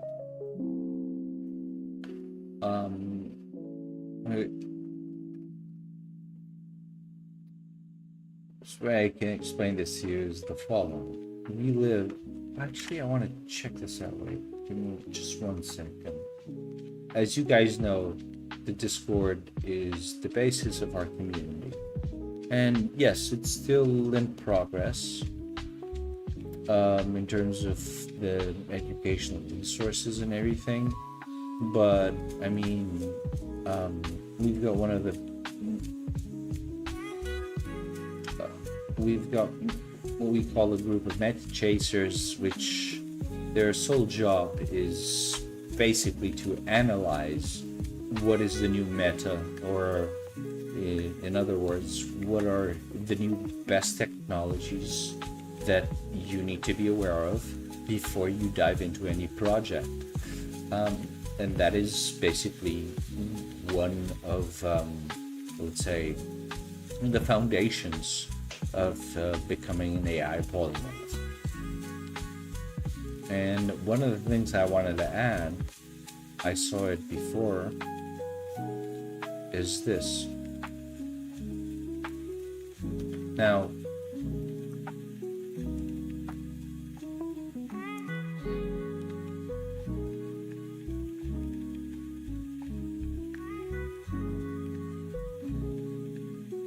sometimes they don't give the image, so I'm gonna do the favor. These guys seem like the same guys who did the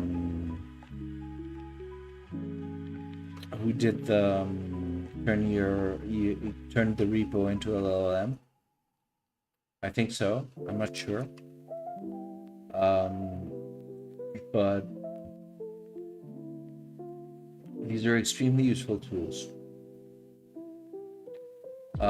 especially in a time where what we're doing is understanding as many tools as we can to define which ones are the best.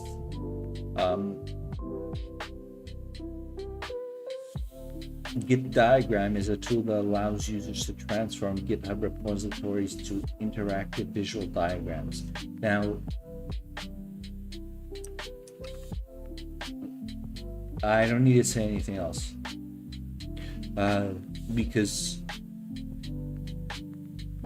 there's posts and posts and posts and posts of posts, GitHub diagrams of GitHub repositories of code bases of different technologies, of, go to Reddit and see their AI ML, which is one of the most precious places in the internet to see what's going on. But people are visual mostly.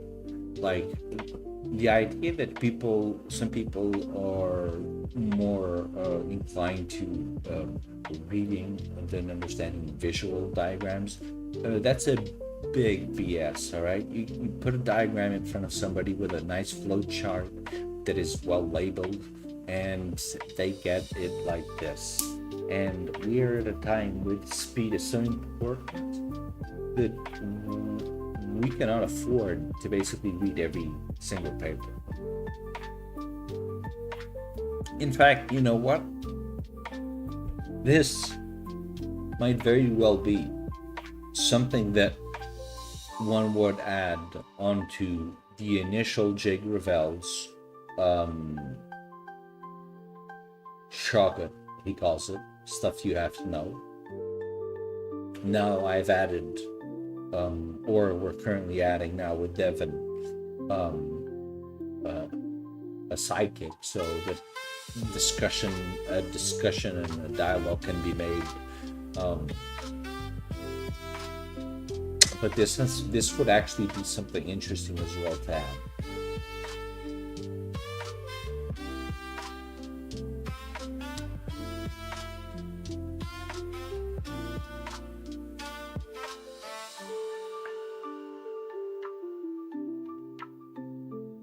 And I think it's by the same guys who did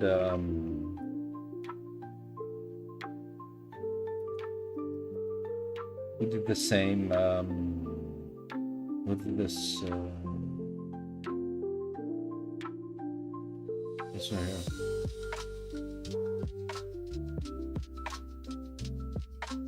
Turn any GitHub repository into a simple text ingest of its code base.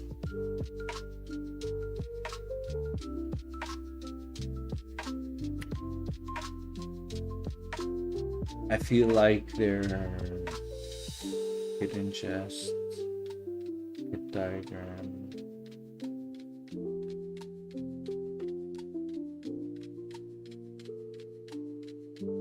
Oh, let's give it a shot, huh? Let me give a Git diagram a shot, okay?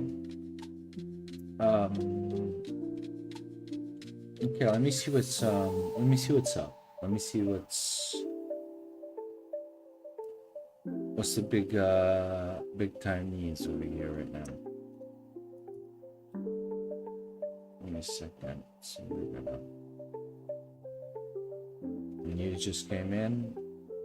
Open source browser use AI controls computer. Yep, we've had that for a long time. Problem in the world of AI is clickbait. Don't like that. I would recommend that he tones it down and becomes a little bit more skeptical. The reason that there are people here that play as intermediaries between technology that's coming out and technology which is being used by people is a thorough investigation of what is really the meta, what is supposed to be and not clickbait, like every single new technology that comes out is the best one. That's my feedback to him. That said, I'm a supporter. I'm a Patreon supporter. I think he does good. and I will continue to support him, and he has also supported me in the past.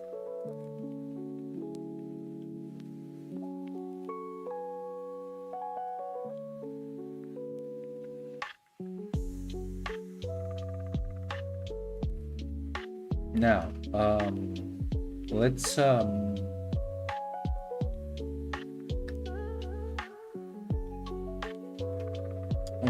I'm not even I don't even need to think about it, because again, one of the things about being a polymath is the ability to know how to research, okay? The ability to know and understand that whatever you want to build, somebody has already either started or made it, and you can just take it, work with them, or it's something open source. And it always depends on licensing, and that's something that maybe some other day I'll get into. But your abilities to be a polymath, the three most important abilities or characteristics, I won't call it characteristics, I'll call them skill sets, because they're things that you can learn. I mean, so long as you are not a boomer, you're a millennial or Gen X or Gen Alpha or Gen Beta. But I doubt there's any Gen Betas right now watching, but these are things that you can learn. There are three things. One is critical thinking. Now, critical thinking has been a word that has been bandied around so much that it completely lost its value, because in postmodern society, critical thinking did not exist. Facts were replaced by narratives. People, instead of having critical thought, they just prefer to settle into a comfortable little cubicle which encompassed all of their ideologies. Now, so critical thinking is extremely important in what we're doing right now, which is we're creating and paving the new path for what is going to be AI. And when I say what is going to be AI, I'm not talking about B2B products and enterprises, but I'm talking about cognitive. I'm talking about cognitive hierarchies. I'm talking about heuristic imperatives. I'm talking about all the ethical stuff that goes into it. Like, these people are going to have very good, strong critical thinking abilities. Critical thinking abilities are coming.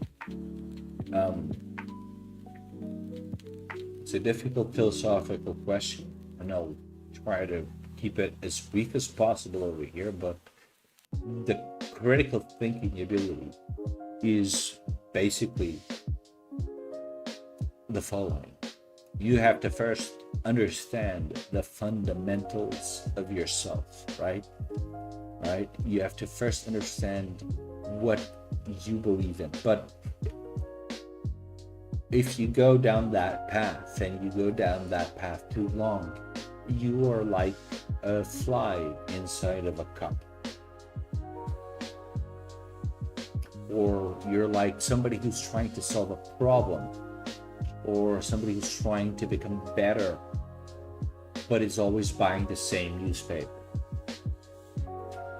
Critical thinking means that you're able to look at the whole range, the whole panoply, the versatility of opinions, and be able to hold multiple of those opinions at the same time. And with your own brain, your own mind, your own experiences, which was where we started, you can draw a red line. The second part is research. Now, again, hyper innovation is Um, it's beyond FOMO. So you, if you think you're gonna always be at the cusp and always know what's the best, you're wrong. There's all, like, everything, every competitive advantage, every product, it has an expiry date that is maximum a week long. And that week long means that you alone are not able to keep up with this exponential technological improvement. Competitive advantage has been replaced with something else. We're not competing against each other anymore. We're competing against time. We're collaborating.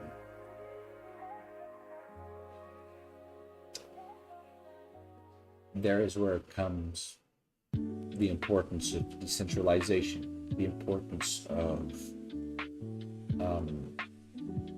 Discord, for example, is a private company who's been growing 10% past year on year. Why? Because of the beauty of people being able to navigate from one interest and theme to another, and back to another, and back to another. And its openness is exactly the sort of meta-modernist, tribalistic kind of nature that we're going to move into after a postmodernist state. It provides you the ability to focus on what you like,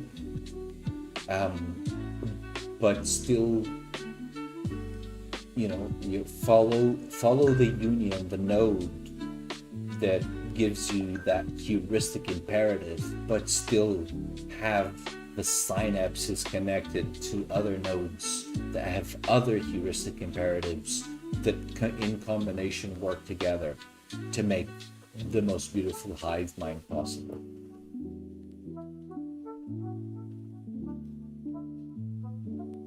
And thirdly is the lack or the absence of meaning that is something that is abundantly and sadly common nowadays.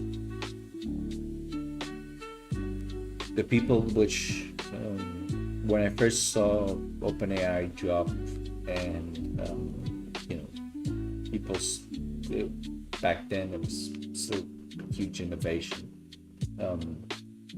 even though they kind of like cocked the gun and then took the technology out of DeepMind, and I gotta side with Elon Musk on this one. Sam Altman, who owns shares there, did a little bit of a Brazilian touch. No offense to my Brazilian friends. I got Brazilian family, but deu jeitinho. It's not good.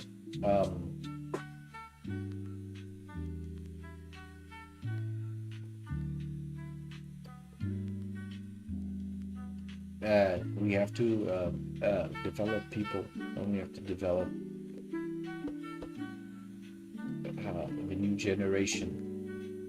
Let's call them Gen Alpha, Gen Beta. The guys which, when I saw them, when all of these, when the way that traditional AI was actually structured was very, very academical, was a product of the industrial age. It was basically, you got data insights, you got computer vision, you got got data platforms, and you have natural language processing, and you're an expert in one of them, and you did 6 years or whatever to get your PhD. And respect to all of those people. I worked with a lot of them, and I wouldn't have fallen in love, and I wouldn't have learned anything if it weren't for those people.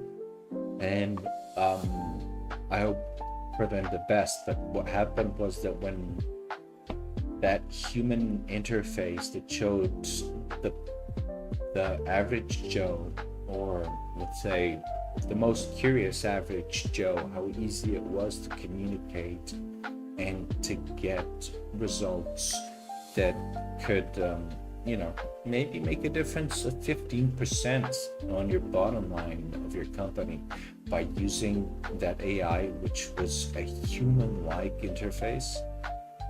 That changed everything. That absolutely changed everything. And it's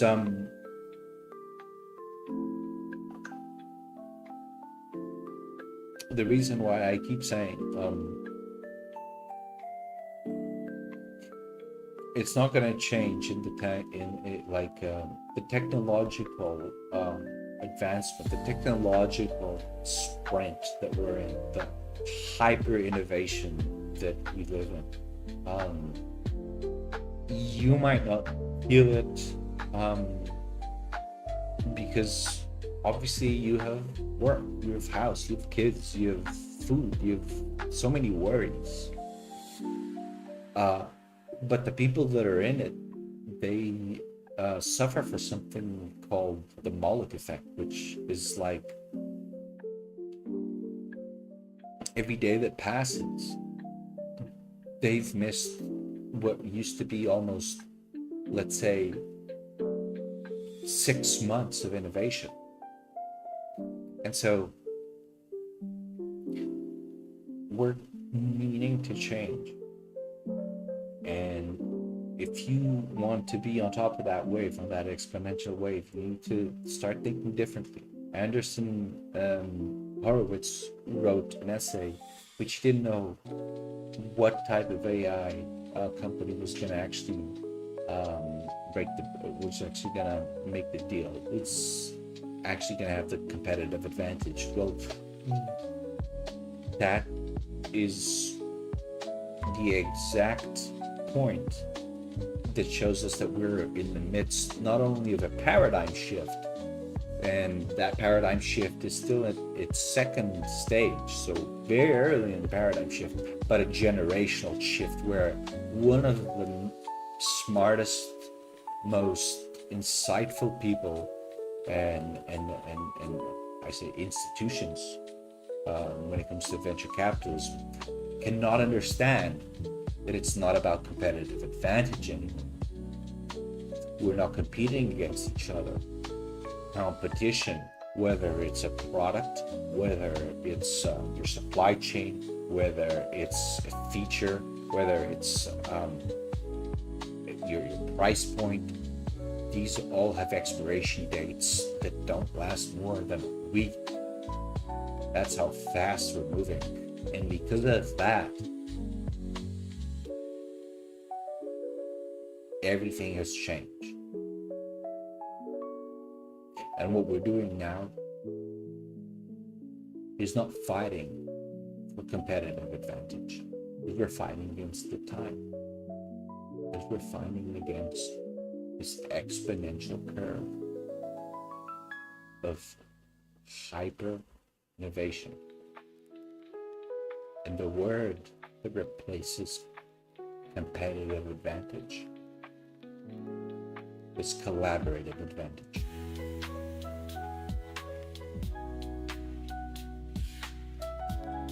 If you want to surf the wave, you want to be on top of it, you're not going to do it alone. We all know decentralization's here for a reason. We all know Web3 has a big a big place to play in this whole era. After all those rug pulls and after all that NFT crap that happened, like, yes, it got a bad name, but it's gonna come back. It's gonna come back just as different versions of the metaverse are gonna come back. And they're all gonna come back. And the way that they're gonna come back is in a way which they're interoperable, in a way where the way that we look at business will be completely changed, in the sense that you won't be trying to carve moats in an ever exponential, hyper exponential wave. You will be trying to surf it, and for that you don't want competitors, you want collaborators. Decentralization, my friends, has been here for a long time. Blockchain has been here for a long time. A lot of other technologies have been here for a long time. And just like in every paradigm shift, what happens is the technology appears. Let's take, for example, the combustion engine, which first was thought to be used by, was going to be used by, I think, to build better hydro plants or something like that. And the wife of one of the guys who was behind the invention of the combustion engine, which was uncoincidentally called Mercedes, used it to drive from one side of Germany to Cologne, the other side of Germany. And that was actually how they've realized that that technology that they thought was going to be used for something had a whole different economical, social, dynamical impact. And it was just because Mercedes decided to drive and use the combustion engine to get ahead. The same can be said about Thomas Edison, who thought about the electricity was going to be, I don't know, what was I say? It was going to be something to make better echographies or something like that. I mean, and it created created electricity, which gave birth to what you and I are experiencing right now. And same way that Mercedes did her drive, and 2 years afterwards, or 3 years afterwards, 50% of all Americans owned a Ford. That's the way things go. And we're in a paradigm shift right now. And this paradigm shift is the biggest paradigm shift ever. And it's the biggest paradigm shift ever because not only does it put into question the way we think things are done, and it puts in front of us and presupposes how they will be done. And the friction of that is what creates the paradigm shift. So in the first phase, nobody knows or cares. And the last phase of the paradigm shift, it's when the tidal wave is pushing back and it's made all the changes. And those who have managed and who have been in touch, who have had their fingers on the pulse, survived, and those who haven't got drawn in.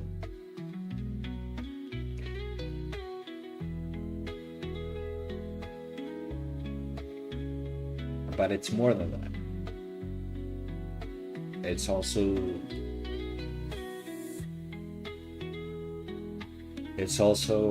the advent of the potential of a new entity. All right, sure. Okay, let's quickly break this down. Okay. U.S. Defense Department and the AI Act. More data, better results. No, it's not how it works. It's like, imagine you're a student, you're in a high school, right? You're a student, you're going to high school. You memorize everything you need for the test, right? Now, if you do a great job at memorizing, because you took in so much data, you'll get a really good score. But if there's a question in that exam that has nothing to do with what you had to memorize, but it instead appeals to your ability to have the ability to abstract, not reason, not memorize, but to abstract the knowledge that you have into a completely different context. You might be screwed as a student. And this is exactly where LLMs are. ARC test, ARC benchmark provides that the best way that any other test can.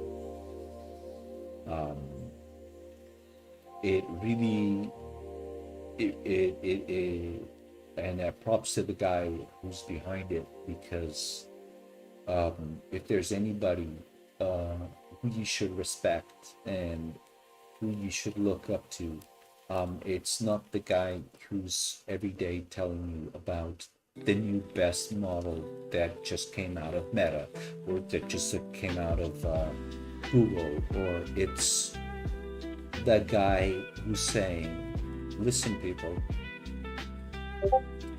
these models are good at answering problems because they're mathematically trained to memorize things so that they know what the next best thing to say is so that they get the right answer. But if you give them a question that is offbeat,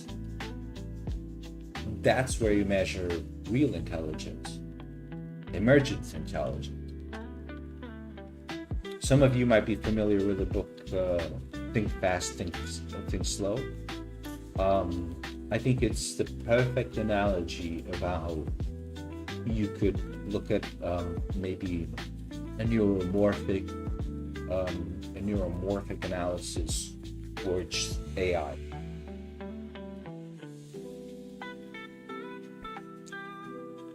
Guy goes in, there's a let's say there's a big fire in a house, right? Like firemen go in that house.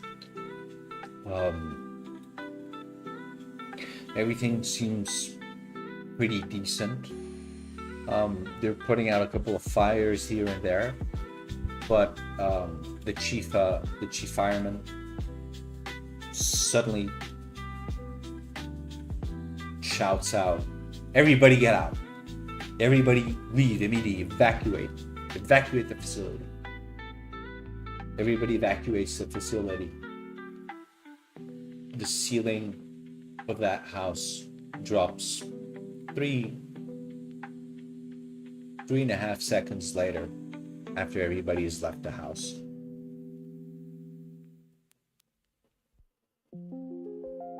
Why? It's not knowledge. It's not intelligence. It's something else.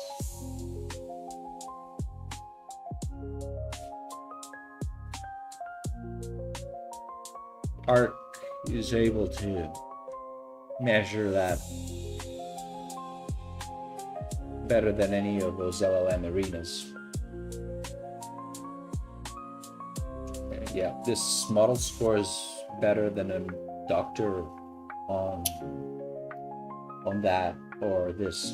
Great, we've had autistic people that have had photographic memories since years. It's not, I mean, the benefits that it brings to us to be able to access this is fantastic, but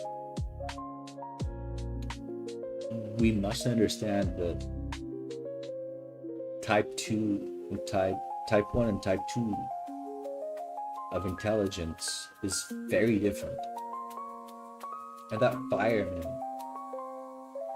the reason he shouted, "Everybody get out," when he had absolutely no signs that there was danger to any of his crewmates, was something that goes beyond something you can learn, memorize from a textbook. After years and years of experience, knew that in situations of danger, there's some minutiae that these kind of like grains of sands that fall through our hands when we're looking at LLMs that we still can't grab. In his case, it was the fact that his ears, he didn't know it. It's not like it was something conscious, but his ears got red or became warm. And he had so much experience in coming into and dealing with these situations where he had to put out fires and know when it's time to leave or to stay, or you know, or when it's safe or when it's unsafe.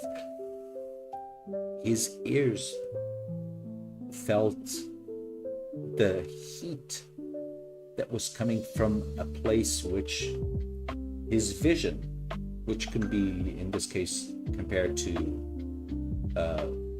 a multimodal model, right, which is a vision or memory. His ears were warmer than normal, and that caused him to shout that out. He didn't know why.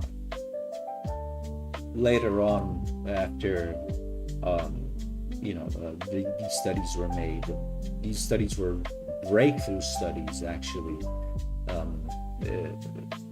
It's a fantastic and a seminal book, and another also an example of the lack of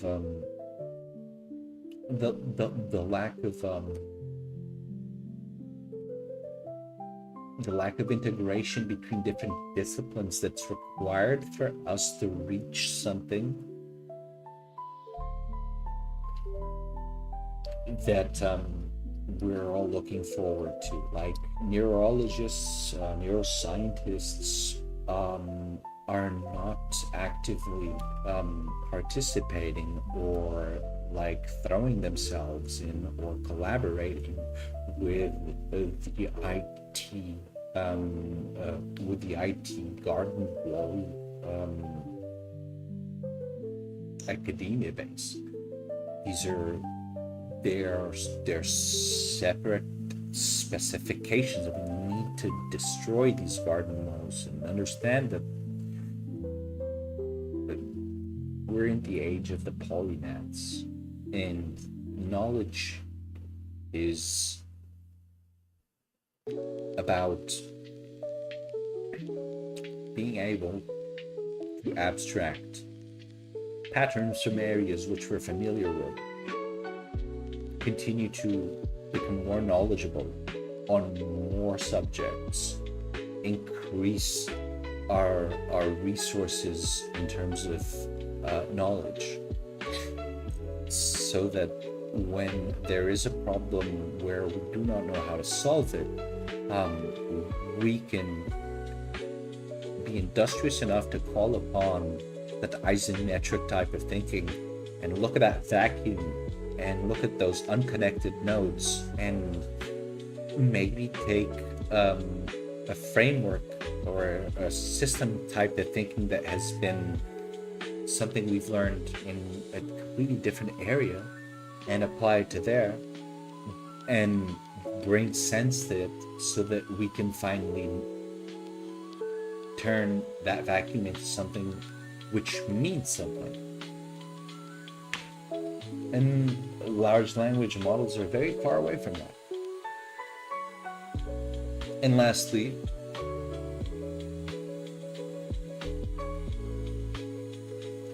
it's the fact of these uncertainties. And one of the things that worries me and our team a lot, we did start as a B2B enterprise agency, and we provide products to agents to different businesses. We focus on verticals. It's an obvious move. Reality is like everybody knows they want AI, but they don't know how to apply it. So what you have to do is you have to switch the flip, and you have to have people that understand different verticals and industries so that they can offer and they can understand, they can talk the same language, they can empathize, and they can understand the workflows and the troubles and where are the case studies which provide most ROI. That's what we've done. But that is just the beginning for us to have been, or to be able to bootstrap something which is much more important, which is everybody's running to make the best product. Again, using Anderson Horowitz or using all of these different VCs and how they've invested in different SaaS products and things like that. I digress and go back to that point of not understanding that it is not a competition anymore. Competitive advantage is now collaborative advantage. It's the change of an organization to an organism. That mentality is going inevitably to rise through the cracks as different capitalist structures in terms of companies start to break down in terms of value propositions, because polymaths, which now have access to tools which can do much more than what they could before, when they needed maybe 20 people they couldn't afford, they're going to start rising the ranks, and they're going to start to shine with new propositions. They're going to start to pave the way.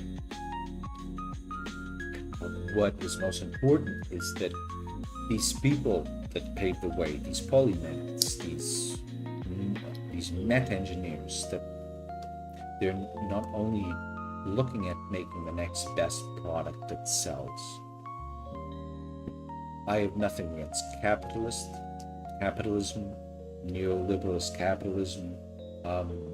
I do believe that we are obviously, if you look at the news, experiencing some of the red flags that show capitalism faltering. I also see how with the current political capitalistic system, introduction of AI the way that it is, it cannot be something that's regulated. That is just not realistic, and that will cause more inequality. That will cause more socioeconomical impacts that increase probably geopolitical conflicts. And so what's more important than everything that I've just said is that we make sure that these meta engineers, these AI polymaths, everybody that's jumping in, that they stop trying to make the best product, that people stop trying to focus on covering the best model, but start trying to educate each other on what is it like to live in a reality where in the next generation you're giving birth to a new entity which is as smart or possibly smarter than you.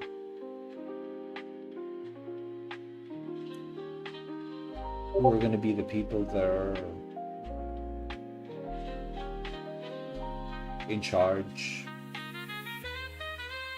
of defining their heuristic imperatives.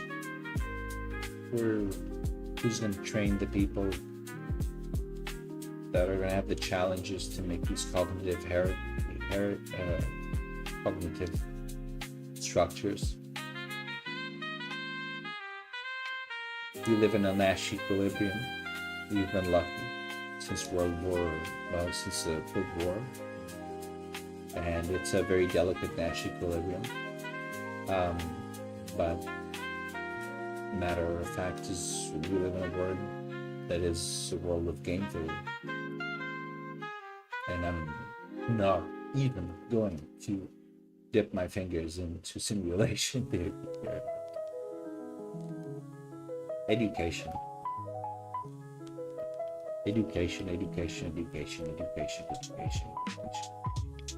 Stop making products. Stop trying to make money out of the next SaaS. Start building the best next platform. Like, remember, academia has been hit. Like, in every paradigm shift, we always relied on the academics, the intellectuals, the intelligentsia to reorientate us so that we would know the path. Like, no, but this time it's different because it is exactly those institutions that have been hit worse, right? It is exactly those institutions. I mean, apart from 2 or 3 which are pumping out the models, education is at an all-time low in terms of how are we going to deal with this. And I'll tell you how we're going to deal with this. Education is going to suffer probably, in a paradigm shift, we're talking about not like a single industry that gets changed, but fundamentally a technology comes that is able to change almost everything and all of the different verticals and all of the different industries. Entertainment, we're seeing it right now with Disney and Sony and all of them. Finally, they're seeing that the guy who studied 7 years or 8 years at the Science Institute at UT Missouri to make Pixar movies is closely breaking even with a guy who knows how to use generative AI and the quality of the product at the end is almost the same. Like, that's just one example of an industry. Give can give you multiple examples of industries, but the one which is most effective, the most affected of all of them, is education. Because in education, what we have right now is a system that has been, as I mentioned in my first opening line, the result of what came out of the industrial age, which was something that worked very well for that time, that progressed mankind and our technology and innovation in amazing ways. But the reality is that specialization has led people into focusing in areas where their mindset and their ability to be able to break out of those frames is so limited that at the end of the day, we're left with an educational system which is not prepared people for what we need right now. So you talk about any school, the problem is not that students are using GPT to do their homework. The problem is not that teachers are not savvy enough on how to use the technology so that they can make things more challenging for the students. The problem is the teachers themselves have experiences in the fields that they're teaching that are around 15 years old. And they're teaching to a classroom of maybe 25 to 30 students, where each student should actually have an individual modular route of education. The whole system is so outdated that is the biggest problem, because when unemployment starts to rise, and it will, let them market it however they want, the helping hand, whatever. In every paradigm shift, there is that phase of transition which is a killer. And that phase usually is the source of a lot of turmoil. Now, we're talking about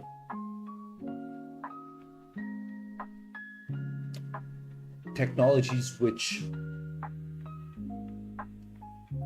as they advance over a long enough period of time,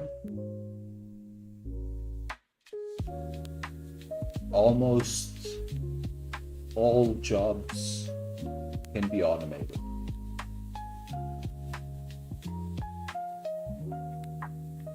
I think about that. Over a long enough period of time,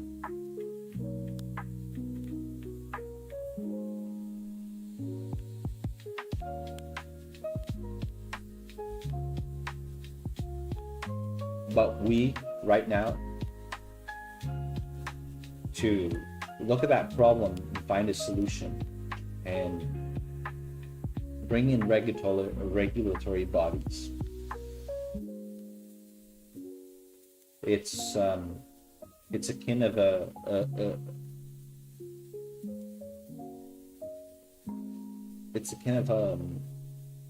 an ant that accidentally walked into a spaceship and crawled up its way. Days later, once the spaceship's out of orbit, and looks at the window and looks at the Earth and doesn't know what it's looking at. The thing about AI is, like Donald Rumsfeld said, there are no knowns, there are known unknowns, and unknown unknowns. And in AI, there's a lot of unknown unknowns.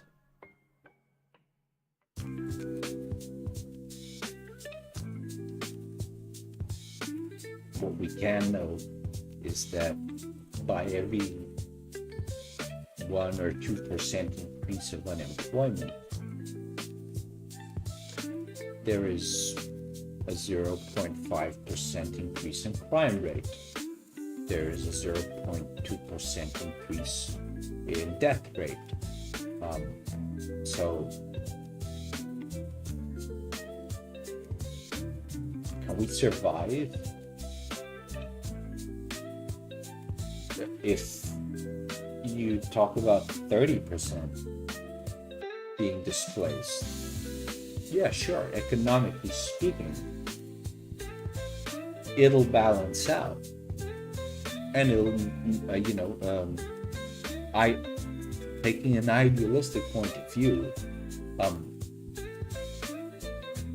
it'll make way for other things like UBI and maybe people to take the technology and actually, instead of using it for profit, using it to redirect it to other means like human enhancement. And when I say that, I mean collectively, so that we become a species which is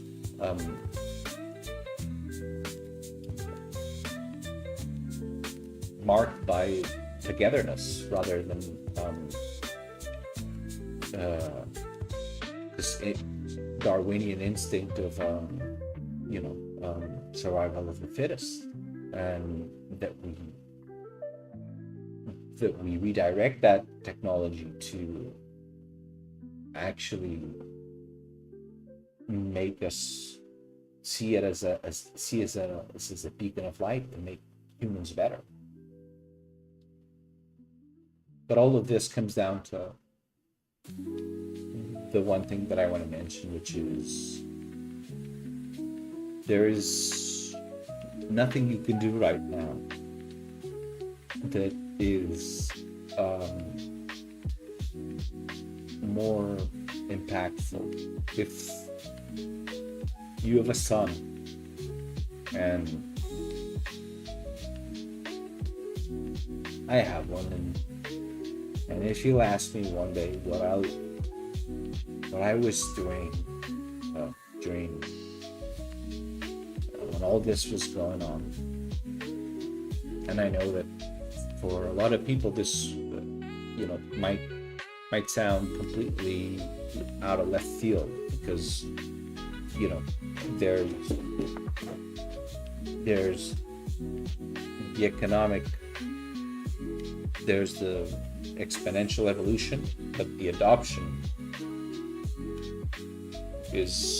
doesn't accompany it, because it's just too fast, and companies, especially the major companies, the vendors that work for the providers, the AWS's, GCPs, etc., they have not managed to close that gap by making AI something that is relatable. They have forgotten that the basics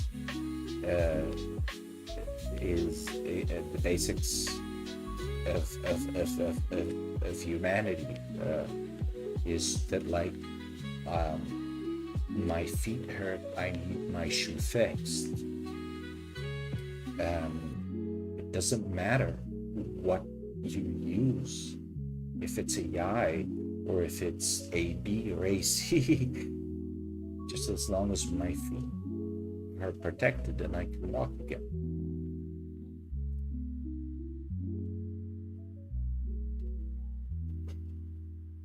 And so what you want to do is you want to position yourself in a place where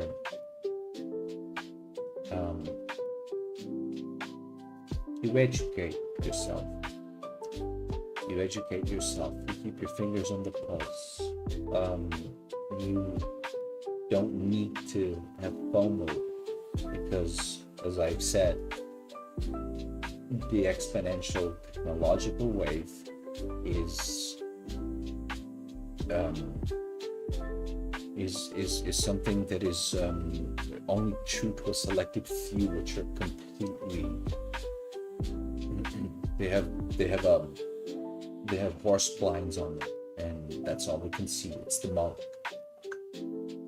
But the reality is that for even those that don't see it, they will suffer the consequences that will come. And the only thing that we can do right now, I mean, as you know, to take a more humble approach than say, train the next generation of, AI architects, which are completely morally and ethically reasonable, so that they can have the tools and the techniques and the understanding on how to develop the best future AI that can maintain the very, very, very delicate equilibrium that we live in now geopolitically, and actually maybe even use it and create these new entities to be entities which are coexisting with the human condition and improve it. That would be too much, I think, to ask, and all that we can focus on right now that is something that we can actually do is making sure that we create enough institutions, we create enough, as I've said, like academia is not going to cut it. It's not going to be able to move fast enough. We saw it in the .coms when cybersecurity was bustling. Like, you wouldn't go to a university to learn cybersecurity. You'd be contracted because you were a hacker, and those were the people that there was no stream of classes that taught you how to protect companies against attacks. This is going to be the same thing, and what we have to do now is we have to focus on creating new types of academia, new types of ways of learning. And the new types of ways of learning, they're not so, I mean, look at the statistics. I think the most wanted, if average, they made a poll in America, in the US, which is like the most people want to be content creators. Okay, sure. So that's what most kids want. Like, our immediate knee-jerk reaction is to say, well, that's a little bit unrealistic, because only 1 to 2% actually make it to be like successful content creators that make a living and have a family and give continuation to the way that the world works right now. But the reality is different. It's actually that the amount of people that are coming into content creation is equivalent to the amount of people which are consuming content. So one can only deduce the obvious, which is, how are people going to learn? Well, I tell you one thing. A polymath doesn't learn through streams. Streams are basically, or the way that academia has been structured with a specialization in mind has worked for a long time and it's been great. But now we're going to be faced with problems where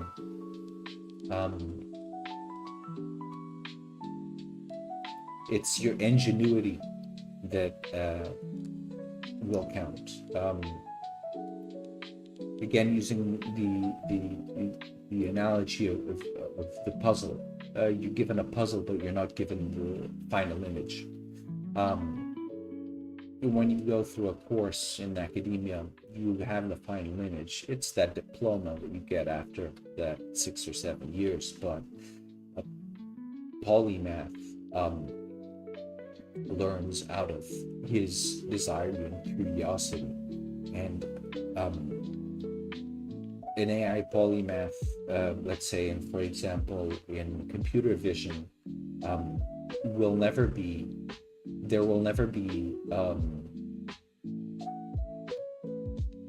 one that's the same as the other.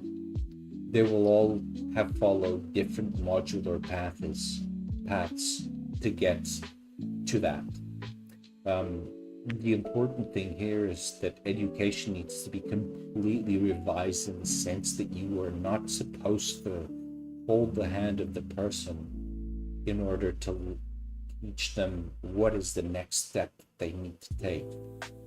Because the exact problems that we will be facing with AI will be problems which we will never know what is the next step, because AI will move so fast. There will be no textbook. So this ingenuity, what I like to call the glue between the puzzle, is exactly what we need to foster. So critical thinking, an ethical and a focus on education, and the ability for people to know how to research, how to build their own futures and create their own journeys. And that's what we have to focus on right now, is creating that type of academic structure. And it sounds a little bit pie in the sky, but take AI itself is here not only as a tool, again, but as a means that fundamentally changes industries and how they work. So when I say that the academic way of doing things is no longer, it's untimely. The teacher that has experience in a field that was gained 10 years ago and is teaching to 20 students is not going to be preparing the new generation of workers for the modern workplace that expects them to know things which they had no idea about. Not only talking about those, I'm also talking about the guys who work at the manufacturing plants, the Joes with the jeans and the oily hands, and suddenly you're handed in some sort of tablet and say they have to learn how to work with agents. I'm also talking about the guy who works at accounting and comes back to his house where he has his wife and his kids, and he lost his job because what he did was basically, he took things from this Excel and he put it on that one, data entry. All of those people are going to suffer and lose their jobs. And again, if you look at the statistics, those increases in unemployment they sound like numbers that we just bandy around right now because we're too focused on making products. But if by any chance it reaches anything over 10%, you're looking at people like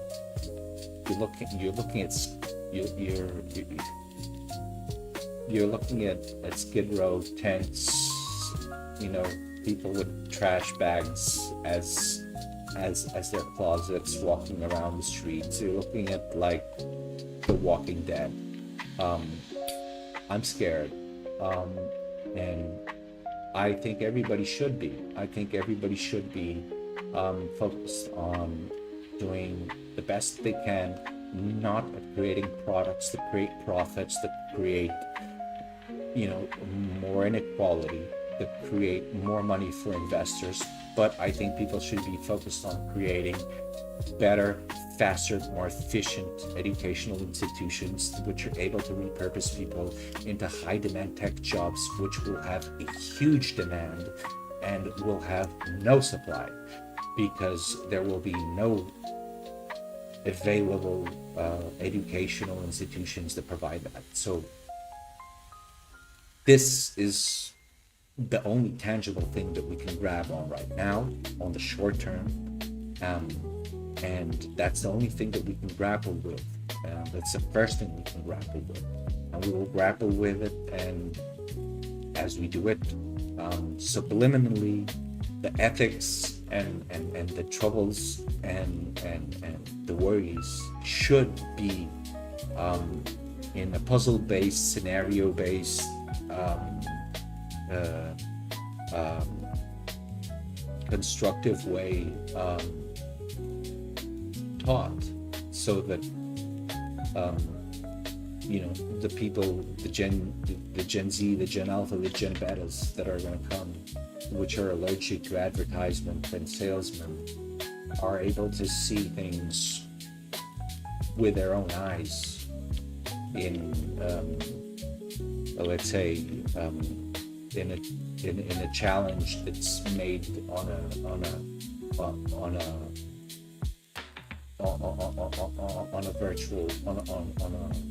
virtual box, a virtual container, for example, where they can have that module, but they need to see it. And only then people maybe will realize that this accelerationism at all costs part that follows accelerations, all costs, is very high, and it is indubitably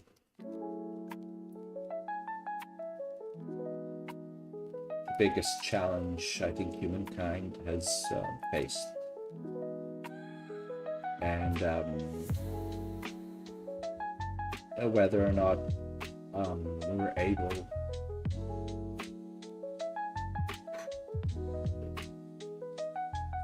to come together to fix it, are we stuck to our Darwinian survival of the fittest, vicious nature?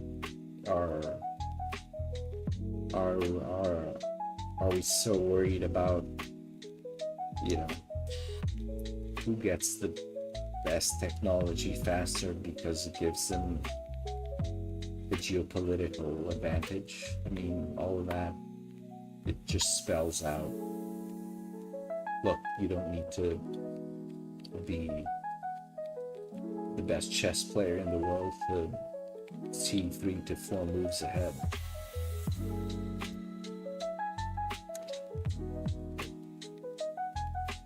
And as a millennial, this is maybe kind of like a manifesto to other millennials, that it is actually, the boomer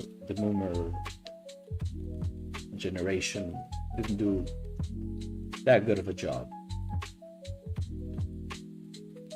Of course, everything increased, like the human quality of life increased, poverty line increased, but that was mostly because, you know, the China and India's and most of the blocks and the pigs getting their act together. But as millennials, our job is actually one which is probably the most important one that has ever been bestowed upon any other generation. It is not something where you can turn your head and I hope you don't.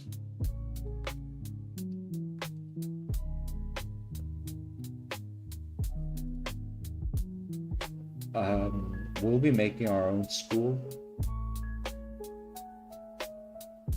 and it'll include all sorts of different,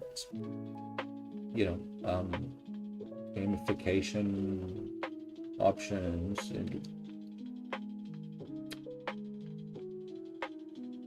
maybe it's not the right time to talk about details now.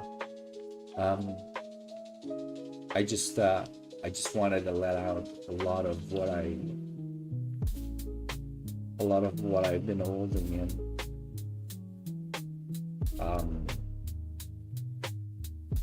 And a lot of people don't understand, and I'm not the only one. There's large community of us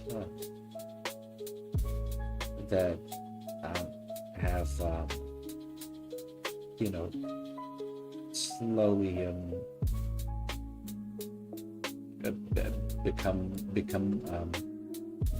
become enslaved by this intellectual conundrum.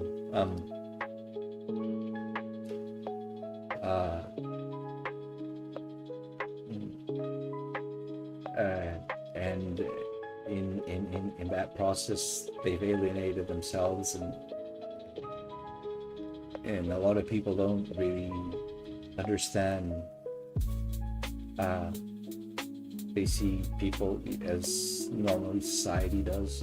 They see people that alienate themselves as people who have lost the way of what is socially acceptable, and but I think things should be put out and laid simply out, and the cards should be put all on the table as to what we're dealing with, and the importance of what we're dealing with, and why I fear for my son's well-being, who was born 4 months ago, and why I quit my job, and why this is the only thing that I care about. It's making up that incremental improvement that can help us get to something that will serve as a platform for the next generation to do what they have to do. Thank you for listening.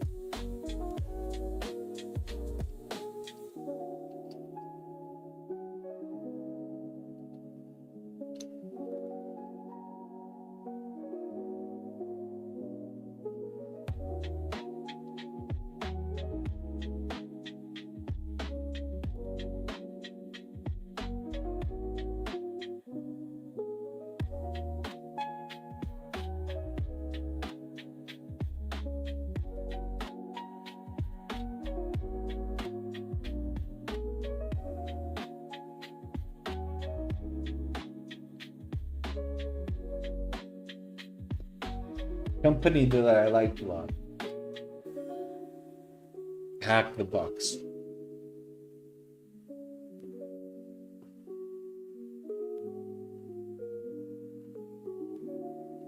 I'd like to get in touch with them.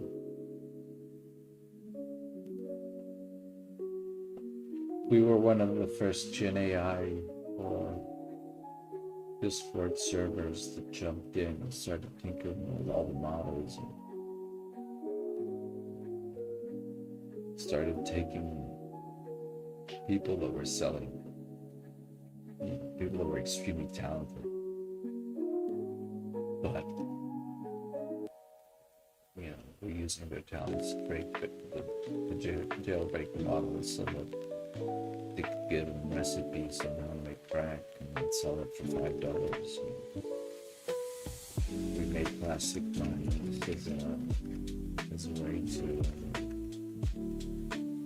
create a more systemized approach on how they could use their talents to actually help solve actual problems. Anyway, I need to get on to a lighter subject over here. God damn. Oh,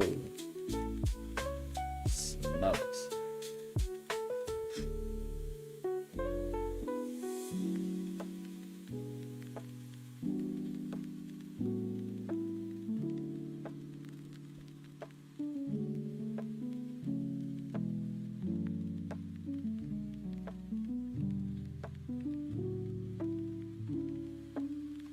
There were times where in the beginning when stuff started to click,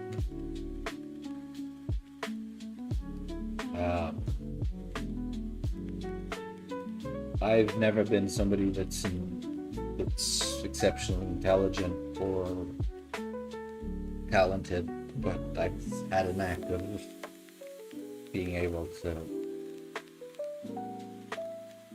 see what's coming around the curve.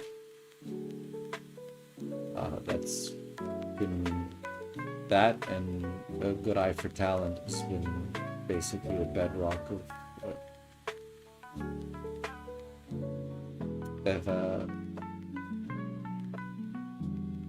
what I'd like to think of successful professional or career path.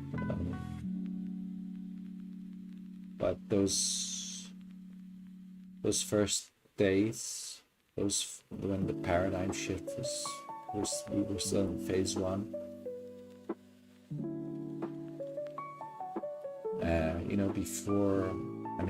Not before, because these groups, they were already meeting way before, in terms of realizing the potential dangers that AI could have if it's not regulated, or if we don't find a way to incrementally make it available, while also improving our own defaults as humans. It was really tough. I felt very lonely. Felt very lonely because you couldn't speak about it with anybody. AI was a gimmicky thing, now it's all over the news, maybe, at least on my news it is, of course. I remember sitting in front of my girlfriend for dinner, and just not being able to relate with day-to-day with the day-to-day things, or the day-to-day problems, or the day-to-day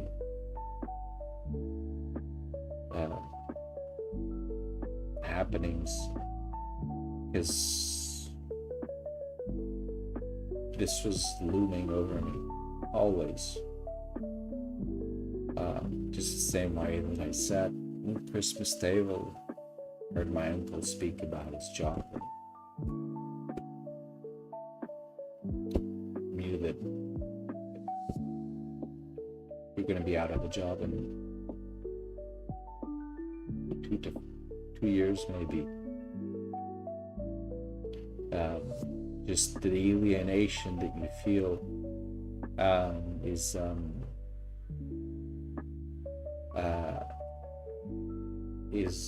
exactly what causes you then to go deeper and deeper down a hole where only the other bunch of few people,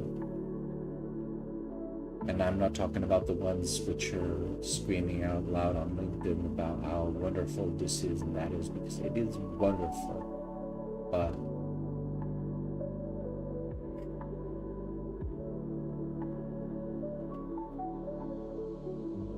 it's wonderful now.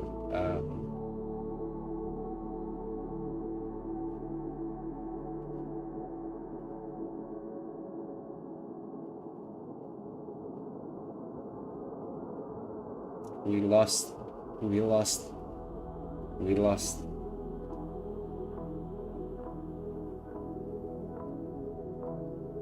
philosophers and philosophy.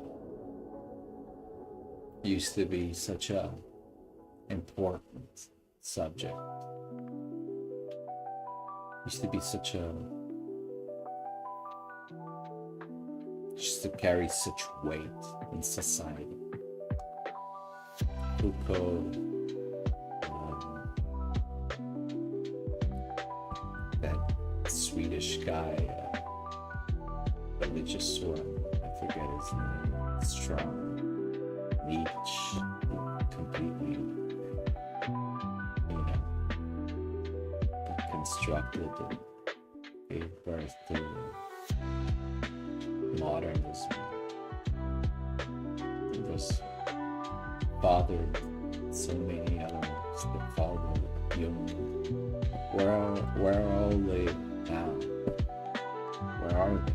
Where are the people that, where are the epistemologists, the people that don't talk about money, but talk about knowledge, talk about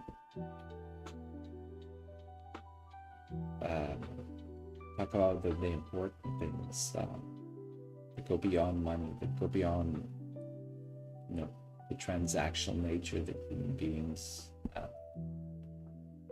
But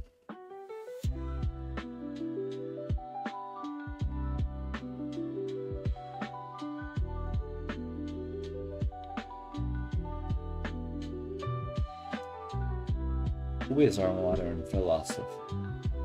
I wonder. Who is our modern AI philosopher? Who is our cybernetic philosopher? Cybernetic is a word which sounds weird, I know. It's got nothing to do with psychology. It's not compass. Cybernetics just means future philosophy. Where are they? They're the sci-fi writers? Because they all write dystopian novels.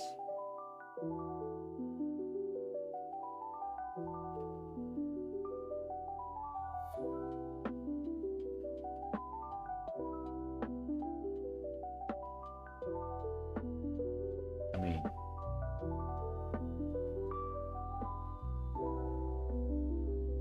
most people don't even know what solar punk means.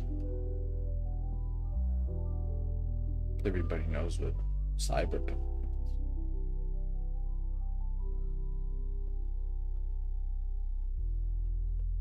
Where are they?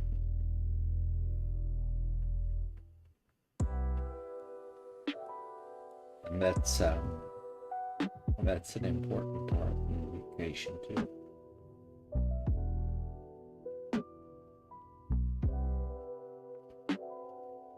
Kids go to school, generation right now, and they're subjected to a couple of things. They're subjected to 3 conditions. One condition is the world is going towards its precipice because of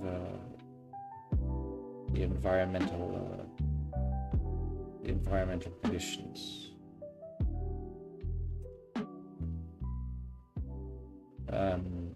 The reason why that happens is because we humans have done it.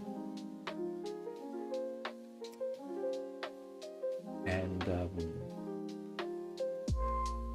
it is too late now to change any of that course. I mean, nothing to do with that. But they are giving them exactly the 3 things which are the cornerstone markers of depression, which is the feeling that they are in a world which is spiraling into a downward trend, the feeling that it's their fault, and the feeling that they're helpless and they can't do anything about it. That's what academia is breeding. And we need something different. I know I've been very pessimistic in my outlook, in my take over here.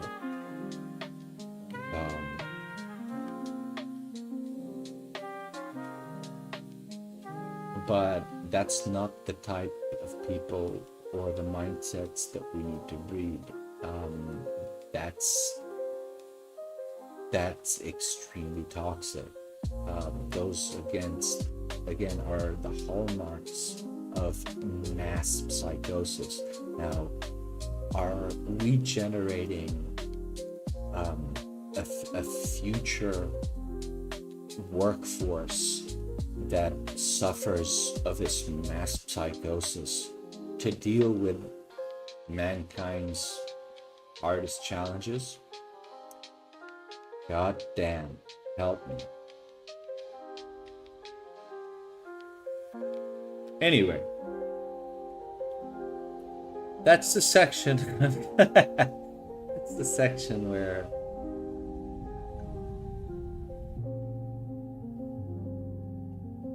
I think about myself.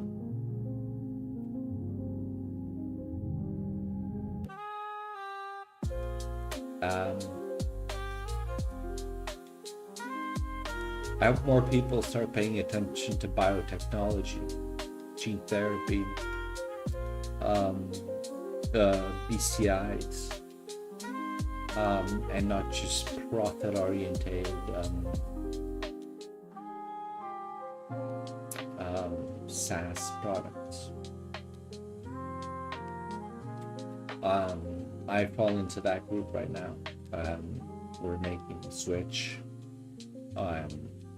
It has taken a very big toll on my personal financial life, obviously. But again, always look at things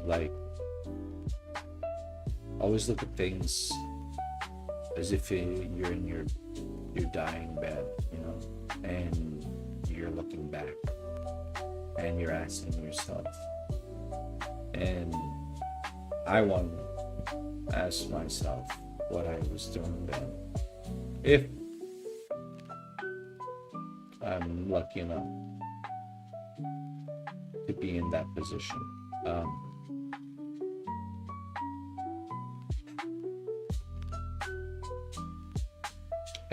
and I want to say that I did my best. I did my best at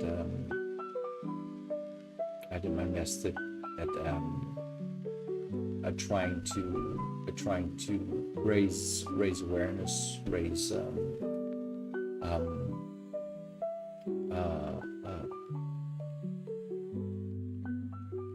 like uplift people,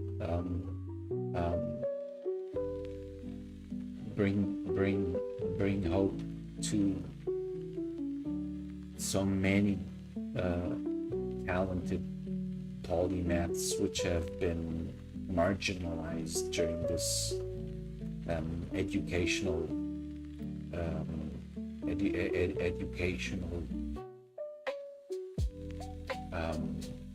system which has been focused on specialization, that just because they weren't good at one specific subject, they thought of themselves as stupid, and they ended up playing Call of Duty and smoking joints,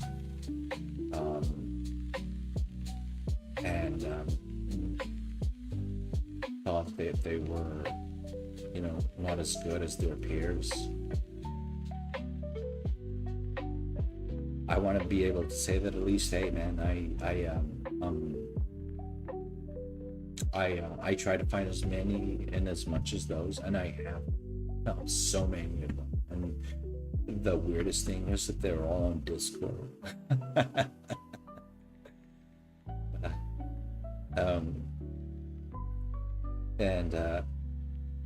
And bring them up and show them, like, hey man, tables have switched. The way things were is no longer anymore. You have a greenfield approach right now. You jump in at this point, you are at the top 1%. You can make a change. You can be somebody. You are not who you have been punched in by your own self-doubt and your surroundings to believe who you are. You are somebody who's actually didn't go to college because you didn't see the reason, and that's integrity. You didn't follow the breadcrumb trails that were set for you. You actually followed your own curiosities. Doesn't matter if it was Call of Duty, but usually those that start in Call of Duty end up by starting to look at conspiracy series, and then they start looking at other things, and suddenly they find something that's they're passionate about. But at the end of the day, they've explored like human beings should really explore. They shouldn't dig holes and continue digging deeper and deeper and deeper and deeper and deeper and deeper. Of course, we need those people, but we need the people that stand outside the hole, that have a view of what's going on and whether or not it makes sense to dig that hole. God damn, sorry. I'm raving on. I'm sorry. You guys are here to have fun. We were doing something with Devin, right? Let's check out Devin. God damn, Devin.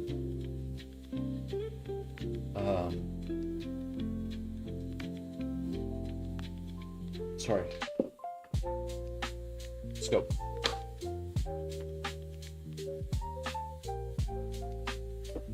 Let's put that into a pitch deck. I mean, the Discord server is up. We're rolling. We're pedal to the metal. I mean, nothing's gonna there is nothing that's going to turn me away, turn my face away, or turn my ambitions away from this purpose. And I feel like the more stages we pass through in this paradigm shift, the more it starts resonating with people, and the less alienated I feel, and the more congruence there is between what used to be people that were very skeptical and thought that this was some sort of like rug pull charlatan kind of angle, because they had just come off an NFT Web3 completely depraved social construct, but things are changing.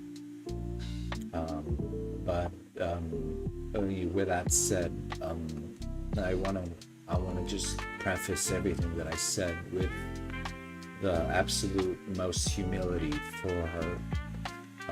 I digged a lot on like PhDs and education and stuff like that, but I want to preface everything that I said with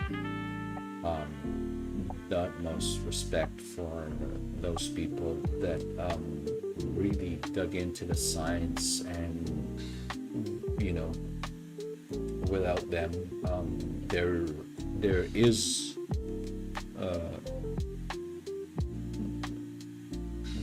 no future. They're the ones that understand really, how the electric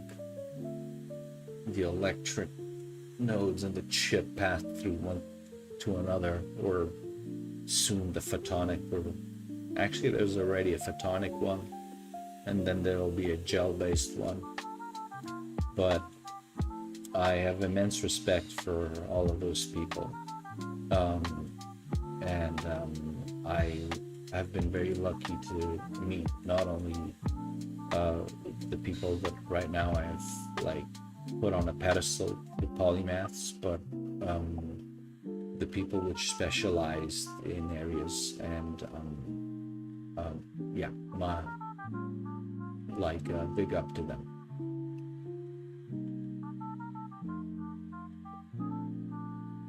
They must be going through a hard time too.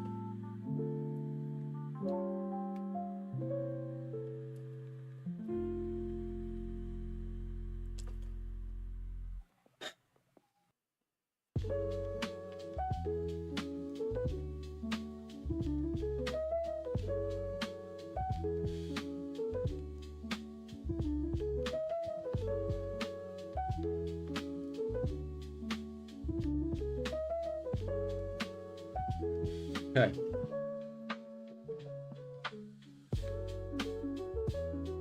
All right, boys. No, we're not finished.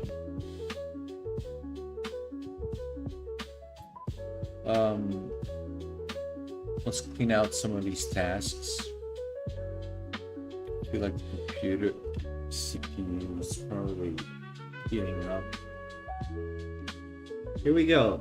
Look at that. Browser use free AA agent can control browser, do anything. Beats Anthropic, that's all. Every one of them is.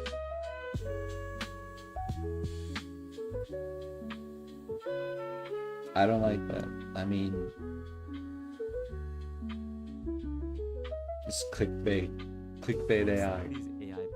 I sign up to you, bro. But this is clickbait. I don't like it. You want to follow somebody that's serious, follow EcoHive. Follow some of the OG software engineers which are moving into AI. They have great takes, I find, because they're not coming from it from an angle of like I'm starting up and they become like prompt engineers and then software composers. They actually have like a very good, in-depth, well-rooted knowledge about the subject, and they can give you the best takes. So I follow guys like Steve or Tech Friend, and big up to them. Recommend both of those. Very chilled guys. I mean, Steve is not chilled. Steve will eat you alive, and that's kind of like the fun part of watching Steve. Is like he's an elitist jerk, and that's kind of the fun thing about the stream. And then Tech Friend is the exact opposite, which is like the humble guy, you know, it's just checking out things and looking at stuff, and you know, testing out Ader and Clive, and but you know, he's got a background in computer science. I'm sure Steve has as well. They're both, okay, they for sure both of them come from one of the big four, one of the fangs, sorry, and they probably hate the fangs, and I love when Steve talks smack about fangs, because it gives me again it gives me that feeling like yes, the wave of the polymath, the time is coming again, just like in any paradigm shift. You had Leonardo da Vinci, Thomas Edison, you had all of those guys. You got these guys now. They're streaming because it's not because they want attention, or it's because they got something to say, and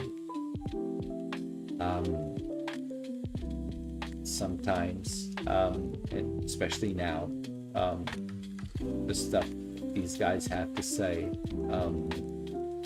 is so much ahead that it wouldn't fit well in an academic circle. They need their own outlet. And as content creators increase,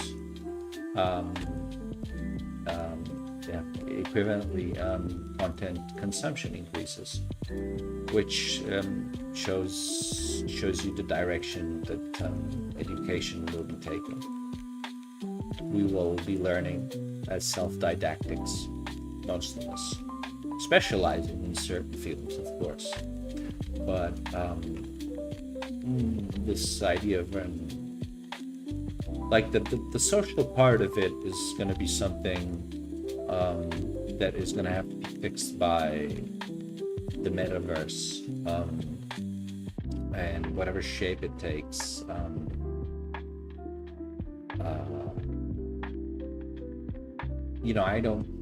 I don't really buy the story of like, COVID changed everything, blah blah blah.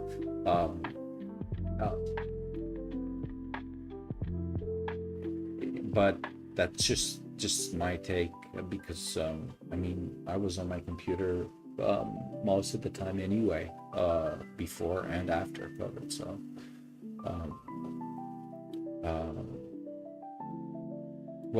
there was a lot of suffering with the business that I had back then because of COVID, but nothing to do with academia. All right, see my CPUs.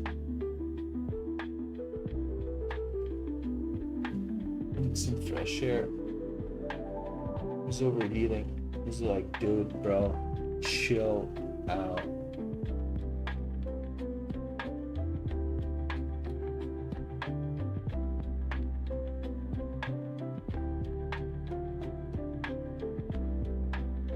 Let's do some house cleaning over here, and then we'll play with some. We're gonna launch some cool apps. How about that?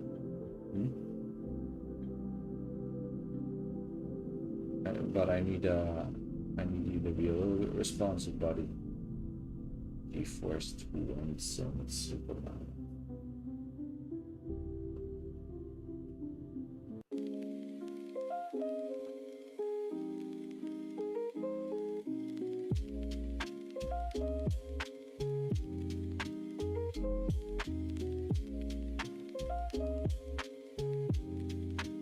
Yeah, so I mean, anyway, I understand my computer.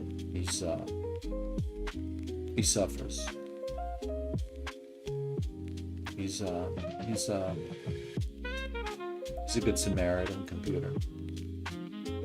He's been live now for 10 hours. So I'm gonna give him a little bit of a health check before we move on. Make sure he feels good, you know. He just gotta feel good. You know, this meta-modernist movement. I don't know if you guys follow this kind of stuff, but well, very interesting. The artists are usually the first. You know, the creatives are always the ones that pave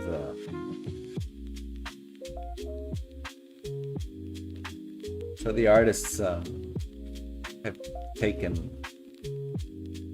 what is usually in the domain of the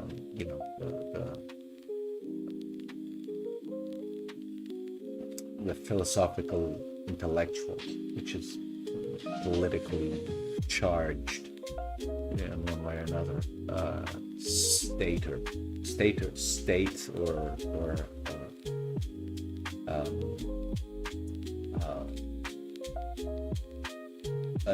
clerical, the Dark Ages, agricultural Dark Ages, Renaissance, modernism, romanticism, postmodernism, and now metamodernism. And then metamodernism, I've been hearing some very interesting takes from the art world where they're talking about, well, you know, I mean, we're getting closer to quantum physics, and I mean, and that's good. That's like, physics has been a field which has basically been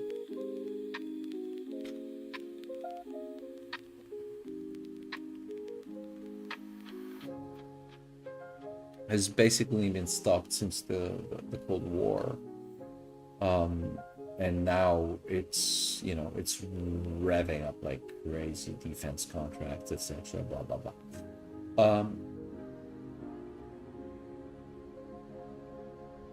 No, I don't want to. No.